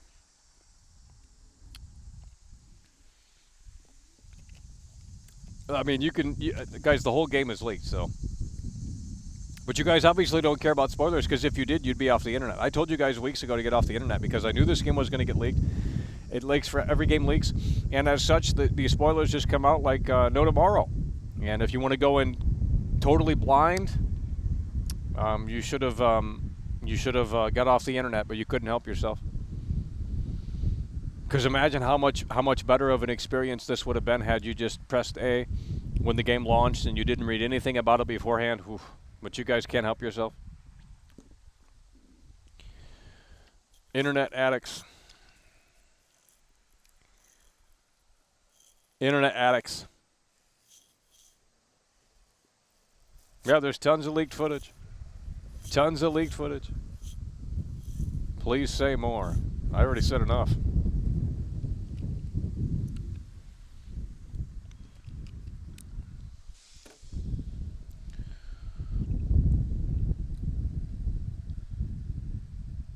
Hello?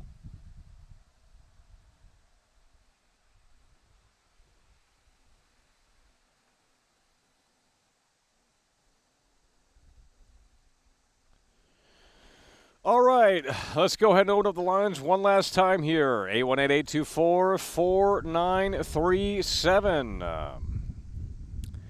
818-824-4937. The number is on the screen, folks. 818-824-4937. If you are new, please consider subscribing to the channel. We will be potentially consuming the hot chip here in a few days if the game gets a 90 or above on Metacritic. If Starfield gets a 90 or above on Metacritic, we will be consuming the hot chip here, and these are terrible. So, and it might very well get a 90 or above. I don't think it will, but it might.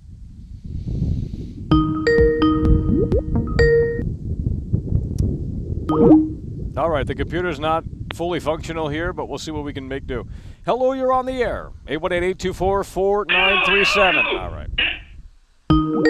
I don't want to block people like that, but man, if they just, no one cares about Max Payne. And by the way, when they remake Max Payne, the modern day Remedy, modern day Remedy is trash. Alan Woke 2 looks, oh my God, bro. Have you seen that gameplay? He looks like Keanu Reeves now. I gotta close this. We've hit the limit on memory out here. It's over. But you look at Alan Woke 2, and I'm gonna tell you what, folks at home, it looks terrible. I mean, it looks like a walking simulator, like dead ass, bro. I mean, you're just. I mean, I saw the Gamescom footage, and I thought, well, it's 15 minutes of the guy walking around the desolate city, and it's like, well, you got cool graphics, but what is there to really do here? You're supposed to just look at everything and just like start imagining like, oh, what if you can go into these interiors? Well, you can't. Well, then why put it in an open world? I just don't understand the idea, and I hate this in a lot of other games too. And I'm not saying GTA 6 needs every interior to be open, because that's impossible. I mean, there's just limitations, and that's just how it's always going to be.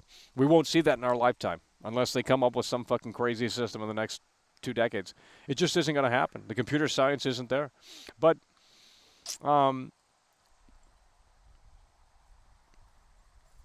you know, it's almost an insult to my intelligence to tell you that, because when you know, for Red Dead Redemption 2, for example, I mean, I'm not talking about Saint Denis, but I'm talking about, you know, Valentine, Strawberry, towns like that. You see buildings you can't go into, and I say, well, why even put the building there?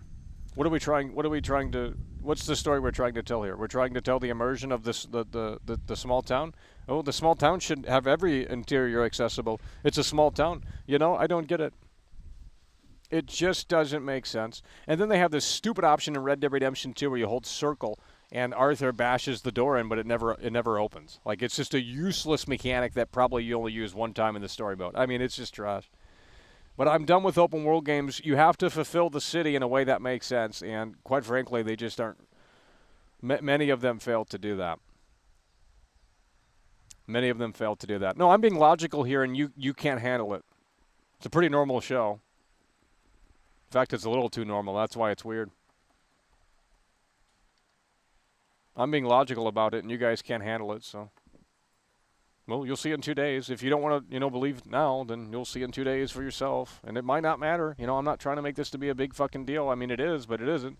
It really depends on the eye of the beholder, You might think she's hot, and your friend might say she's ugly. Okay? It really depends on your personal preferences. Do you care that you're going to hit an invisible wall in, 15 or so minutes going in one direction? If the answer is no, then it doesn't matter.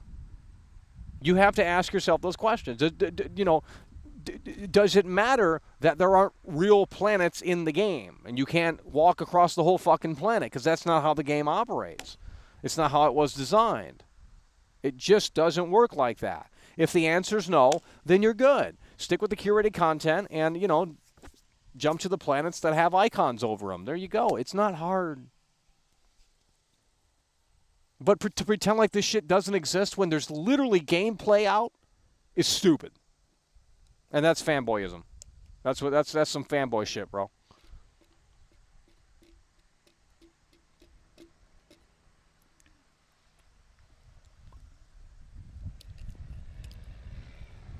Because, I mean, the game's coming out in 2 days. You don't have to believe me.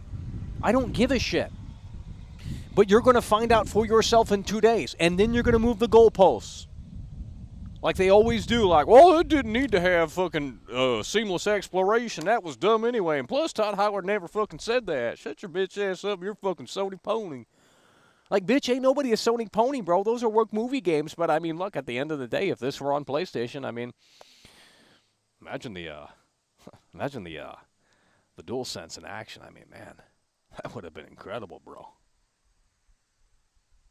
You know what I mean? Like, blasting the spaceship off with the DualSense in the palm of your hand. I mean, damn. Yeah, would have been so much better than Xbox. I mean, but yeah, if the game is trash, I mean, it doesn't matter what platform it's on. There's terrible PS5 games like Returnal. That's a terrible game. Oh God, Returnal is a terrible. And then, by the way, that's procedural generated too. Returnal is a terrible game.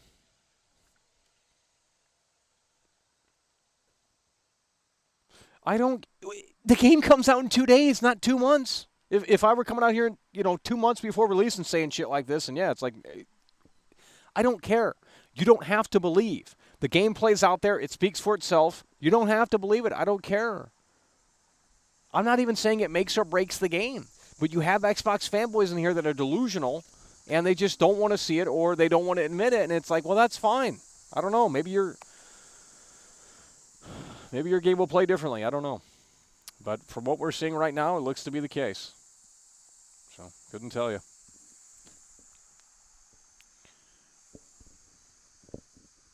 Skull and Bones. Well, if they say, am I going to, when does Skull and Bones come out? Skull and Bones.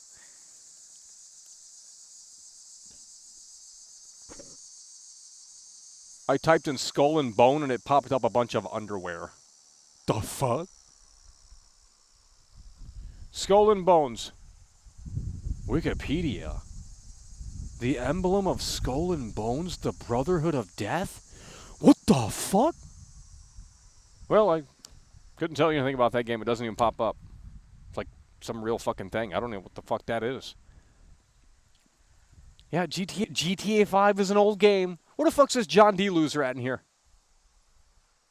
Yeah, he left. Well, you're so wrong. You're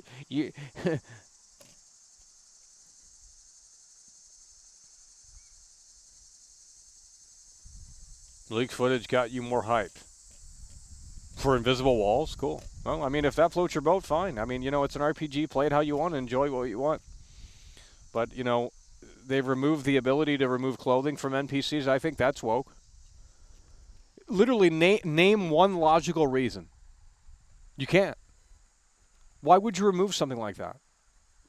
It's deemed offensive in 2023. They just had it in Fallout 4. I don't know about Fallout 76. I can't remember.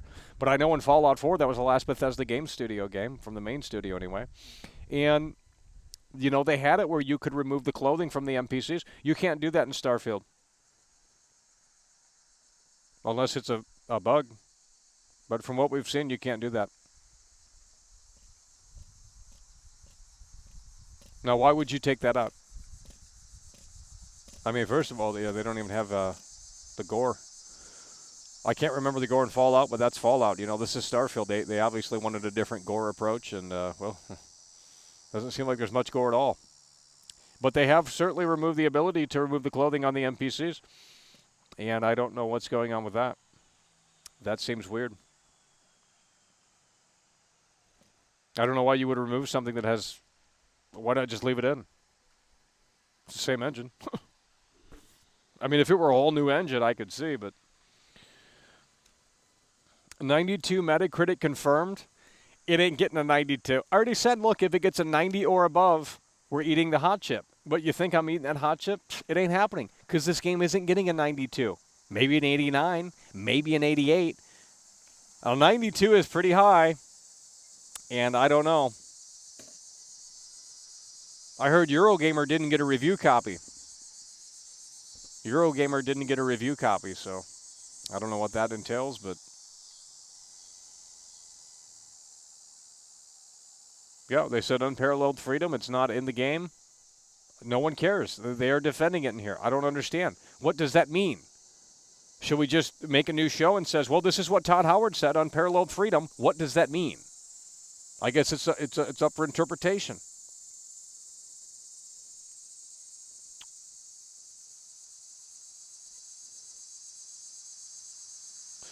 An 87. Well, let me just put it to you this way, Kevin George.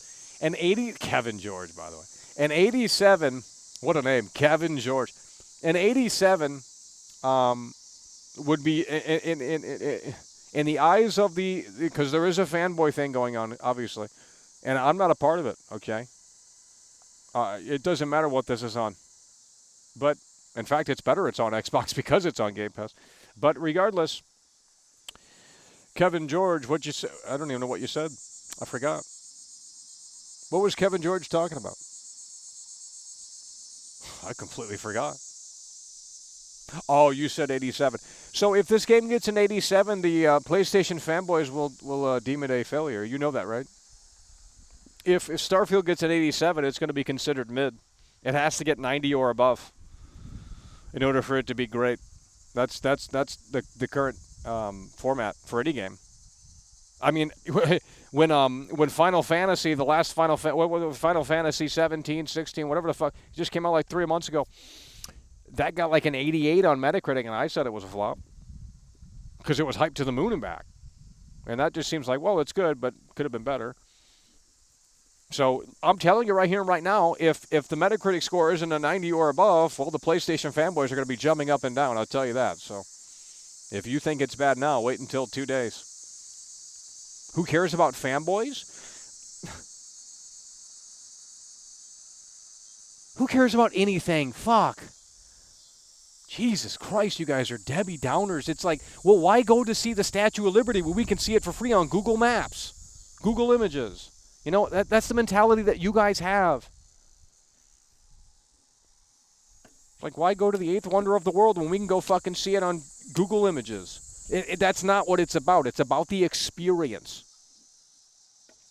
But if you're a doomer, then, you know, stay in the basement. I don't know. Jeez.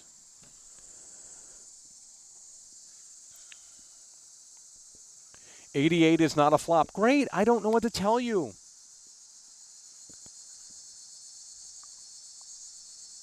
The bugs are chirping loud. Oh, it must not. Is it this microphone? You shouldn't be able to hear. Yeah, the bugs are chirping loud because you're not listening. It's as simple as that. It's too quiet in here. Oh, we're losing computer speed here. We're losing Oh, hell no, bro. Oh, shit, the bugs are coming. What the fuck was that, bro?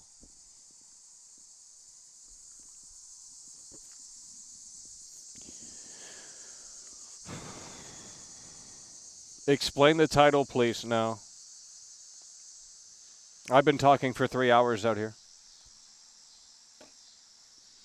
I'm not gonna say the same thing every 5 seconds, because that's gonna get tiring, bro.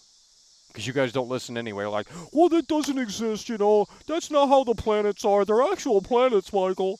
Well, if you want to believe that, and if, you know, that helps you sleep better at night, then by all means, believe it. I don't know what to tell you. If you don't think there's invisible walls, then just make sure you don't go 10 or 15 minutes in one direction. There you go. They don't exist. You can just start fulfilling that fantasy for yourself. I'm not trolling. If you don't want to believe in any of this shit, and some people have to play it like that, okay? If you don't want to believe in any of this shit, then just don't try and do it in the game. Don't try and walk one direction for 10, 15, 20, 30 minutes, because it's going to be a problem if you continue walking in that direction for that length of time. You're going to see the boundary reached message. So just don't play it like that and you're good. There you go. It's not hard. Problem solved. 10 out of 10.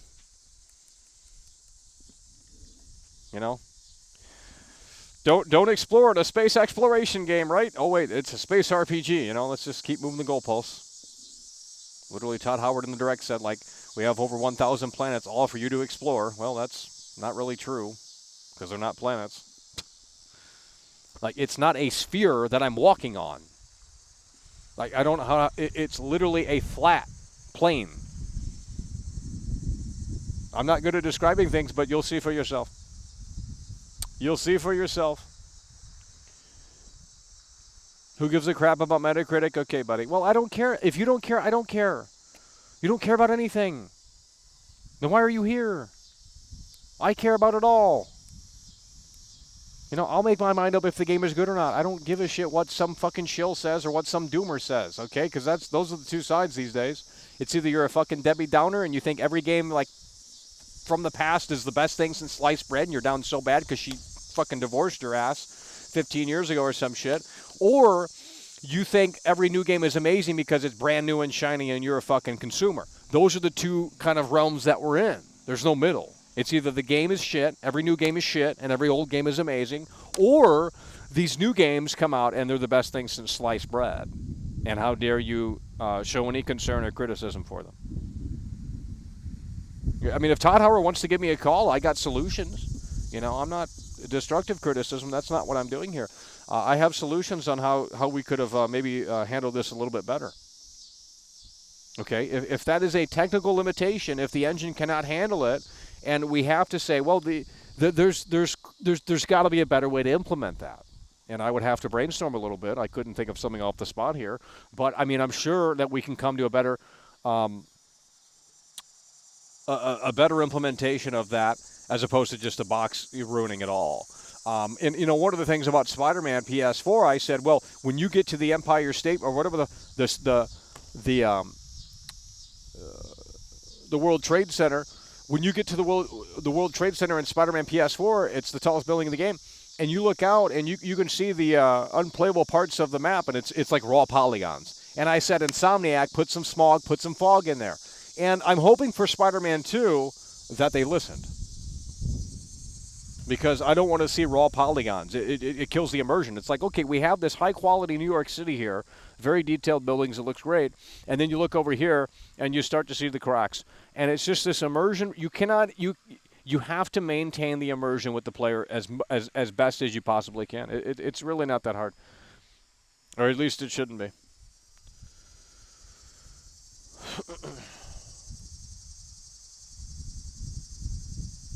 I'm done with these Xbox fanboys. If you can't have a logical conversation about this game, then just go somewhere else. Okay, I'm done. You're going to see the reality in 2 days. You put $300 down on your collector's edition. That's great. I'm not saying the game is trash. The handcrafted content is going to be probably fantastic. But let's not beat around the bush and pretend like this shit doesn't exist, because it does. But you don't have to play it like that. That's the beauty of it. There's still enough land mass for you to be occupied with. Okay? But there are limitations, and that is a tad bit disappointing for a game that kind of specializes in this space idea and how you can fully explore over 1,000 planets. And it's like, well, you can, but there's some limitations, and they're pretty blatant about those limitations once you hit them.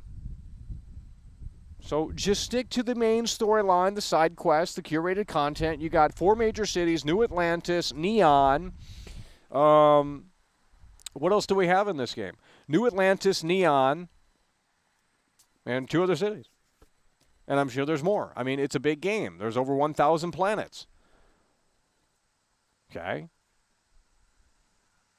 So I'm not saying the game's automatically slop because there's a limitation on how far you can go on a planet. However, I do think that is a tad fucking silly, considering the idea of the game. I mean, I don't know. I think they bit off more than they could chew, and I don't know if the engine could handle it fully. But again, you don't have to play it like that, because at the end of the day, it's over. Just don't walk in one straight line for 15 minutes. You're good to go. Not hard. SC0 liters super chatted 6 Canadian dollars and 99 cents. What do you think about Black Myth Sun Wukong? I don't know what that is. Is that from Software Clone game?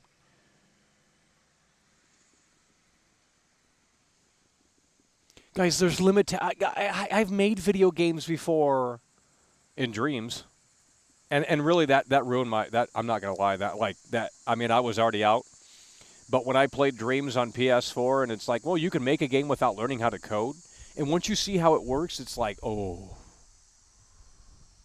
You know what I mean? But I've made some stuff in Dreams, and it's like, wow, putting one simple thing together takes 20 years. You know what I mean? Jeez. Well, it's not even 15 minutes. I think I saw a video where the guy, I think it was like 9 or 10 minutes long. Now, granted, the guy was sprinting, but... Or maybe it's because I want to do the show outside. Have you ever thought of that? God, it's always just like one tunnel vision with you guys. It's always just like this one thing, you know? Maybe I like doing the show outside. Because no one else is doing a show outside. Duh. Name one other video game channel that's doing a show outside. Literally, you won't find any other on this entire planet. Literally. Okay, it's not hard to figure out.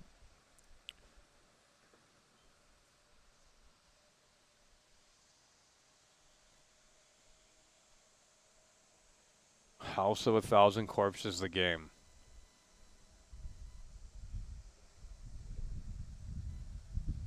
Now I'm not telling you my idea for a game. Someone's gonna fucking make it.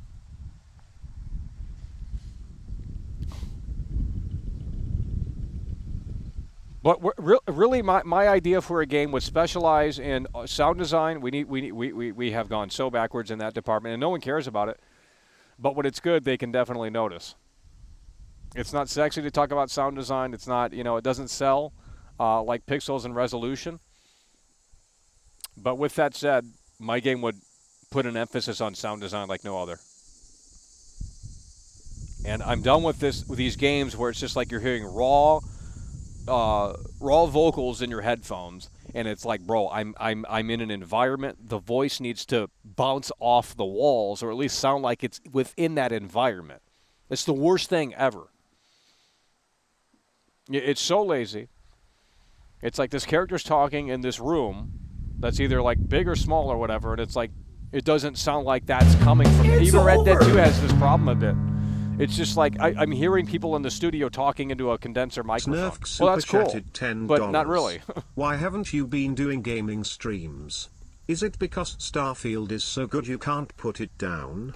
If a game is good, you trash it, so Starfield must be incredible. Buddy. Well, You're I'll tell you what. getting us hyped up for Gotti. I'm getting you hyped up by not streaming, by the way. You guys come up with so fucking crazy-ass theories. And I'm going to tell you what, folks. We're not playing anything else until this comes out. Okay? Because you guys will get burnt out easy, okay? This audience in here, they get burnt out so quick. So we'll fire up the gaming stream when it's time to play this shit. Why would I fire up and play some trash-ass game that no one cares about? That's a waste of time. This is the biggest game of this year. You guys have said you made a racing game in Dreams. Really? Guys, well, they shut the game down, I think. I don't know. It failed. Because it's too hard. They tried to making a video game. Little Big Planet was successful because it wasn't, like, it's hard to explain the success, but not really. It just made sense, but when you try and make a game that's like a game engine, and it's like, hey, you can make anything in it, like that doesn't have mass appeal built in. So I don't know what the fuck they were trying, but it was a neat thing for a little bit there. But it never had that sense of, people never flocked to it. It was just never, it's like Watch Dogs. Like, no one gives a shit about that franchise. That's why it never took off.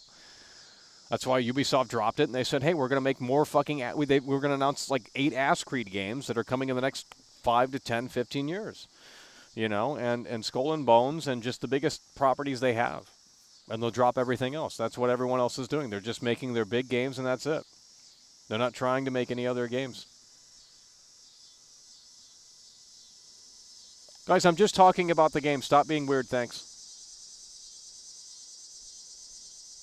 Everyone else is allowed to talk about the game, but I'm not. It's like, oh, fuck you. How dare you fucking criticize our favorite game, you fucking dumbass. There's no gameplay of this. You're just making shit up for fucking rage bait clicks. Like, it's no, over. There's fucking gameplay out, dude. If you don't want to see it, I don't care. Wait until you play the game in 2 days. Sydney Taylor super chatted $10. Sydney Taylor. PlayStation is Deadbox 5, plain and simple. Sydney Stop the Taylor. Cat, Sony pony. XXX. Yeah, I'm a Sony pony. I literally have videos telling you not to buy the PlayStation 5. I'm a Sony pony, by the way. Baby, I mean, front-facing I'll be honest baby with you. chick, baby bottle. Dude, if I worked at Walking GameStop. Simulator 3, Clue 3 lol, embarrassed smiley face. If I worked at GameStop and you came in and you said, I want a new console to buy and I am torn between Series X and PS5, well, I'd ask a few questions, but ultimately I would probably say, in the end, you're going to be more satisfied with PlayStation 5. And that isn't just fanboyism. That is, it's just, Xbox has an incredible deal and you can't beat it. But do they have any games? I mean, outside of this game here, what do they have coming next? Forza and Stalker? Stalker's delayed into 2024. Forza? Who cares? Another race car game. Okay, well, what does PlayStation have? What do they have this year? Well, I can't remember, but I know they're going to have Spider-Man 2, big game.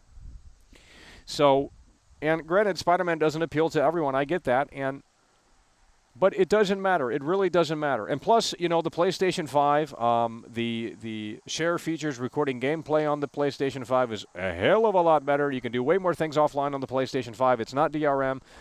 So, yeah, I mean, I just can't. I can't with the always online Xbox shit. It's just so bad.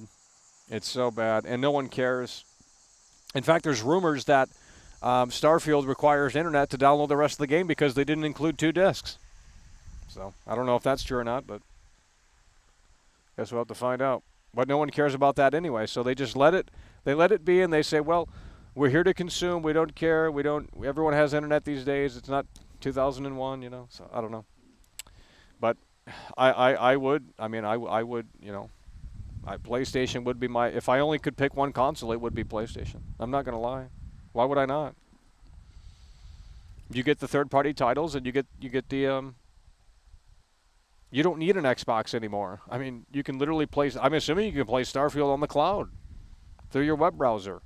Why would I need an Xbox to play Starfield? You don't need an Xbox to play Starfield. Is the countdown timer right? I don't know. I didn't make it. I'm assuming it's right. Sounds right to me. I can't do math. I can't even do 8 plus 8. I have to count my fingers. So I couldn't help you on that.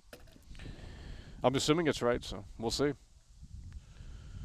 It does require internet. I've seen it. Well, this is what Max Power says. It does require internet. I've seen it. Well, that's terrible. That's terrible news. If that's true, that's terrible. Well, they're not in the console business anymore. They've got out of the console business for a long time now. It's all about Game Pass sales. You're not understanding. No one understands it. They don't give a shit if you buy an Xbox. As long as you're subscribed to their subscription service, that's all they care about. And it doesn't matter what vehicle you use to get there. Whether it be through the internet, cloud, gaming, or Xbox console or PC, Game Pass, whatever the fuck, it don't matter. Or your television. You can play probably Starfield at this point on your television. It's probably an app, Xbox Game Pass app. I don't know if that's a thing. I've never seen a smart TV in a long time, so couldn't tell you.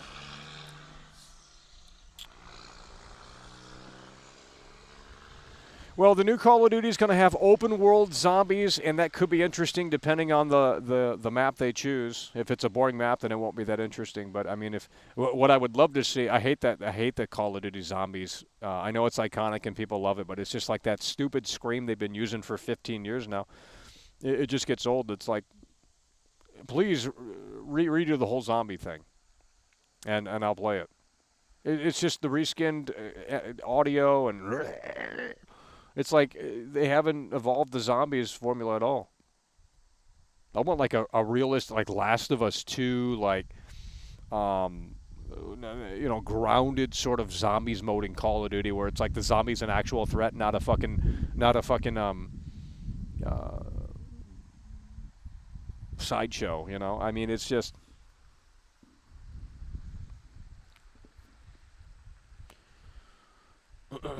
Every zombie is potentially the last zombie you'll ever see before you get bit, eaten alive. Your shots actually matter. They don't just throw fucking. I mean, they could really do it great. Then don't buy it. I'm done. If you don't. Yep. Cover Modern Warfare 3. We're covering this game. This is the biggest game in a long time. But you guys don't want to discuss it. So that's why we don't really make videos, because you guys cannot handle it. It's just the comments are just totally off topic. I don't understand. You cannot have a conversation about anything. So, I'm not going to put much care into it if you guys don't. It's a two-way street. Start firing back, and I'll start saying, hey, you're wrong. Because, John D wants to argue about how I'm fucking wrong. John D's a loser.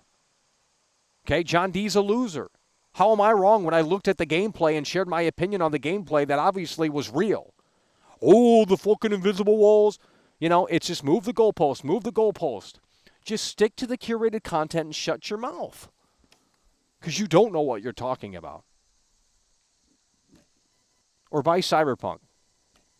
Because that's coming out too. Very soon.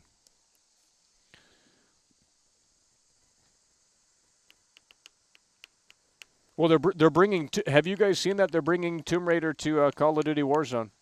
They're bringing Tomb Raider to. She's got the classic skin too. Unbelievable graphics. That's what the reboot should have been, not this like weird fucking.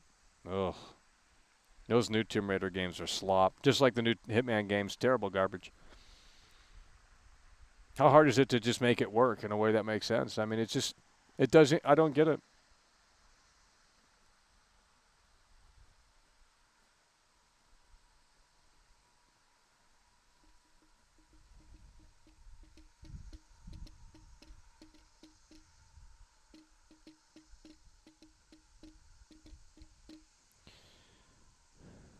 If you like Xbox, does that make you an Xbox? No, it makes you an Xbox fanboy if you're disagreeing with the reality of the Starfield situation. Okay, I don't understand how you can disagree with it and say, well, the game's not out. It's like, yeah, the game isn't out, but I mean, there's literally gameplay of all of this stuff in action. So to disagree with it, I mean, that's fair. You don't have to agree with it, but it doesn't mean it's not there. So if you just want to, move the goalposts and just use it as a talking point, that's Xbox fanboy shit, where it's just like, I'm not saying that, no one's, the percentage of players that are going to give a shit about any of that stuff are like, maybe even not even 1%, literally. Because, and that's probably the thinking at Bethesda. It's like, well, who's going to, it's a barren planet. Who's just going to run around and explore endlessly? It really depends on the system they have, where they inject some of the content within the procedural, however they do it. I don't know. I'm not a game dev. I'm trying to pretend to be a game dev, because that's what everyone else seems to fucking understand. Like, well, we know how it works. It's like, no, you don't. You're an armchair fucking loser. You're not a real game dev. You don't have deadlines. You work in your parents' basement. And you have no deadlines, and you just sit around in Unity and fucking Unreal Engine and throw some generic asset slop together and call it a game. I'd rather play a fucking unique stick figure game that actually has functionality over generic assets 101.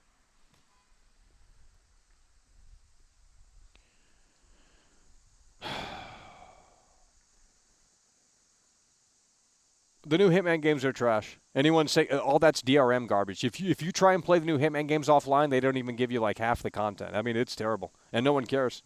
But the animations are worse. Hitman Absolution has better animations than the newer games.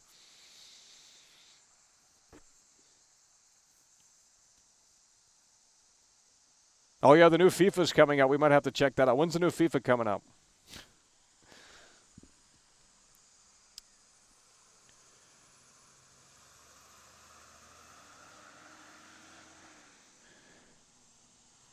Whatever, dude.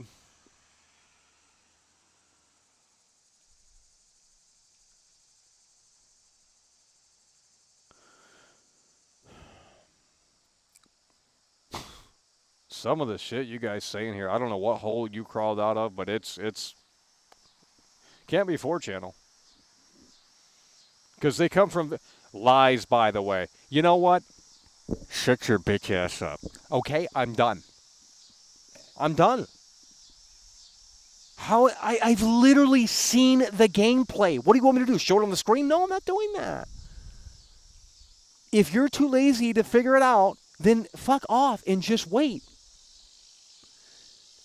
I've seen the New Atlantis gameplay. The guy lands next to New Atlantis. It does not exist. It is not in the game world, despite him landing next to it. And what did the Xbox fanboys say? They said, oh, it was about 300 miles away. He didn't go far enough. It's bullshit. Chromecat is going to come back for this game.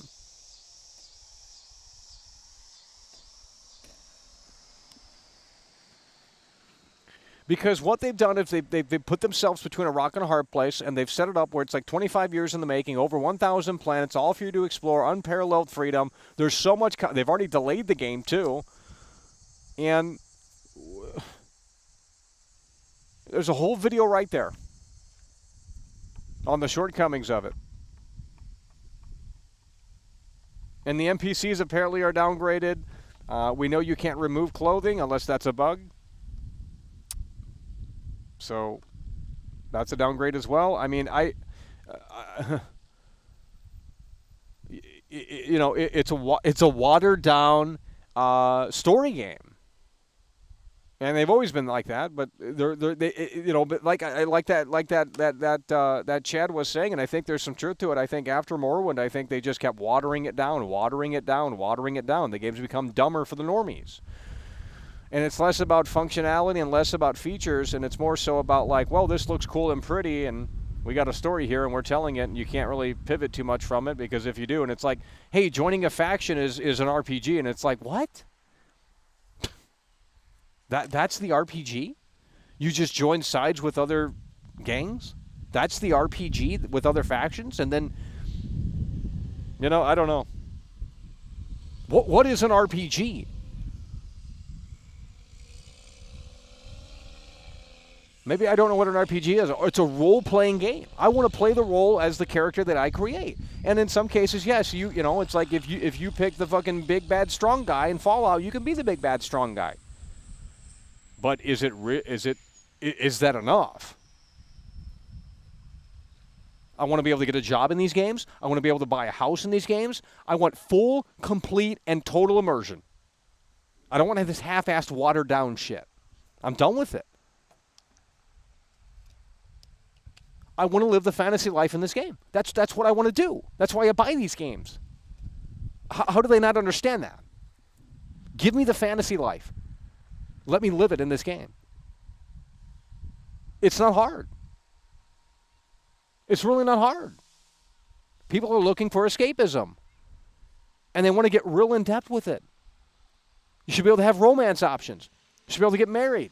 You should be able to have kids. You should be able to do this. You should be able to do that. We are looking for a life simulator. That is what we're looking for. If you can't pull it off, then don't make your game until the technology has caught up. Literally not that hard. I'm done. I'm done with these half-assed ideas and these half-assed implementations. And I know some games have already done what I'm looking for, but I don't know they exist. Or I forgot about them. You should have total freedom. You see an NPC on the screen, you should be able to take that NPC down. If it breaks the whole game, that's the choice you made. There you go. That's the RPG. That's the role-playing game. Be who you want to be. It's not hard. It's really not hard.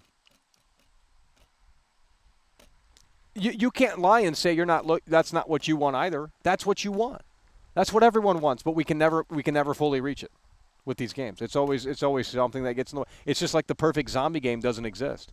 Even Dead Rising 1 has that. The only good Dead Rising game is the first Dead Rising game, by the way. Dead Rising 1 has that problem where Dead Rising 1 has these dumbass bosses that are so fucking stupid, and it just, like, takes you out of the immersion. It's like, oh, you have 72 hours as Frank West, the photojournalist, coming in, and he's got to uncover the story. What happened to the mall here in Colorado? And what's really dumb about it is they have these, like, fucking monster bosses that are so, like, there's like a clown boss in Dead Rising 1 juggling chainsaws, and it's like, I'm out of this experience. Like, you went from, like, okay, this is kind of a realistic game. I mean, not really, but, you know, I can deal with some of the goofiness. And then you have these bosses that are so fucking outlandish. It's like, I'm turning it off. And as soon as I see that's the worst thing about Resident Evil from all of the Resident Evil games. Creatures. I don't want creatures in my games. I'm done with that shit. When there's, like, squids coming out of their fucking arms and tentacles, I don't want that shit in my zombie game. Get that garbage out. It's trash. That's not realistic. I want zombies. That's it. If you can't do it, if you can't make it interesting with just zombies, then the game's trash. Throw it in the garbage. It's not hard. It's really not hard.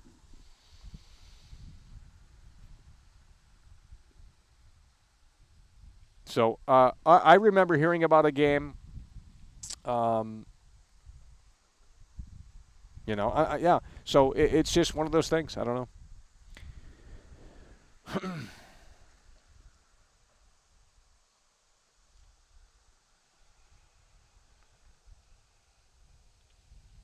Yeah, well, Baldur's Gate 3 gives you a lot more freedom than most games, I'll say that. And you know, there's some neckbeards on V that will tell you that Baldur's Gate 3 is trash. They said, well, most players didn't get past Chapter 10, and you know, after Chapter 10, the game falls apart. It's totally fucking broken, but they wanted to fucking chill Baldur's Gate 3. It's like, I thought Baldur's Gate 3 was a based game. Why are we having this conversation about how it's not a based game? It gives the player total freedom. It respects the player's choices. It seems anyway from the couple of hours that I played it. Now, the combat's not for me. It's just not my style. But I still gave it a chance, and I said, you know what? I think there is something here, and I was having some fun with it. But it was getting, if the game were easier, I would continue playing it. I'm not gonna lie. And I had that sumbitch on easy, but it was still too hard. So with that said, you know, it's just not for me. I can't handle it. But what I can tell you is that it did respect the player's choice, and it did feel like you could just turn your back on any of your teammates at any point in time, and they would actually not be a part of your team. You know, these are, you know, give me the freedom. And when these games come out, they're just story movie games in disguise as an RPG, like Cyberpunk. It's a fucking looter shooter, not an RPG. We're done with the looter shooter shit.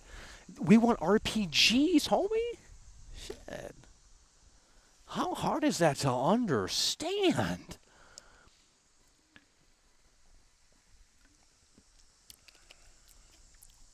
It's over!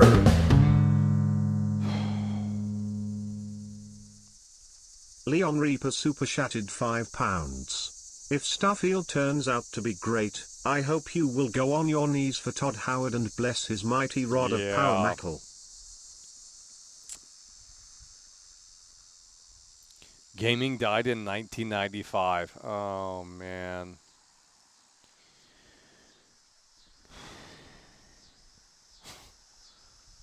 What? Who said? I've never... Dude. Just think about what you said. And say it out loud and ask yourself, like, who has ever said that in this existence? Gaming has been dead since 1995. I mean, maybe that's true. I don't know.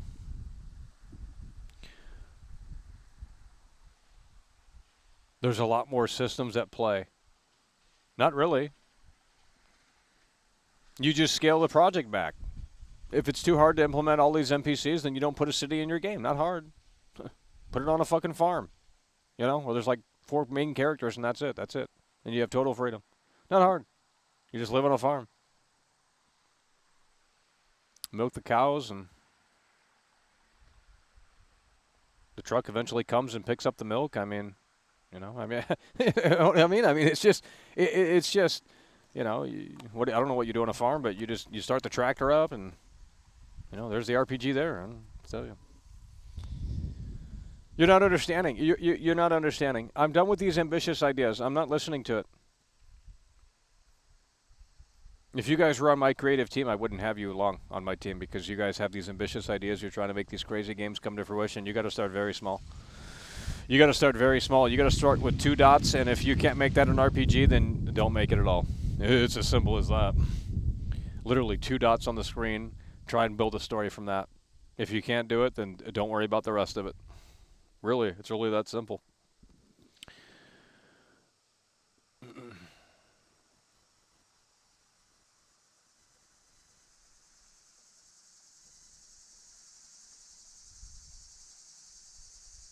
Some of you guys are pretending like you were playing games. No, you weren't even. You guys aren't even that old. Don't sit there and say that you were. Oh, I was 22 years old in 1995. You weren't. More than likely, you weren't. I'm done with these fake boomers in here. I don't know where this shit came from. They have this like boomer mentality, and they're like 21 years old. Like, you're not old, dude. Or maybe at max 25. Like, you're not in your mid 30s. You're not in your early 40s. You're not. Get the boomer shit out, bro. You're still fucking young. That's a disease. Because if you're feeling that way already, it's over. Hell, even early 30s isn't bad. But if you're in your early 20s saying shit like that, like, oh, gaming was so good back in the day, and it's like, what the fuck? You weren't even alive when it was in its fucking... You weren't even old enough to experience the fucking golden era. What the fuck? Get shit out of here.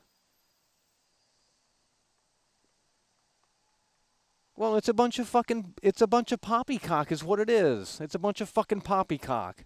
Fake fucking boomer talking here like it's just Debbie Downer shit like, oh, yeah, gaming was the best it was ever been, but I was only in 5th grade when them games were coming out. And it's like, what?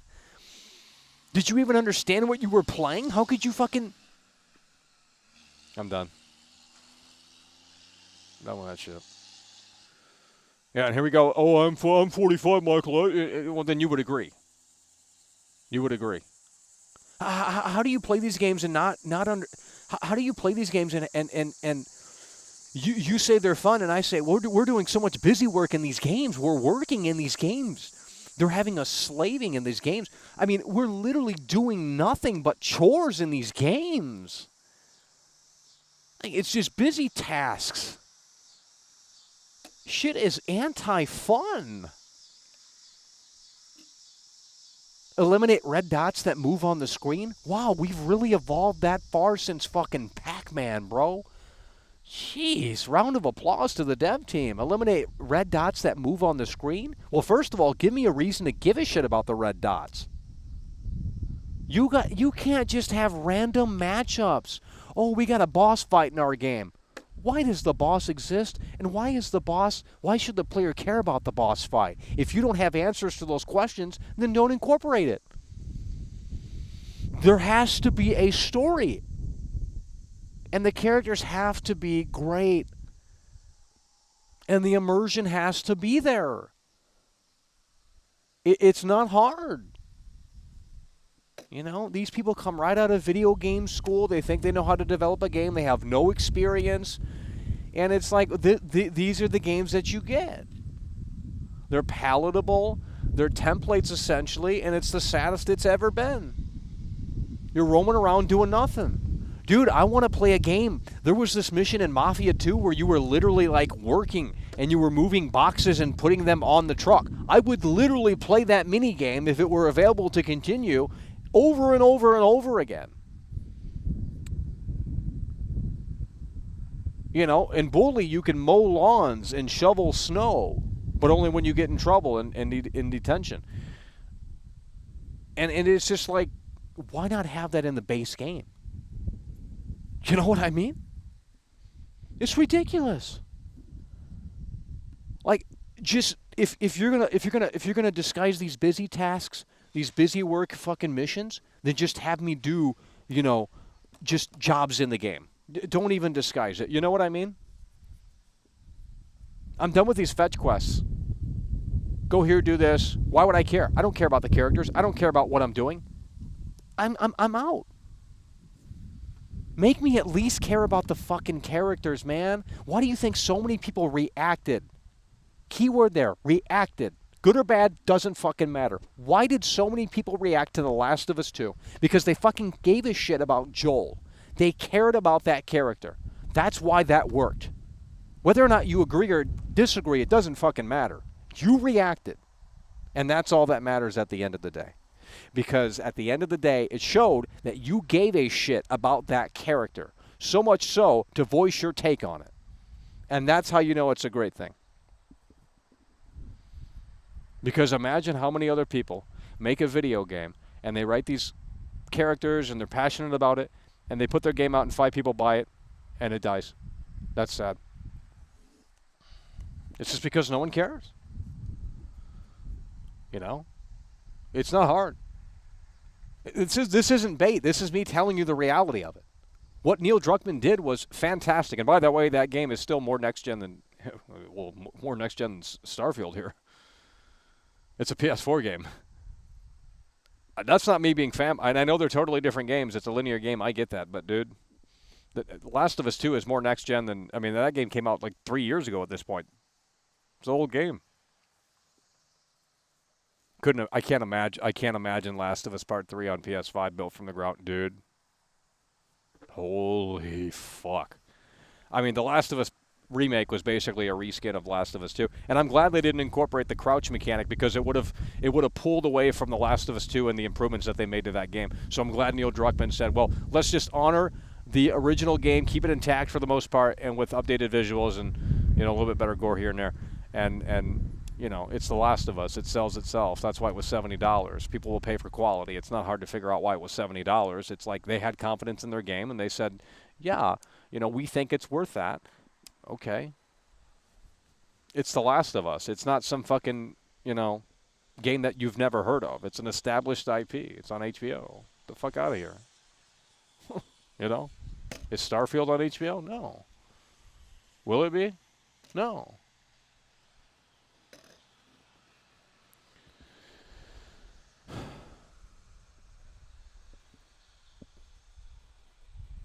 See, you're reacting to it. You're reacting to it. You have an opinion on it. That's all that matters. That's why it works. You don't get it. You didn't understand what I said. That's okay. You won't get it. You either get it or you don't. It's like acting. You either know how to act or you don't know how to act. You can't teach how to you can't teach that. It's not something you can teach. So if you're going to acting school and you're trash, well, you might as well quit now. It's not something you can teach, in my opinion. You either have to get it or don't. Most people don't get it. That's why they don't succeed.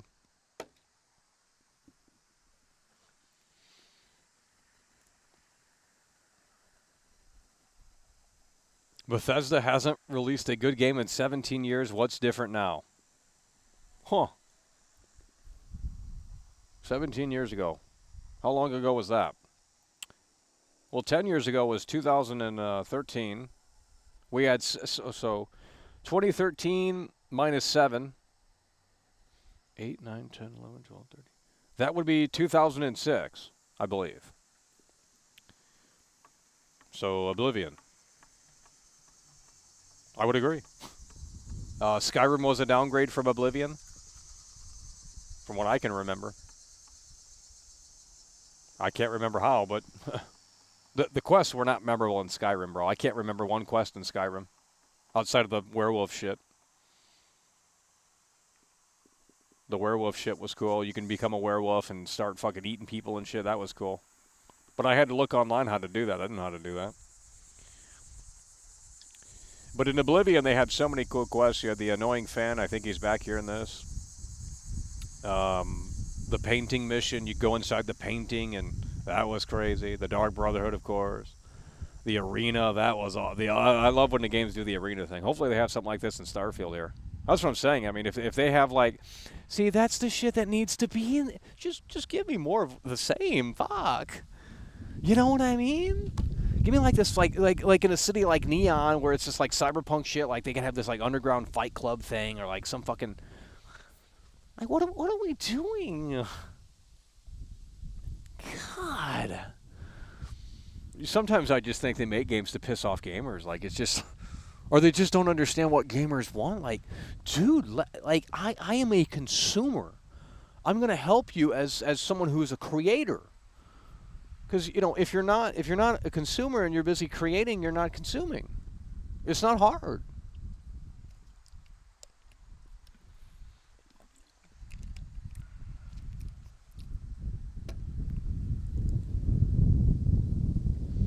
Banned on Tinder. BANNED,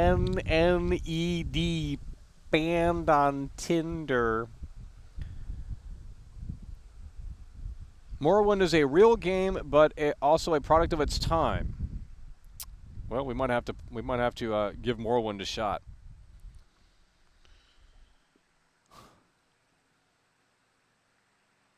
We might have to give Morrowind a shot. I remember playing it on Xbox, and those animations, holy shit, bro! And I played that a long time ago. So, but we might have to give Morrowind a shot, because I'll tell you what, if that might have what I'm looking for. I don't know. They might have already made the game I'm looking for. It's just been devolving since. It's not been evolving. It's been devolving. Unfortunately, because that's what sells. I mean, people want, they don't want these crazy complex systems in this game. And I'm not asking for the fucking Sims, but just respect the gamer's intelligence. That's all I'm asking. And I play these games, and the NPCs don't have schedules, and it's like, well, we've already did this in 1999. I don't get it. We've done it before. We can't do it now. Sounds like the moon landing. We went to the moon in 1969. We haven't gone back. Since what, maybe the 70s? I don't know if that makes sense. Oh, there's no point to go back to the moon? It's too costly? Why did we go in the first place? To beat Russia? China? I don't know. I don't even know when the fucking moon landing was. I stared at the wall in high school, guys. You think I was listening? Psh.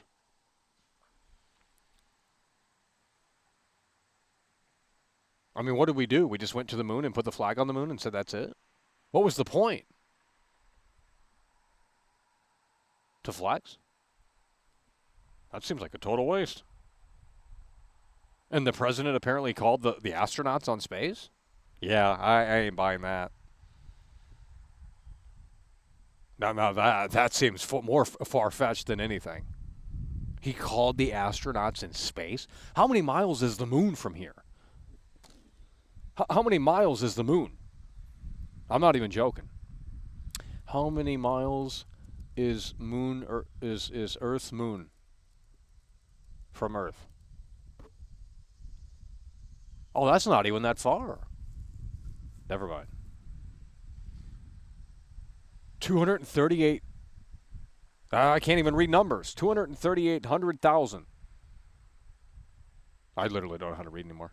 It's 238,000 miles.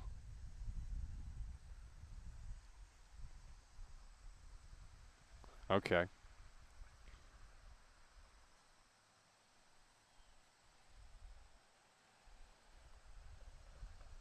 And they streamed. They literally broadcasted it live on television. Okay. Yeah, I don't know about that. I mean, that. I don't do kilometers, guys. I am in the U.S. I know they do it everywhere else, but in the U.S. it's miles. Or feet. I don't even know what a kilometer is, dude.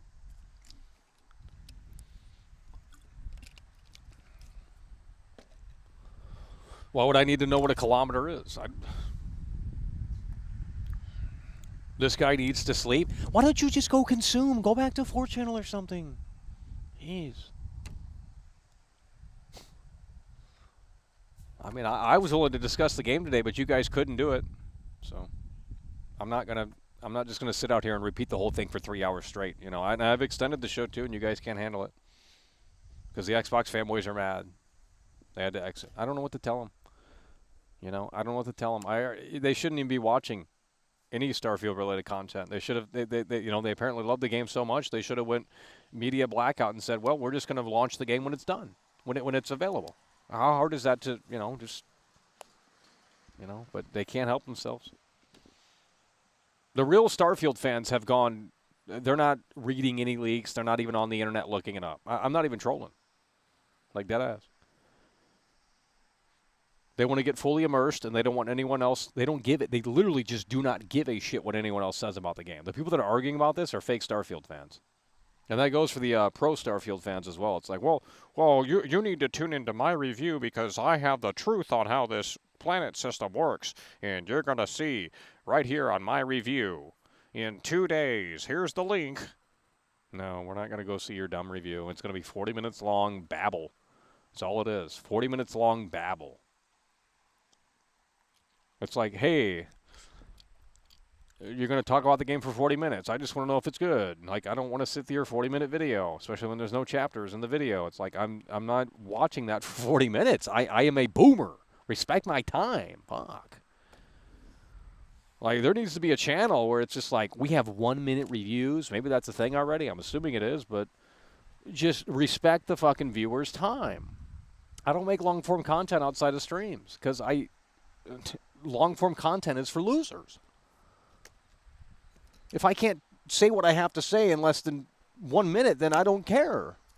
Then we're not making it. It's that simple. I'm not going to just talk about a game endlessly for 10 minutes. Unless we're really passionate about it. Oh, John D's back in here. You know, this loser came right out of 4chan again. I guarantee he's probably reading the leaks on 4chan. On V. And they were saying it was trash over there, so I thought, well, they were based. I mean, I don't know how you could defend this. You got invisible walls in a space game. It's just fucking stupid. It's just so dumb. It's disappointing.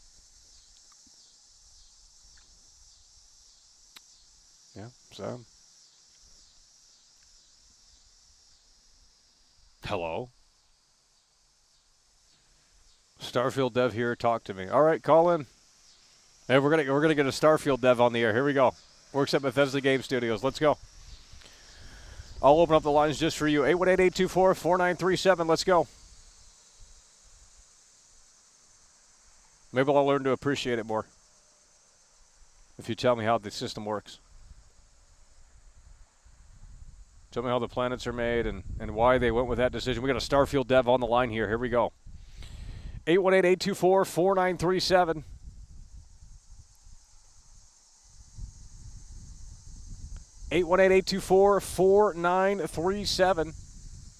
Well, the modders, I don't know if they're going to be able to fix this. I mean, if it's a limitation with the engine, they might not be able to fix it. We'll have to see.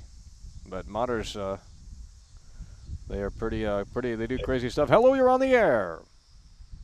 All right, buddy. What? I'm going to block him. The guy offers nothing to the show. He calls in, acts like a fucking... Literally an asylum inmate, dude. Hello, you're on the air. Oh, man. Yo, what's up, man? Yeah, hello, you're on the air. Hey, Oh, come on, bro. I'm done. If I was looking for a conversation, I'd call your mother, because she's, believe me, so sexy. Jesus Christ. You know, these people want to sit around and talk. No one wants to listen to that fucking, hey, man, how you doing? Like, you're stumbling over your words. You got just low energy. Like, bro, go. Holy shit. Ain't nobody got time for that. Putting me to sleep out here. I'm opening up the line so you guys can go. Share the fucking blunt and bold opinion. Go. 666 super chatted $5.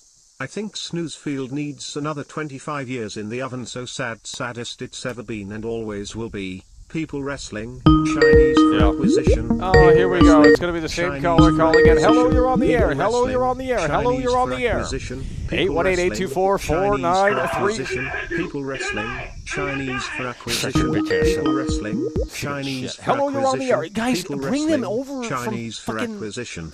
Get these Xbox fanboys in here, dude. Hello, you're on the air.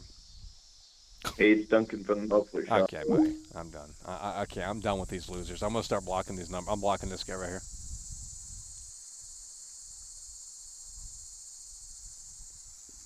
Block. I'm done. I just blocked you! Where's the Starfield dev? He said he was calling in. That's why I opened up the lines. I was getting really excited. I literally just blocked this guy. He's not... Hello, you're on the air. Good afternoon. Oh. What's up, Michael? Hey, what's up, man? How you doing? Hello? Yeah, what do you have to say? You know, Michael, I got to agree. You were kind of based on that little tangent that you went. But I did want to ask, what do you consider the best year of gaming?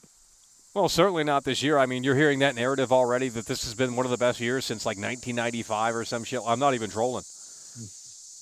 I know. I mean, it kind of took me by surprise as well because, I mean, there wasn't any really big game other than maybe Spider-Man. What are you talking people are about? This year, talking I mean, about. look, this year's been big, but I mean, it's been trash. Just because it's big doesn't mean it's good.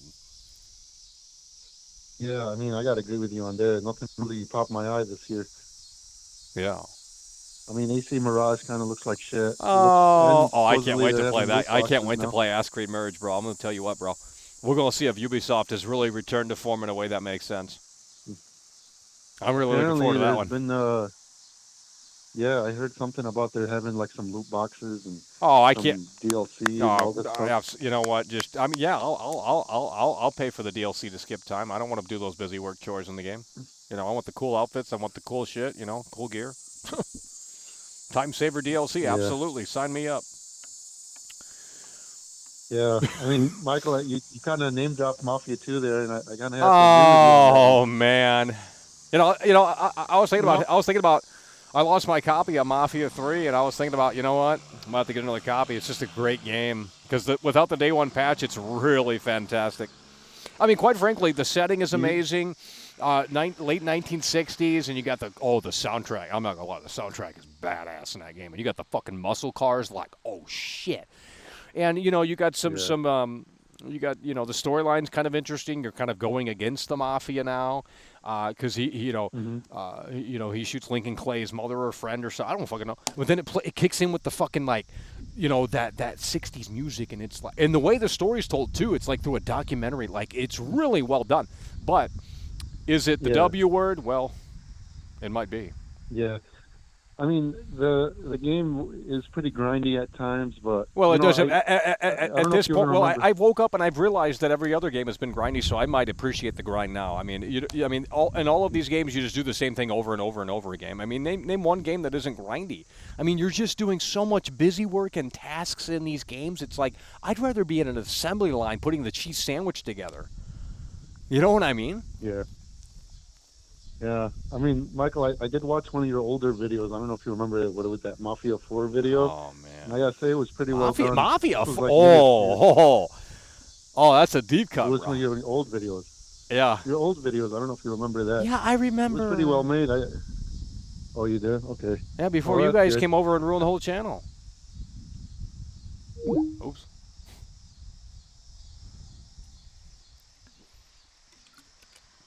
Eight 818-824-4937. Oh, parasocial losers. Get a girlfriend. Jeez. 818-82. Where are the women at? This is such a sausage fest in here. 818-824-4937. We could sit out here and do nothing. I mean, I gave you guys, we got to unplug this. I'm not unplugging that. That's going to fuck things up. I'm not going to discuss it, buddy. Just go consume Starfield. I'm not going to discuss. Can we get one caller? There's 500 people in here nearly. Not one caller? Hello, you're on the air. 818-824-4937. Michael, honestly, I think Hangar 13 should... Okay. You guys are weird. I'm sorry. I'm getting these weirdos off the line. In fact, we might start blocking and banning. Because it's just like, you guys are weird. Guys, it's like...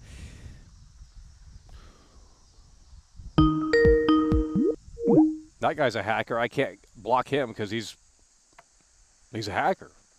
He can't be blocked. So I don't know what the fuck's going on there. Here we go. Brand new number. Hello. You're on the air. Hey, Mikey, what's going on? All right. Mikey. No, we're not. Don't call me that. You don't know me? The fuck? The fuck out of here. Hello, you're on the air. 818-824-4937. Michael, when is the show? I'm done. You know what? I'm done with these. I'm blocking these guys. They're losers. Michael, what's up, man? Yeah. Hey, listen. You know what? Okay. You're going to tell me to listen? What do you think I'm doing? I'm not talking. I'm listening. Jesus Christ. Hello, you're on the air. Who the fuck thinks this game is good? What? I said, who the fuck looks at this and thinks it's good? I don't know. I mean, listen, I'm over it. I'm fucking over it. Oh, come on, buddy. You got this shit pre-ordered. You're so ready to consume in 2 days. You just want to play along. No, come on, buddy. You know it's coming and you know it's Kino. You're done. Get him out. 818-824-4937. Hello, you're on the air. Michael, I'm buying the Series S. That's fantastic. Thanks for calling. I'm done buying the Series S. Oh, Lord. Well, tell me how it runs on that console.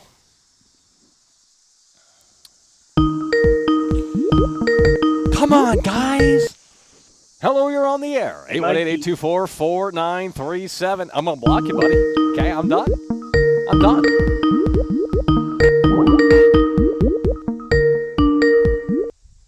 Hello, you're on the air. 818-824-4937. Hey, Michael, this is Kanye's manager. Oh, shit. Let's go. Look, this game's a dilemma, and I want to explain it clearly. It's all on the basis of marketing, and the people they're marketing this to is the small demographic of hardcore fans because they're guaranteed money. They don't. Well, want they already have the everyone to- pre-orders locked in. They already know how much they've already made. I mean, Yeah, exactly, and it's the bare minimum, just like Cyberpunk, and well, at least that game had Keanu Reeves. I mean, yeah, that's all that game had. better nothing. It's a dilemma because It had Alana Pierce as well. And who? Alana Pierce. Lana Pierce. Oh shit, she's a hottie. Look, I love Australian women. I love exotic white women. Exotic white women are the best. And exotic black girls from the UK are cool too. But this is what's going on. Look, if this game, I'm pretty sure they had it in mind to release it on the PlayStation ecosystem. But the shit show of that would have equalized probably a bigger backlash than Cyberpunk, because Sony doesn't want to refund people. Nobody wants to refund people, but Sony in particular, they would have had to throw that shit off the store. And Xbox knew that this game was undercooked garbage. So they catered to their own ecosystem. They catered to their own fans. And it diminishes the brand, but they don't care because people are still going to buy it regardless of how bad it is. That's who they want. They don't want informed people. They want people who go on IGN, they see the score, oh, is it a 7? I'm buying it. And it's all in marketing. Like people. Well, where's the marketing? Well, the marketing is not marketing it.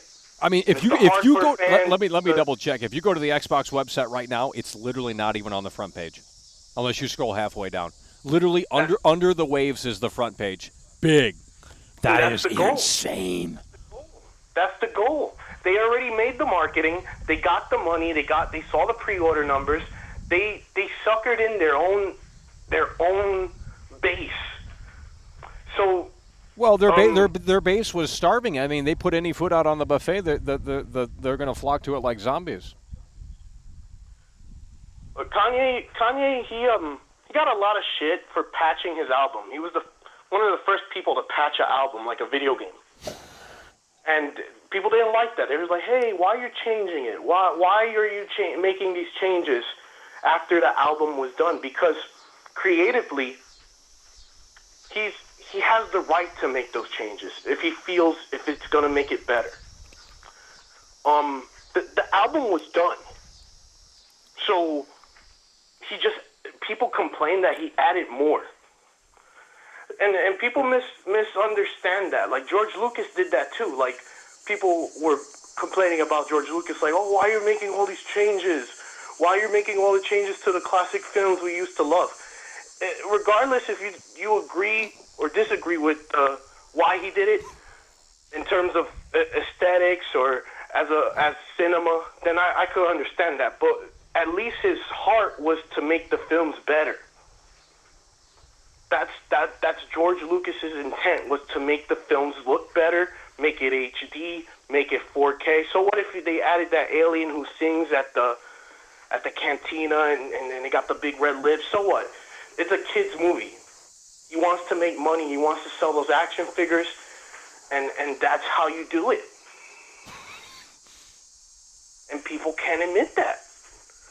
He wanted to re-release these films over and over, milking something that he made in 1973, or whatever the fuck year, to sell it in 2005, again for the same numbers. He was ahead of the game. He was always ahead of the game. So people say, oh, he's ruining film, he's ruining cinema. This is the problem. Games back in the day used to come out prime. Let's use Street Fighter 2. This is a good example. That game, when it first came out, it was perfect. So they do re-releases. That's when the chain of re-releases started. That was technically almost DLC, but they resold it over and over for full price. It came out with World Champions. It came out with Turbo, Hyper Turbo, so many different versions because the game was that successful. It's like if you tell a hot dog salesman, oh, why do you keep making those hot dogs a little different? You're adding sauerkraut now? Well, I'm going to keep selling these hot dogs over and over with more shit on it, and people will buy them. And that's the end game. But what's happening now is much more dire. They want to sell you shit that's undercooked, raw. Well, sometimes, And they want to make your sometimes money. the chicken, when you eat it raw, it's a little bit better when it's cooked. It's like Jack's Cooking. You ever seen his videos? Yeah. So raw, undercooked chicken, but somebody's eating it. Someone in his stupid family's eating it. And that's what they want. They want those people that get suckered in. They want to eat that raw chicken. They want to eat that raw beef. And they don't know any better. And now it's about profit margins before a product's even made. They want the margins before the product was even made. We live in so much absurdity. People think Cyberpunk's a good game because they see Keanu Reeves for 30 minutes. Well, Sphere Hunter's in the DLC, and I have to consume that. I'll tell you what. I mean, whew. Oh yeah, I looked up pics of her. Hard to find pics of her, but yeah, I know why. What? Kojima's in the game too. Who? Kojima. Who's that? Okay. You know Kojima? Mm-hmm. Metal- Oh, Guy yeah, named Metal- Kojima. Yeah, Kojima. I didn't play it that far enough. Yeah, I didn't play. I played for 20 minutes at most. Not even probably I had my red sword build, and then once I had my sword build, that's when I realized the game was pure garbage. And then I saw Pan and I didn't give a shit anymore. I didn't even make it to Panam, but I saw her introduction, and she was fixing that car and bent over, and I said, "We're talking game of the generation right here, baby." What do you mean, bro? That is the greatest introduction for a character. She's like, "Can you help me? I'm fixing this car," and she's bent over full 90 degrees of that big ass. What the fuck? Who made this game? She was bent over like Megan Fox in the first Transformers. Remember that? Oh yeah. No, I didn't see Transformers. The first Transformers is like a Spielberg classic compared to all Really? this woke. That's cinema right there. People forget. The other Transformers. Fuck all other Transformers movies. Part 1 was all that mattered, and we're never getting movies like that again. Well, we kind of are. If it's A24, we got that studio. That's all that matters. But look, they really want to undercook this shit. If Starfield came, I'm pretty sure they wanted Starfield to come out on PlayStation. They wanted the PlayStation money. But because of Cyberpunk and the consequences of that, they knew better than to release it on that other console because it would have caused a lot of shit. Yeah. It would have caused a lot of bad blood between Sony and them for giving them an undercooked game on their platform. So they said, you know what? We're going to sabotage ourselves, and we're going to give the undercooked game to our Xbox Game Pass. and then it's gonna. It kind of follows what No Man's Sky did. No Man's Sky is a good game now, but when it came out, it wasn't. So that's what they want. They want all the money, and then 5 years later, oh, the game's fixed. Does that work in life? When you like pay somebody for a card and 5 years later, oh, I'll fix it. I'll get your spark plugs. I'll get your rotors. No, I want the car fixed now. Fix the fucking car now. I want to drive the car now. But they don't want you to drive the nice car now. They want you to go back to the dealer and complain, and then they have to fix it. And it's a shit show because they're gonna treat people like they don't know any better. And well, sadly, I mean, yeah. And that's the brainwashing of it. People to this day are hyped for Cyberpunk, and is exactly like you said. They shield with the anime. Yeah, the anime has nothing to do with the video game. They got you. But I didn't even watch the anime, but I know it's good. I want to watch it. I'm gonna. But does that mean I'm gonna play Cyberpunk again? What retard was that person? Who was the retard that saw that anime and said, "Oh, I'm gonna play Cyberpunk again. Look at my yellow jacket. Look at me shield my yellow chair. Cyberpunk." No. Those.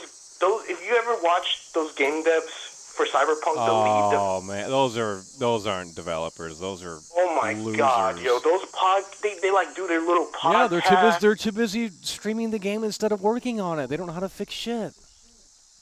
They fix nothing. They're busy doing makeup. They're busy putting their fucking, what's that, the ring cam, that ring cam girls use in makeup tutorials. That's what they're busy doing. And it's disgusting. Like they're like how these retarded nurses and like these people are doing TikTok videos at a hospital. They're like that, those kind of people. Put your fucking phone down and be a doctor, be a nurse.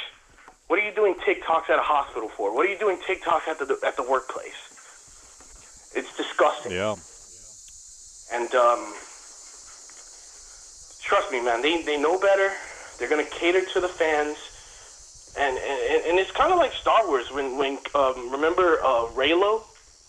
They actually hooked up Rey with Kylo Ren. They're both cousins. They're blatantly promoting incest. I've never seen Star Wars before, so I couldn't tell you. Well, they're fucking cousins. People look it up. Rey is related to Palpatine, and Kylo's related to Leia. They're all it's all incestual, and that's what they want to promote. That's the positive message. Like, oh, fuck your cousins, fuck them. Who cares? Fourth cousin, fuck them. You know, it's and that's what bit the fandom in the ass. That movie was trash. Everyone wanted Rey to date Finn, but you know. I'm not gonna say where, but there's a place somewhere in the Far East. They don't like dark-skinned people hanging out with light Asian ladies or light-skinned people. They don't like that. So they had to cater to that garbage. Finn is like he's basically cucked in the third movie, and then like it's just a shit show of wokeness. And then Starfield has these puffy spacesuits, look like marshmallow men, tire fatty spacesuits, and it's a debacle of garbage. It's a mess.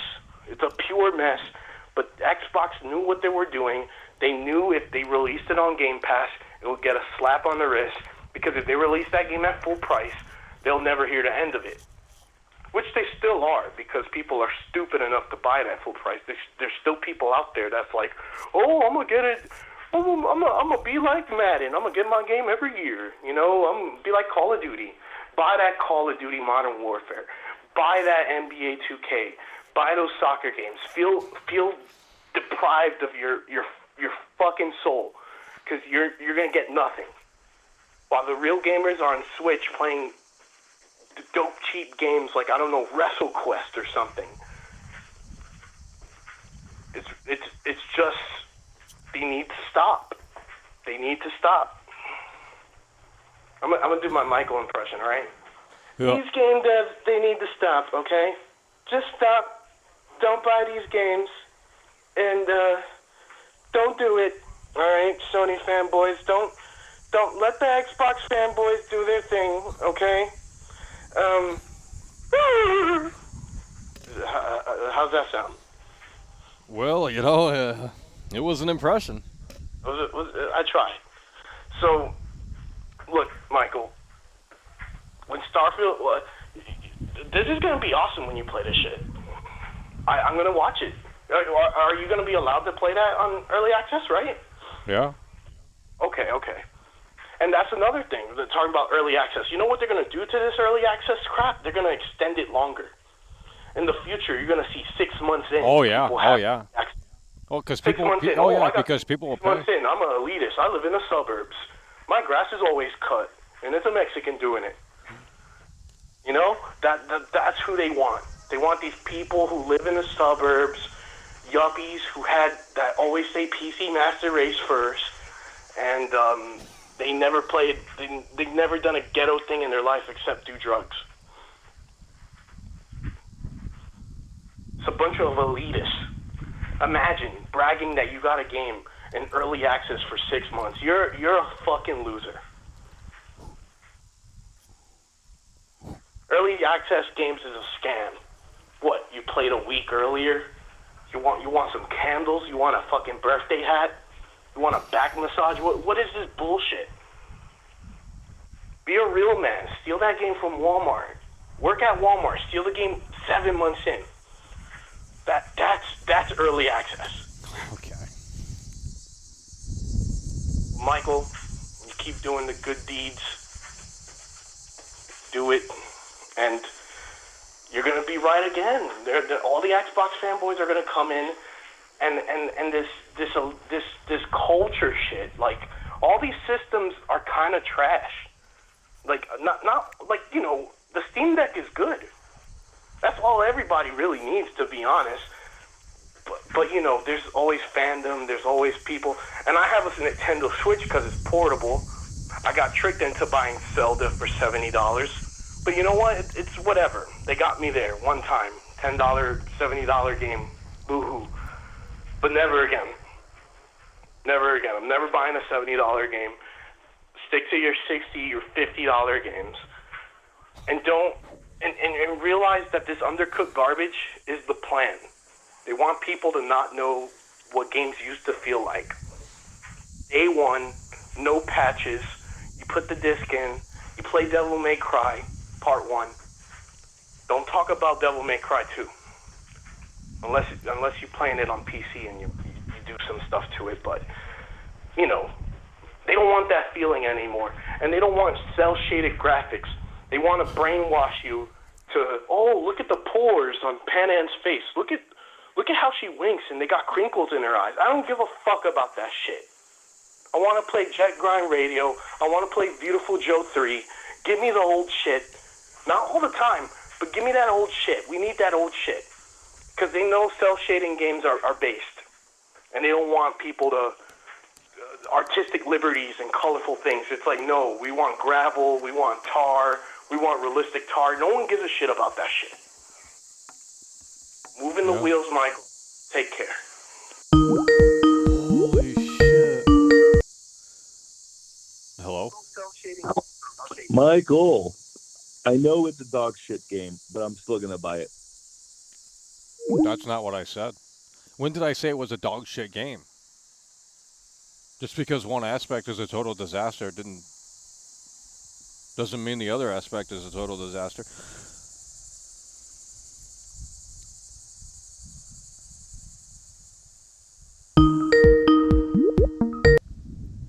Hello? Michael. Nope. No. I mean, these people sound like they just got up out of bed. Hello? Come on! Hello, you're on the air! I just want to know, how you could call these planets. That's what I'm saying. I mean, it's just... They're literal...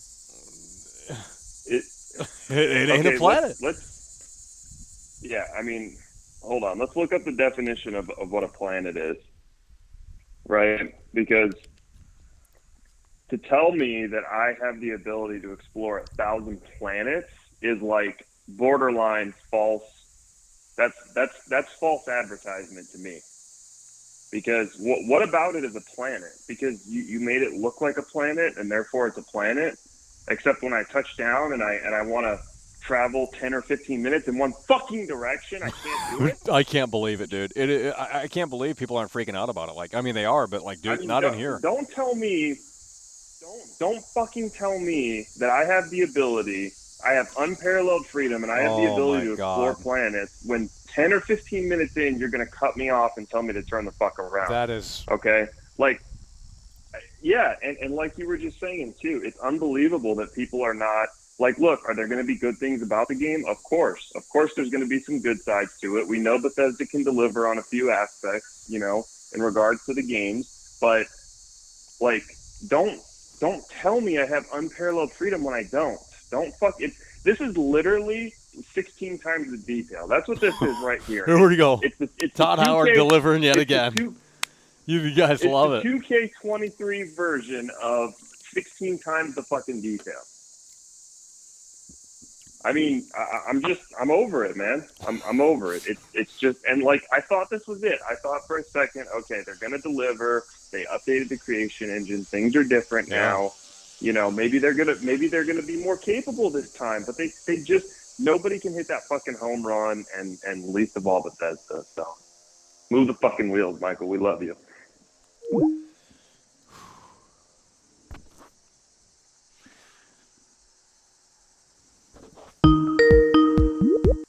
Hello?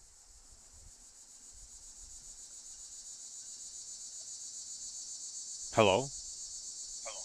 Hi, it's Duncan, Michael. What's up, bro?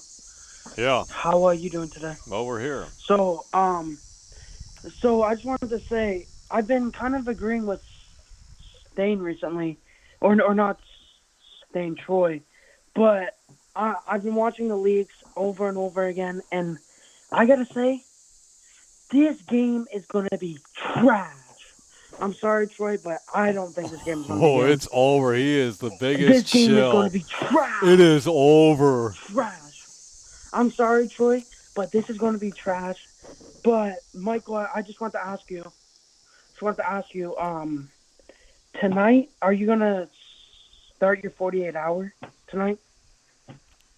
Or are you... 48 hours? Yeah, bro, you got to go till the review comes out. And play the game, bro.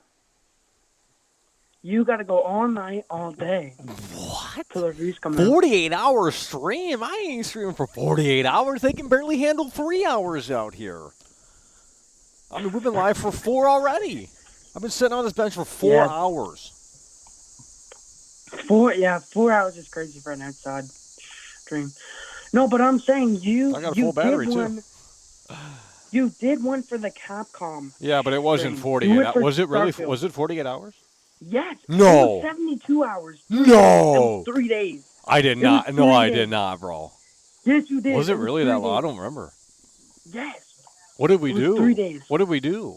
You opened up with you just opened up and you played Resident Evil 4. Oh. The classic, and you tried to beat it. Yeah, but that's it took you the whole it took you 2 days to beat it. No. And then when I woke up, you were heating up pizza in the oven. I woke up, you were making microwave pizza, and then we played Rob Van Dam. I remember you played Rob Van Dam for the whole stream every time you woke up. You slept a lot during that stream. A lot. Like most of the stream. Well, I mean, there ain't nothing to do. What you mean? But dude, your name is Starfield is like... Yeah, I know, but they're not tonight. listening in here. Don't tell them to listen. They're not going to listen. They don't care about the game. Well, they've already consumed it. It's over. Rob, Michael, I gotta say, like, I've been watching the leagues for like the past day after that call yesterday, and I'm gonna say, if I guarantee within a week of this dropping, somebody's gonna go to all the planets, all boundaries. It's just gonna be empty, bro. Every planet, 10% life, 10% life, 10. Like, dude, you can't make a game. Like, I get it that Bethesda's 25 years in the making, but it's 7 years. But dude, if you're gonna make a game like this, you have to do it right. You have to. It's Xbox. If you do it wrong, like they don't like people realize this, but they don't. If they mess this up, it's gonna be a hard rest of the year, and maybe next year for Xbox. Well, if the reviews aren't really that great, I mean, if this got like an 84 on Metacritic, it would be considered a flop. I really do believe that. But I don't know if it's going to get that low. Because it's Bethesda. And that's the thing. That's the thing. If this gets below a 90, even an 85, the Sony fanboys are going to make fun of this game till they die. They are going to hate on this game. I'm not kidding. No, I know. I mean, they're insane. I mean, it's been hyped up since 2020, 2021. This was supposed to release last year. Think about that. Last year. If this released last year, then well, maybe they put the invisible wall. Maybe that's why they delayed it. They put the invisible walls in. But dude, I don't think Bethesda knows. If this game comes out and it dies within a week to 2 weeks, then Xbox is going to have a hard rest of the year. Xbox is going to have a hard next year. Oh, it's over. That Stalker 2 game looks crap. Dude, the downgrade for Stalker 2. Oh, bro. Now, I've seen people saying that game is going to save Xbox. Oh, like, here we go. It's always the next game that's going to save it. It's like not going to save it. Yeah. But dude, it's over for Xbox if this game fails. I'm just going to say that it's over. I grew up on Xbox. I had both consoles when I was younger. I played Xbox mostly. But dude, I had a Series X. I sold that because I was bored. But dude, this game has to save Xbox. It has to. If it doesn't, like, it's gonna be embarrassing. Like, it's over. Like, I think that's the last big game for Xbox this generation. Am I right or wrong? 1,000 planets. It has to be the biggest game since this generation. And like Phil Spencer, he doesn't know what he's doing. Dude, Michael, they took the Xbox dollar deal away weeks before Starfield. No. They just took it away today. They took it away There's today. no way. They took the 2-week trial $1 deal, so people couldn't get it for $1 on Game Pass to play it. They did that today. They did it today. And I thought they were promoting Game Pass. Promoting Game Pass. No, they're taking the dollar away so people can't play it for $1. Like, I don't get it. Like, I thought the whole thing was to promote Game Pass. Yeah. Dude, they took the dollar deal away. It is so people over. Can't play it. They took it away so people can't play Starfield. Now, that is insane. Yeah. That is insane. Like, this is the #1 hype game. Imagine how many dollars they could have made with that deal. Well, and did you hear Eurogamer didn't get a review code? Yes, I heard that. Now that is actually insane. That's insane. Like, isn't Eurogamer like the top 5 review or something like that? Like, something like that, right? Yeah, that's actually insane to me. Like, I guarantee they didn't get one because they didn't show it or they didn't offer. I mean, yeah. I don't know, but like, I think Bethesda goes to the ones that support Xbox first, and then they go to the ones. Yeah, that's why the reviews will be more than likely positive, and we might have to eat that chip. What's so funny, bro? I don't want to eat that chip. It tastes like garbage. Bro, I know. I'm not gonna say who it is, but it's a big. He did it. He did it online, bro. It's bad. Like, This year's shape is bad. It's worse than last year and the year before. I'm just telling you that it's worse. Absolutely. I hope you know that. Yeah, I know it's bad, but I mean, is the game really going to get a 90 or above on Metacritic? I mean, that remains to be seen. It could be getting an 88 or an 89. I mean, 89 is not a 90, so we ain't going to eat it if it don't get a 90 or above. Okay, now here's the big question for me. Yeah. What do you think IGN will rate it? Oh man. Because they gave Baldur's Gate a 3 a 10. Yeah. Well, I'm going to say an 8. An 8? Yeah. That. I'm going to say an 8, and that's going to make some people mad.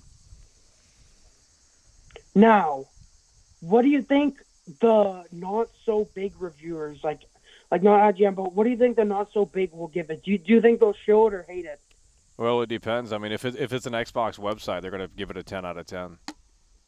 Yeah, but think if Xbox gave not so big reviewers copies, and they're like a PlayStation fan, they're gonna give it the worst one they can without making it obvious that they don't like it. Right. But dude, but I like what they did with the marketing. Like us yesterday, I like what they did. They made everyone notice that there was no marketing. They put out a live action trailer, which that got a lot of hate. I like what they did. They made Sony people hate the game and not notice the marketing. So then they marketed it, and then that got it more traction, more eyes on it. Yeah. Because no one was noticing the no marketing until.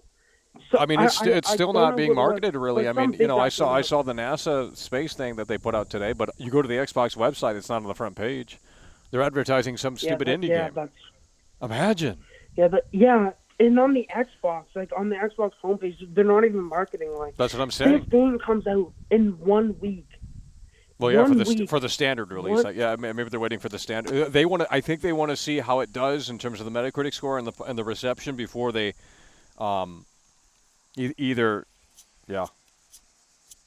I think tomorrow will be a big day for Starfield. I think they're going to release a trailer. The launch trailer. Maybe early access or something, yeah. And then I think they'll do something else before early access or the day of early access. I think. Well, hopefully they give us an update on when they're going to remove the boundaries on the planets. I don't think they will. No, what do you mean? Honestly. I'm sorry, Troy, but I don't think this game is going to do as well as it was hyped. I really don't. And Troy's going to hate me for this, but I think it's going to be trash. Not on the Cyberpunk level, but I think it's going to have. I don't think it's going to have as many bugs as other Bethesda's games, but I don't think it's going to be lasting like other Bethesda's games. I don't think it's going to have that longevity. I think it's going to get boring within 3 to 4 hours, 5 hours. I don't think it's going to have that longevity. Yes, that's what I think. I don't think it's going to have that longevity like Oblivion and all those other Bethesda. I don't think so. I really don't think so. I think within 3 to 5 hours. Didn't they say they said the game basically doesn't start until you have 100 hours in it or some shit? I don't know about what that. What do you mean? That's what Pete Hines said. But he also said that you can walk across the whole planet, which I mean that just ain't really true. Yeah. He said that, and then he didn't. They're saying a lot of stuff. Carry out on it. But I don't think they're going to remove. I don't think they can remove the barrier. Well, no, I was joking. Obviously, they can't. Otherwise, they wouldn't have had it in there to begin with. And what do you think that day one patch is going to do? What do you think that's going to do to the game? I don't know. It's a 15 gigabyte day one patch. 15 gigabytes. 15? That is not the full gigabyte size on Xbox. Right. The full gigabyte size is 126, and it's 100 on Xbox right now.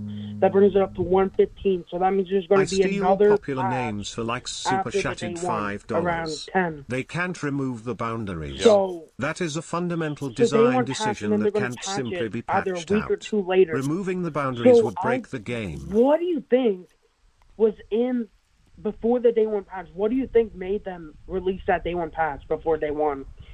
That because somebody had to notice something was wrong for them to release it that early. I don't know. But I don't know. Like they released it really early. Like they released a day one patch pretty early. Yeah. So there had to be something that somebody reported to them that something was. Well, they probably had it. They something probably had it was in the works for a while. They usually do the day one stuff before it's actually out to make sure it's ready for everyone. Oh yeah, that is true. Yeah, I didn't think about that.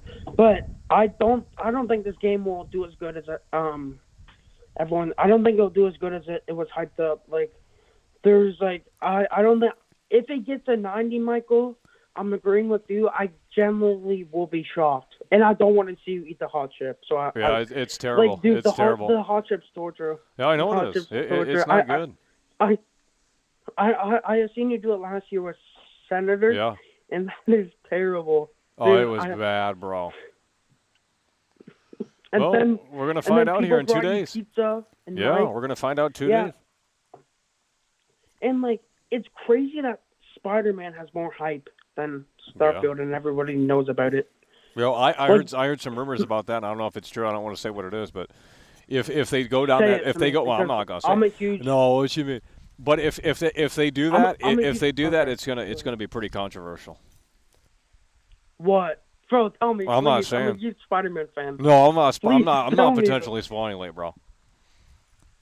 Okay, but GameStop did leak that Venom is playable. They said. Really?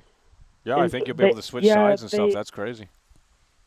They released a Twitter post saying, check out new gameplay soon for Venom. They leaked it on their Twitter, so you can play as Venom. So that's going to be huge.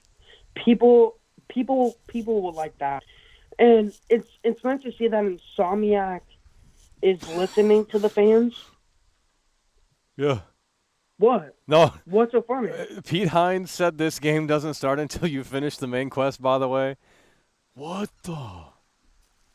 Well, if that's 100% true, we might be talking about game of the generation here.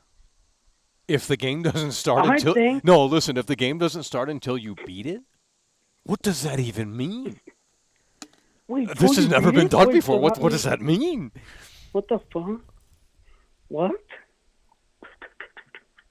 Bro, what does that mean? Exactly. So it doesn't start till you beat the main game. What? Does that mean the ending's trash? I don't know what it means. But, dude, bro, I think I'm gonna be real for a second. I think the game starts after the space combat. In the leaks, I think it starts after the space combat. Like in the leaks, you could see the guy. He was in the ship doing space combat. I think after that, you go to a new planet, and then that's where the game begins. I really think that, but I'm very concerned for the planets because if it really does take 30 to 40 minutes to reach the boundary, there shouldn't be boundaries. There shouldn't be boundaries. None. Like, that's insane. Like, for a space game, like, you have to do it right. You have to. Yeah. And I don't think people understand that. If you, like, it's a space game. You have to do it right. I don't think people understand that this is Xbox's last chance. And it sucks because Troy's a big fan, and it's going to be fast, moving the wheels. What the? Hello, you're on the air. Oh my God, bro.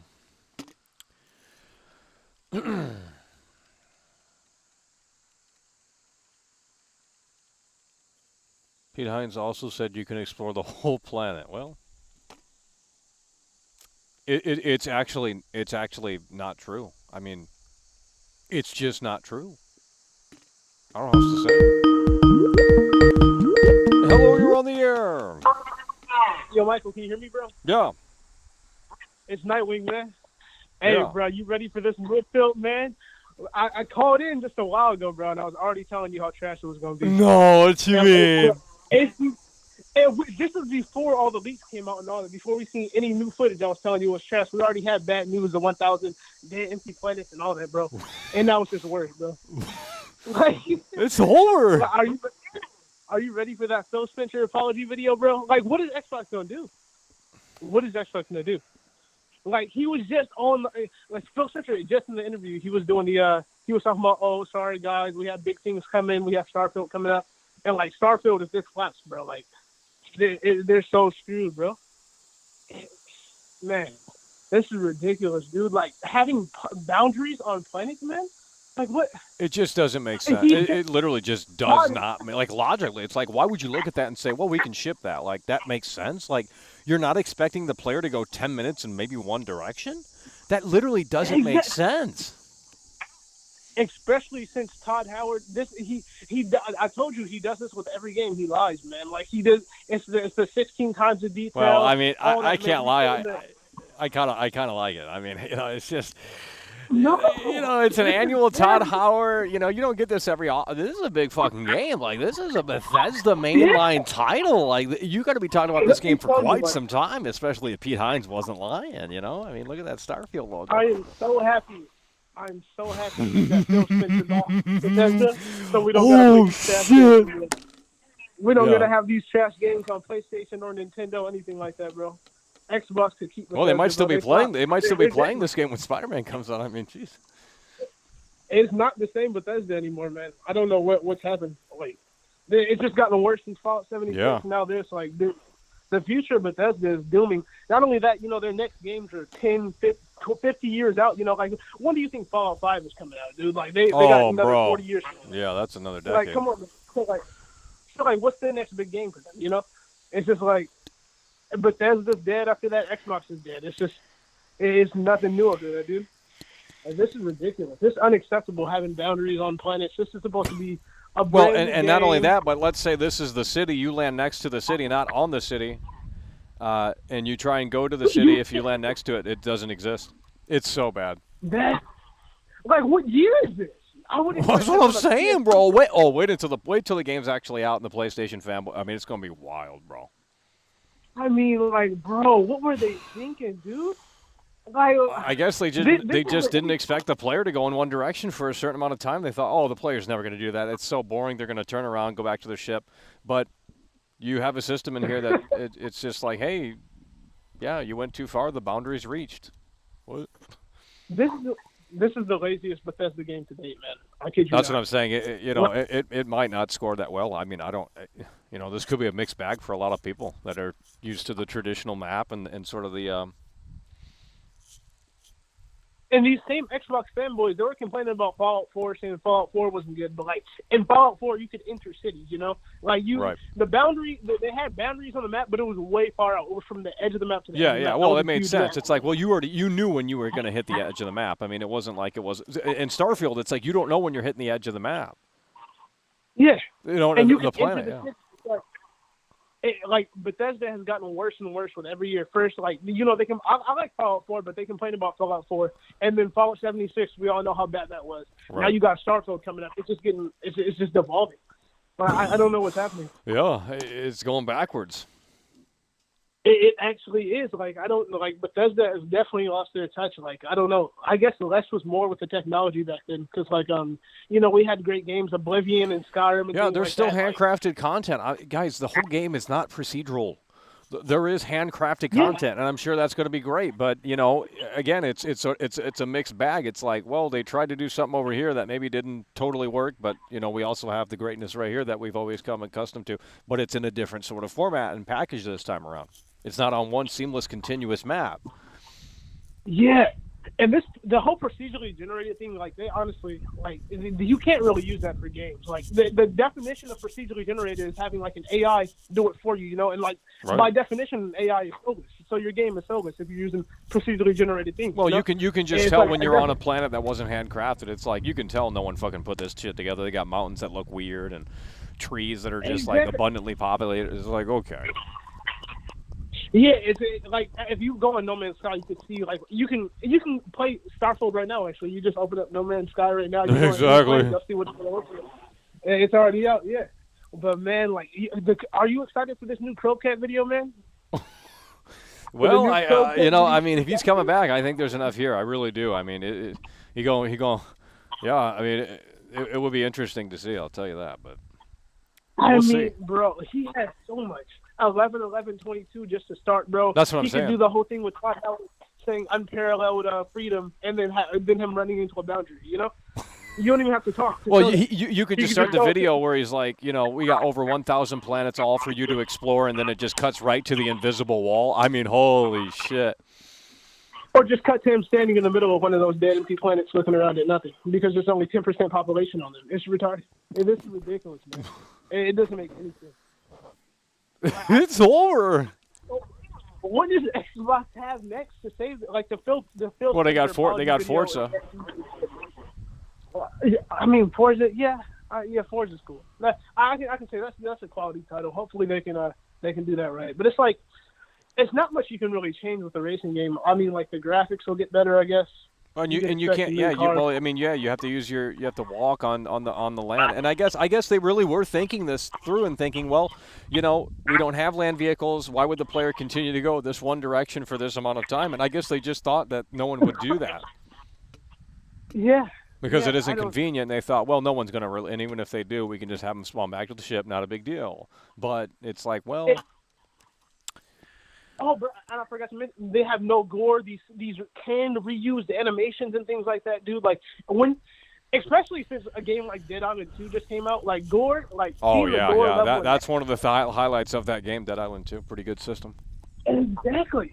Yeah, and that game it's not that great on its own, but that gore system, honestly, it took it from like a 5 out of 10 for me to like a 7 to 8 out of 10. Yeah. Just with that gore system. Just because like how in depth that went, how much more fun it makes the combat and things like that. But like you compare that to Starfield with literally no gore, dude. It's just like, how can you release a brand new game after something like that came out with no gore, especially when your previous games had gore in it? Exactly. Like, and then you're a stickler for the details too, man. Like me, like you go in and you really look at things like how when you were playing Red Dead, you were looking at the NPCs and what they were doing and things like that. Like I know that when you play Starfield, bro, when you see those animations get reused over and over, you're gonna get sick of it. Yeah, it's just I don't know. Like, dude, it's for Bethesda game, especially. Not to mention that Xbox is $1 billion company itself. Bethesda is $1 billion company itself as well. Maybe the game had some. Why would they? I don't know. Maybe when they got bought out by Xbox, maybe that really screwed things up for some reason. I honestly, bro, I don't know. Because they obviously had to have a PS5 build at one point. I want to say that, but they had Fallout 76 come out before that, so it's like I feel like it's been a downfall for them lately. Like just ever since like Fallout 4, like they have definitely lost their touch. Like something's gone unequivocally wrong, as you would say. Yeah. Like man, it's been bad for Bethesda. Like that's why I was already skeptical. Like I wanted this game to be the reason why I buy a PC or buy an Xbox, because I wanted to buy a PC and mod the crap out of this game, play it for all it's worth, have hours and hours of content. Because like we haven't had a big major RPG since Baldur's Gate 3. That kind of I wasn't expecting that game. I got that game. It's pre-ordered on my PlayStation, but we haven't had any big games that'll keep you occupied for a really long time. Long time, I was hyped for Starfield and hoping it would be the reason I buy a PC, but bro, I'm not buying a PC for that. Come on. I was going to buy a really nice $3,000 PC. It would get my start into PC gaming. I started off with Starfield or whatever, but now, dude, seeing this, come on now. Xbox is dead, I mean, after this, dude, a 70 and 80 isn't going to cut it. This would have to be a 95 to 95. It needs to be a there ain't 95. no way, bro. Dude. There's no way this is getting a 90. I will be blown away if this is a 95. Yeah, it's definitely not getting a 95. And imagine if it did, though. The PlayStation fanboys, bro. Oh, bro. That'll be more entertaining than the game. To see the meltdown. Yeah, they'd be trying to find anything. Hell, I might have a meltdown. I'm gonna get mad if it gets a 95. Like, dude, that ain't no fucking 95, bro. Yeah, no. It needed to be a 95 though in order to save Xbox. So like, bro, we can't just keep saying, "Oh, this game is gonna save Xbox. This game is gonna save Xbox." Eventually, you can't save it. It's just dead. Yeah. It's like it's not really like because after Starfield, it's like no one game is gonna save Xbox. They're gonna need like. Well, they got the Microsoft Flight Simulator DLC next year. They got Stalker 2. I mean, Stalker 2, isn't that looking bad too or something? It's like. Yeah. Oh, the downgrade for that, bro, is insane. Yeah. And Copecat will probably make a video about that. Copecat is going to be taking apart Xbox for the next few years, so I'll have plenty of content here. And plenty of content from Xbox. They're just throwing it at them. Let's go. Let's go. It is hype season. Todd Howard's going to deliver, and it is a big question mark, and I'm going to tell you what. Both sides are they are so excited here. I am too. Are you ready? Did you see the Colleen Ballinger apology video with that ukulele? No. Are you ready for Phil Spencer to do the same thing? Well, Phil Spencer, he's going to pull out the ukulele and make an apology video. There's no way. I mean, bro, he's got to do something, bro, because after Starfield flops, like, what is he going to say? Like, oh, we're sorry, wait for Forza 5? Like, come on now. Just wait some more. Keep waiting for us, guys. You just bought this $500 console. Just keep waiting. Or you subscribe to Game Pass all this time. Keep waiting. Like, come on now, man. And they just removed the dollar thing from Game Pass, like Duncan was saying, bro. Yeah, they it's probably just, like, did. fumble. It's over. I know, man. I don't want to take up too much more time, Michael. Oh, yeah. Take care, bro. Take care. Right on. Oh, why is it so fucking loud? Hello, you're on the air.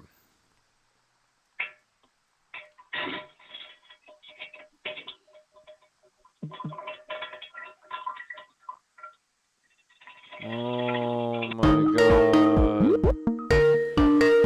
Oh, Jesus Christ. Quit with that fucking noise. Stupid song. Hello, you're on the air. Hello, Mackle. Long-time listener, first-time caller. How are you? Oh, yeah. So, I want to talk to you. I don't know if you remember this little game called Elden Ring. Yeah. Yeah. This game, I think that's exactly what Starfield's going to do to us. It came out, a bunch of people talked about it. Apparently, it was everyone's mother's lover. And nowadays, everyone's playing Dark Souls 3 again. Yeah, that might. Yeah, I mean, that could be a possibility. When Elden Ring first came out, I decided I had never played a FromSoft game. I played Dark Souls 1, Dark Souls 2, Dark Souls 3. Then I went to Elden Ring. I'm telling you, I couldn't wait to beat that game. I couldn't be over. But, you just brought up that point about Pete Hines talking about the game isn't started till it's over. I read somewhere about New Game Plus in Starfield. Have you talked about that? Yeah, a little bit. Yeah, I mean, who knows? But I think that's what he's trying to hint to, a New Game Plus, which, let me tell you, I've never been much of a replayer. Dark Souls 1, I replayed once.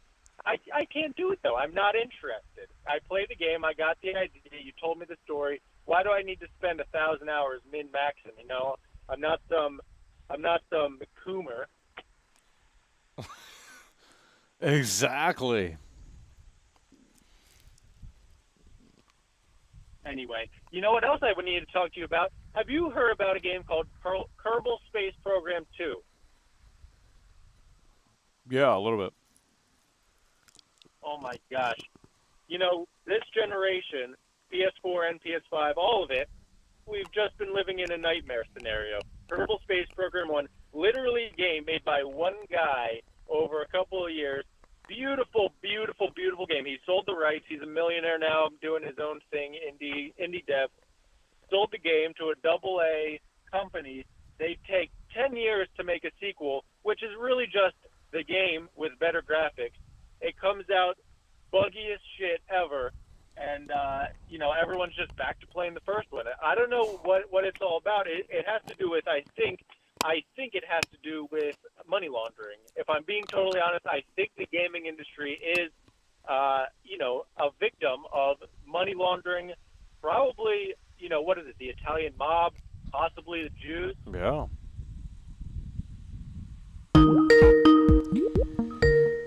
Hello, you're on the air. Hashtag Mob Duncan.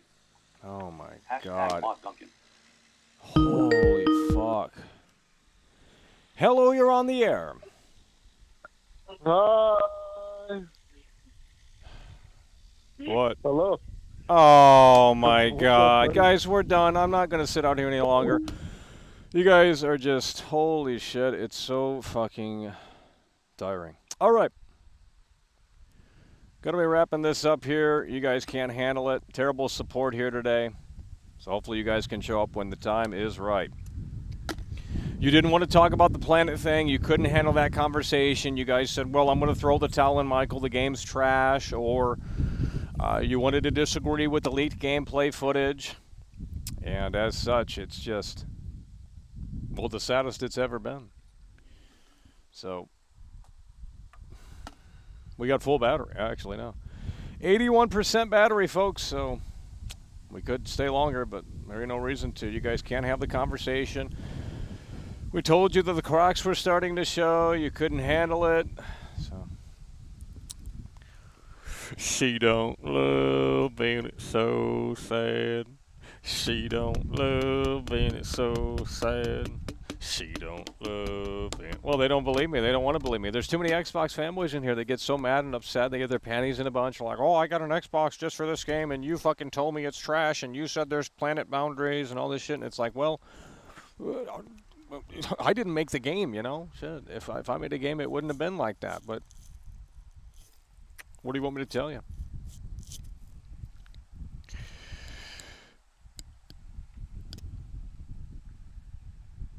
So you don't love it. Don't leave. Guys, I can't just sit out here for fucking hours and hours, okay?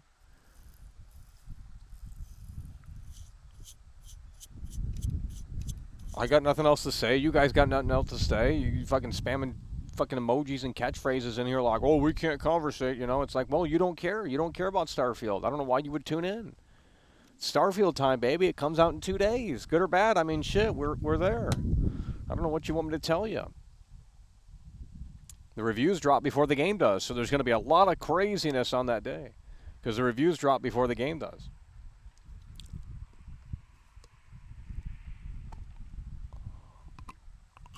Food review? I ain't buying no fucking food. That shit's expensive, homie. Shit. Unless you're talking McDonald's. The boundaries have been patched out. Okay, buddy. Who's saying that? I mean, look, if the boundaries did somehow get patched out, I mean, that would be a dub. But it ain't gonna happen. It's over! Because no one cares. It's people are saying, oh, it's just a talking point, and it's like, well, the real Michael maybe Myers it is for some people, but $9.99. what if you do walk 10 minutes in one direction? I dare you to stay alive until Starfield comes out. No, I don't think that would be. There's nothing to do. I'm not going to have energy. It's just, guys, I can't, come on.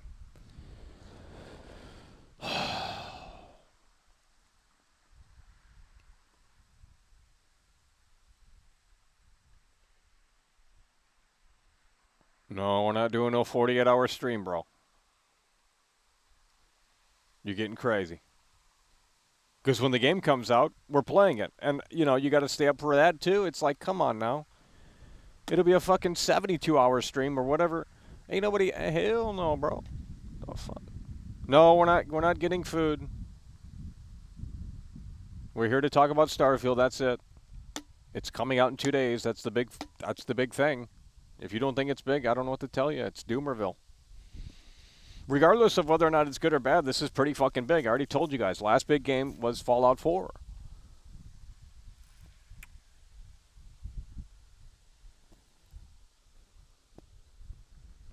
No, we're not. I'm not streaming for that long. I'm not doing it. I'm not going to do it. If we don't have anything to say, there's no point to go live. I barely had something to say today because I already knew this was going to be a tough stream because you guys weren't going to agree or you didn't care. And I'm not trying to like make you cancel your pre-order. I mean, you do what you want to do, but you need to see the reality of it, and the reality of it is as clear as day.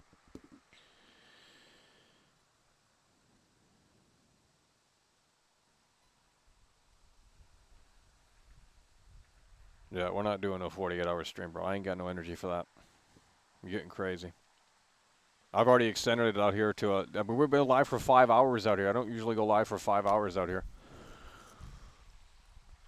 But you guys just want to sit around and like, well, we're bored till Starfield, Michael. We got nothing to do. This is the best time right now. You get the big hype coming, Once you beat the game, you can start to get bored of it, and you get, I mean, you don't even, and the problem is people rush because they want to beat other people in terms of the progression. Like, oh, you can't get ahead of me. I'm going to see if I can beat the store before you do. So they rush through these games and all this shit. And Pete Hines said the game doesn't start until after you beat it. So, I mean, shit. Well, if you want to call in, I'll open up the lines again. But if not, I don't really want to. No one has anything to say. It's just either pander or, they're not going to call in to disagree. They don't want to hear it. I don't know what to tell you. She don't love. I don't.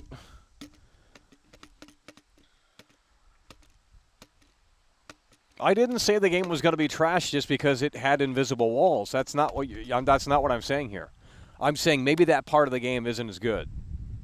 And maybe that is going to be the trash part of the game. If there is going to be a trash part of the game, maybe it's just that. I'm not saying the handcrafted content could outweigh any of that shit. That's why maybe the reviewers are hinting at maybe it doesn't fucking matter at the end of the day because of what's going on here with the handcrafted content with the 4 major cities. The planet thing is just kind of icing on the cake in some people's eyes, and so then it really just depends on what you're wanting to do here in this game and what you want to put priority to. You want to focus on the curated content, the main quest, the side quests, the factions, the so on and so forth. Sure, that's probably all going to be pretty rock solid. I don't have any reason to not believe in any of that stuff. But when you want to talk about the planets and the 1,000 plus planets and the boundaries and the way the game kind of works, in a lot of ways, I mean, from what we've seen, that is quite disappointing. Now, is it going to totally impact your experience? Most people aren't going to give a shit, and that's probably why Bethesda did it that way. Not only did they probably have to, but it just probably doesn't really matter. Who's going to really walk on a barren planet for 30 minutes? I mean, I mean, actually, you know what? Now that I think about it, that's not true. Because what if you see something in? Hold on, this is a problem. This is a problem because it doesn't make it obvious when the end is, when the barrier is coming. So, what if you see something in the distance that you want to like look at further? Like maybe it's a hill you want to climb up to get a better view or some shit like that. And then you hit the invisible wall. You can't go to what you're seeing. So it actually is kind of a problem. Because if the procedural generate, if that produces something cool and you see it off in the distance, it's like you might not be you might not know that the game does have the boundary shit. So I mean, I'm not saying it's make or break. For a lot of people, they won't give a shit, and a lot of people are going to be in the fast travel menu more so than ever. Because it's nothing seamless, so it's like, well, fast travel. It's not going to be a big deal for a lot of people, but it is what it is.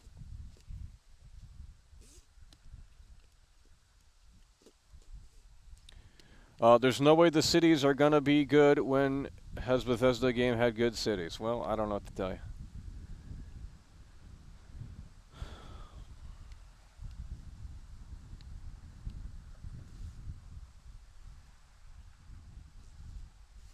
Well, that's the only way I could see it being a problem is if you look at something really cool and special off in the distance and you say, well, you want to go to it, and then, you realize that you walk so far from your ship that, there is a radius, and you're tethered to basically, I don't know. If there's a way they can make it better, I mean, we'll see. But it's probably set in stone. Couldn't tell you. It's an invisible wall, and it's not obvious. I mean, that's the problem with it. It's not like it's coming or, I don't know. People don't care. It's just, you can't have conversations about games out here. It's just, we don't care, we're consuming. And I'm not saying it's a make or break situation, because I said, if you don't give a shit, then most people aren't even going to probably go to the planets, because why would you? I mean, there's nothing to fucking do on them. That's why space games are kind of boring. I mean, quite frankly, unless you can really figure it out. And I think had they went down the Mass Effect approach and just did like 4 planets or some shit like that and just curated the shit out of them, I think that might have been better. 4 handcrafted planets from Bethesda, that would have been fucking. Now, you would have to scale the planets down to a smaller size like fucking Pluto or something, to a really small, even smaller than that probably, to do handcrafted planets where you can actually just walk around the whole planet. I don't know. I mean, I forgot how Outer Worlds does it. I mean, we pulled that screenshot up earlier, but outrage baiting, by the way. No, I'm not outrage baiting. There's 400 people in here. It's not really impressive numbers. We like 2 days ago, we had like 700 people in here. I don't know why. I guess the conversation's already done. I guess people stopped caring already. But it's not rage baiting. There's nothing to. How am I rage baiting? If I say anything, good or bad, it's going to bait someone into fucking disagreeing or agreeing. Like, it doesn't matter what you talk about. Everyone's got an opinion. They're willing to share it. Okay, well, I'm going to do it too. If that puts people into a rage mode, then I don't know what to tell them. Couldn't tell you. Liza P hasn't been released yet. Well, we played the demo for that, and it seems kind of polished.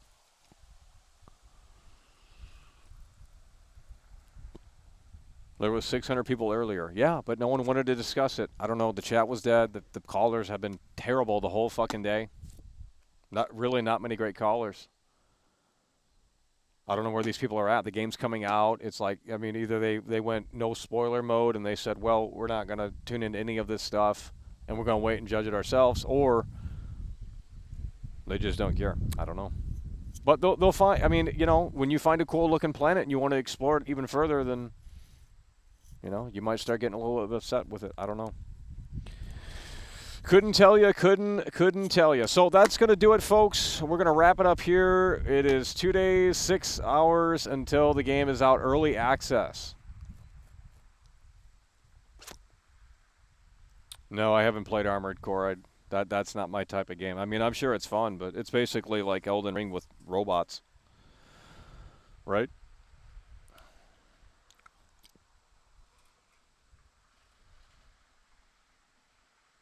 Perhaps not a great host. You're just informed I'm not a great host. What does that even mean? The fuck are you smoking, dude?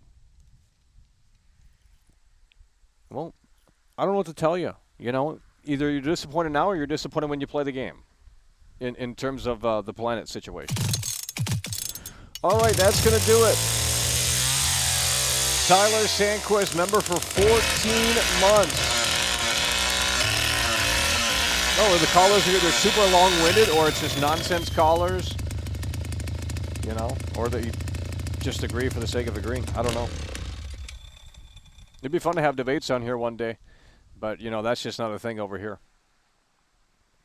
You can't get Xbox fanboys over here to actually say you're wrong. Either they don't want to call in or they're too, I don't know. So, yeah, that's going to do it. We'll see you tomorrow, more than likely, so stay tuned. And like I said, if Starfield gets a 90 or above on Metacritic, we will consume the hot chip, which is not great. So, which it might get a 90 or above. I don't know. But with that said, that's going to do it. Appreciate you guys for tuning in, tagging along, supporting the show, and we'll see you next time. It's over.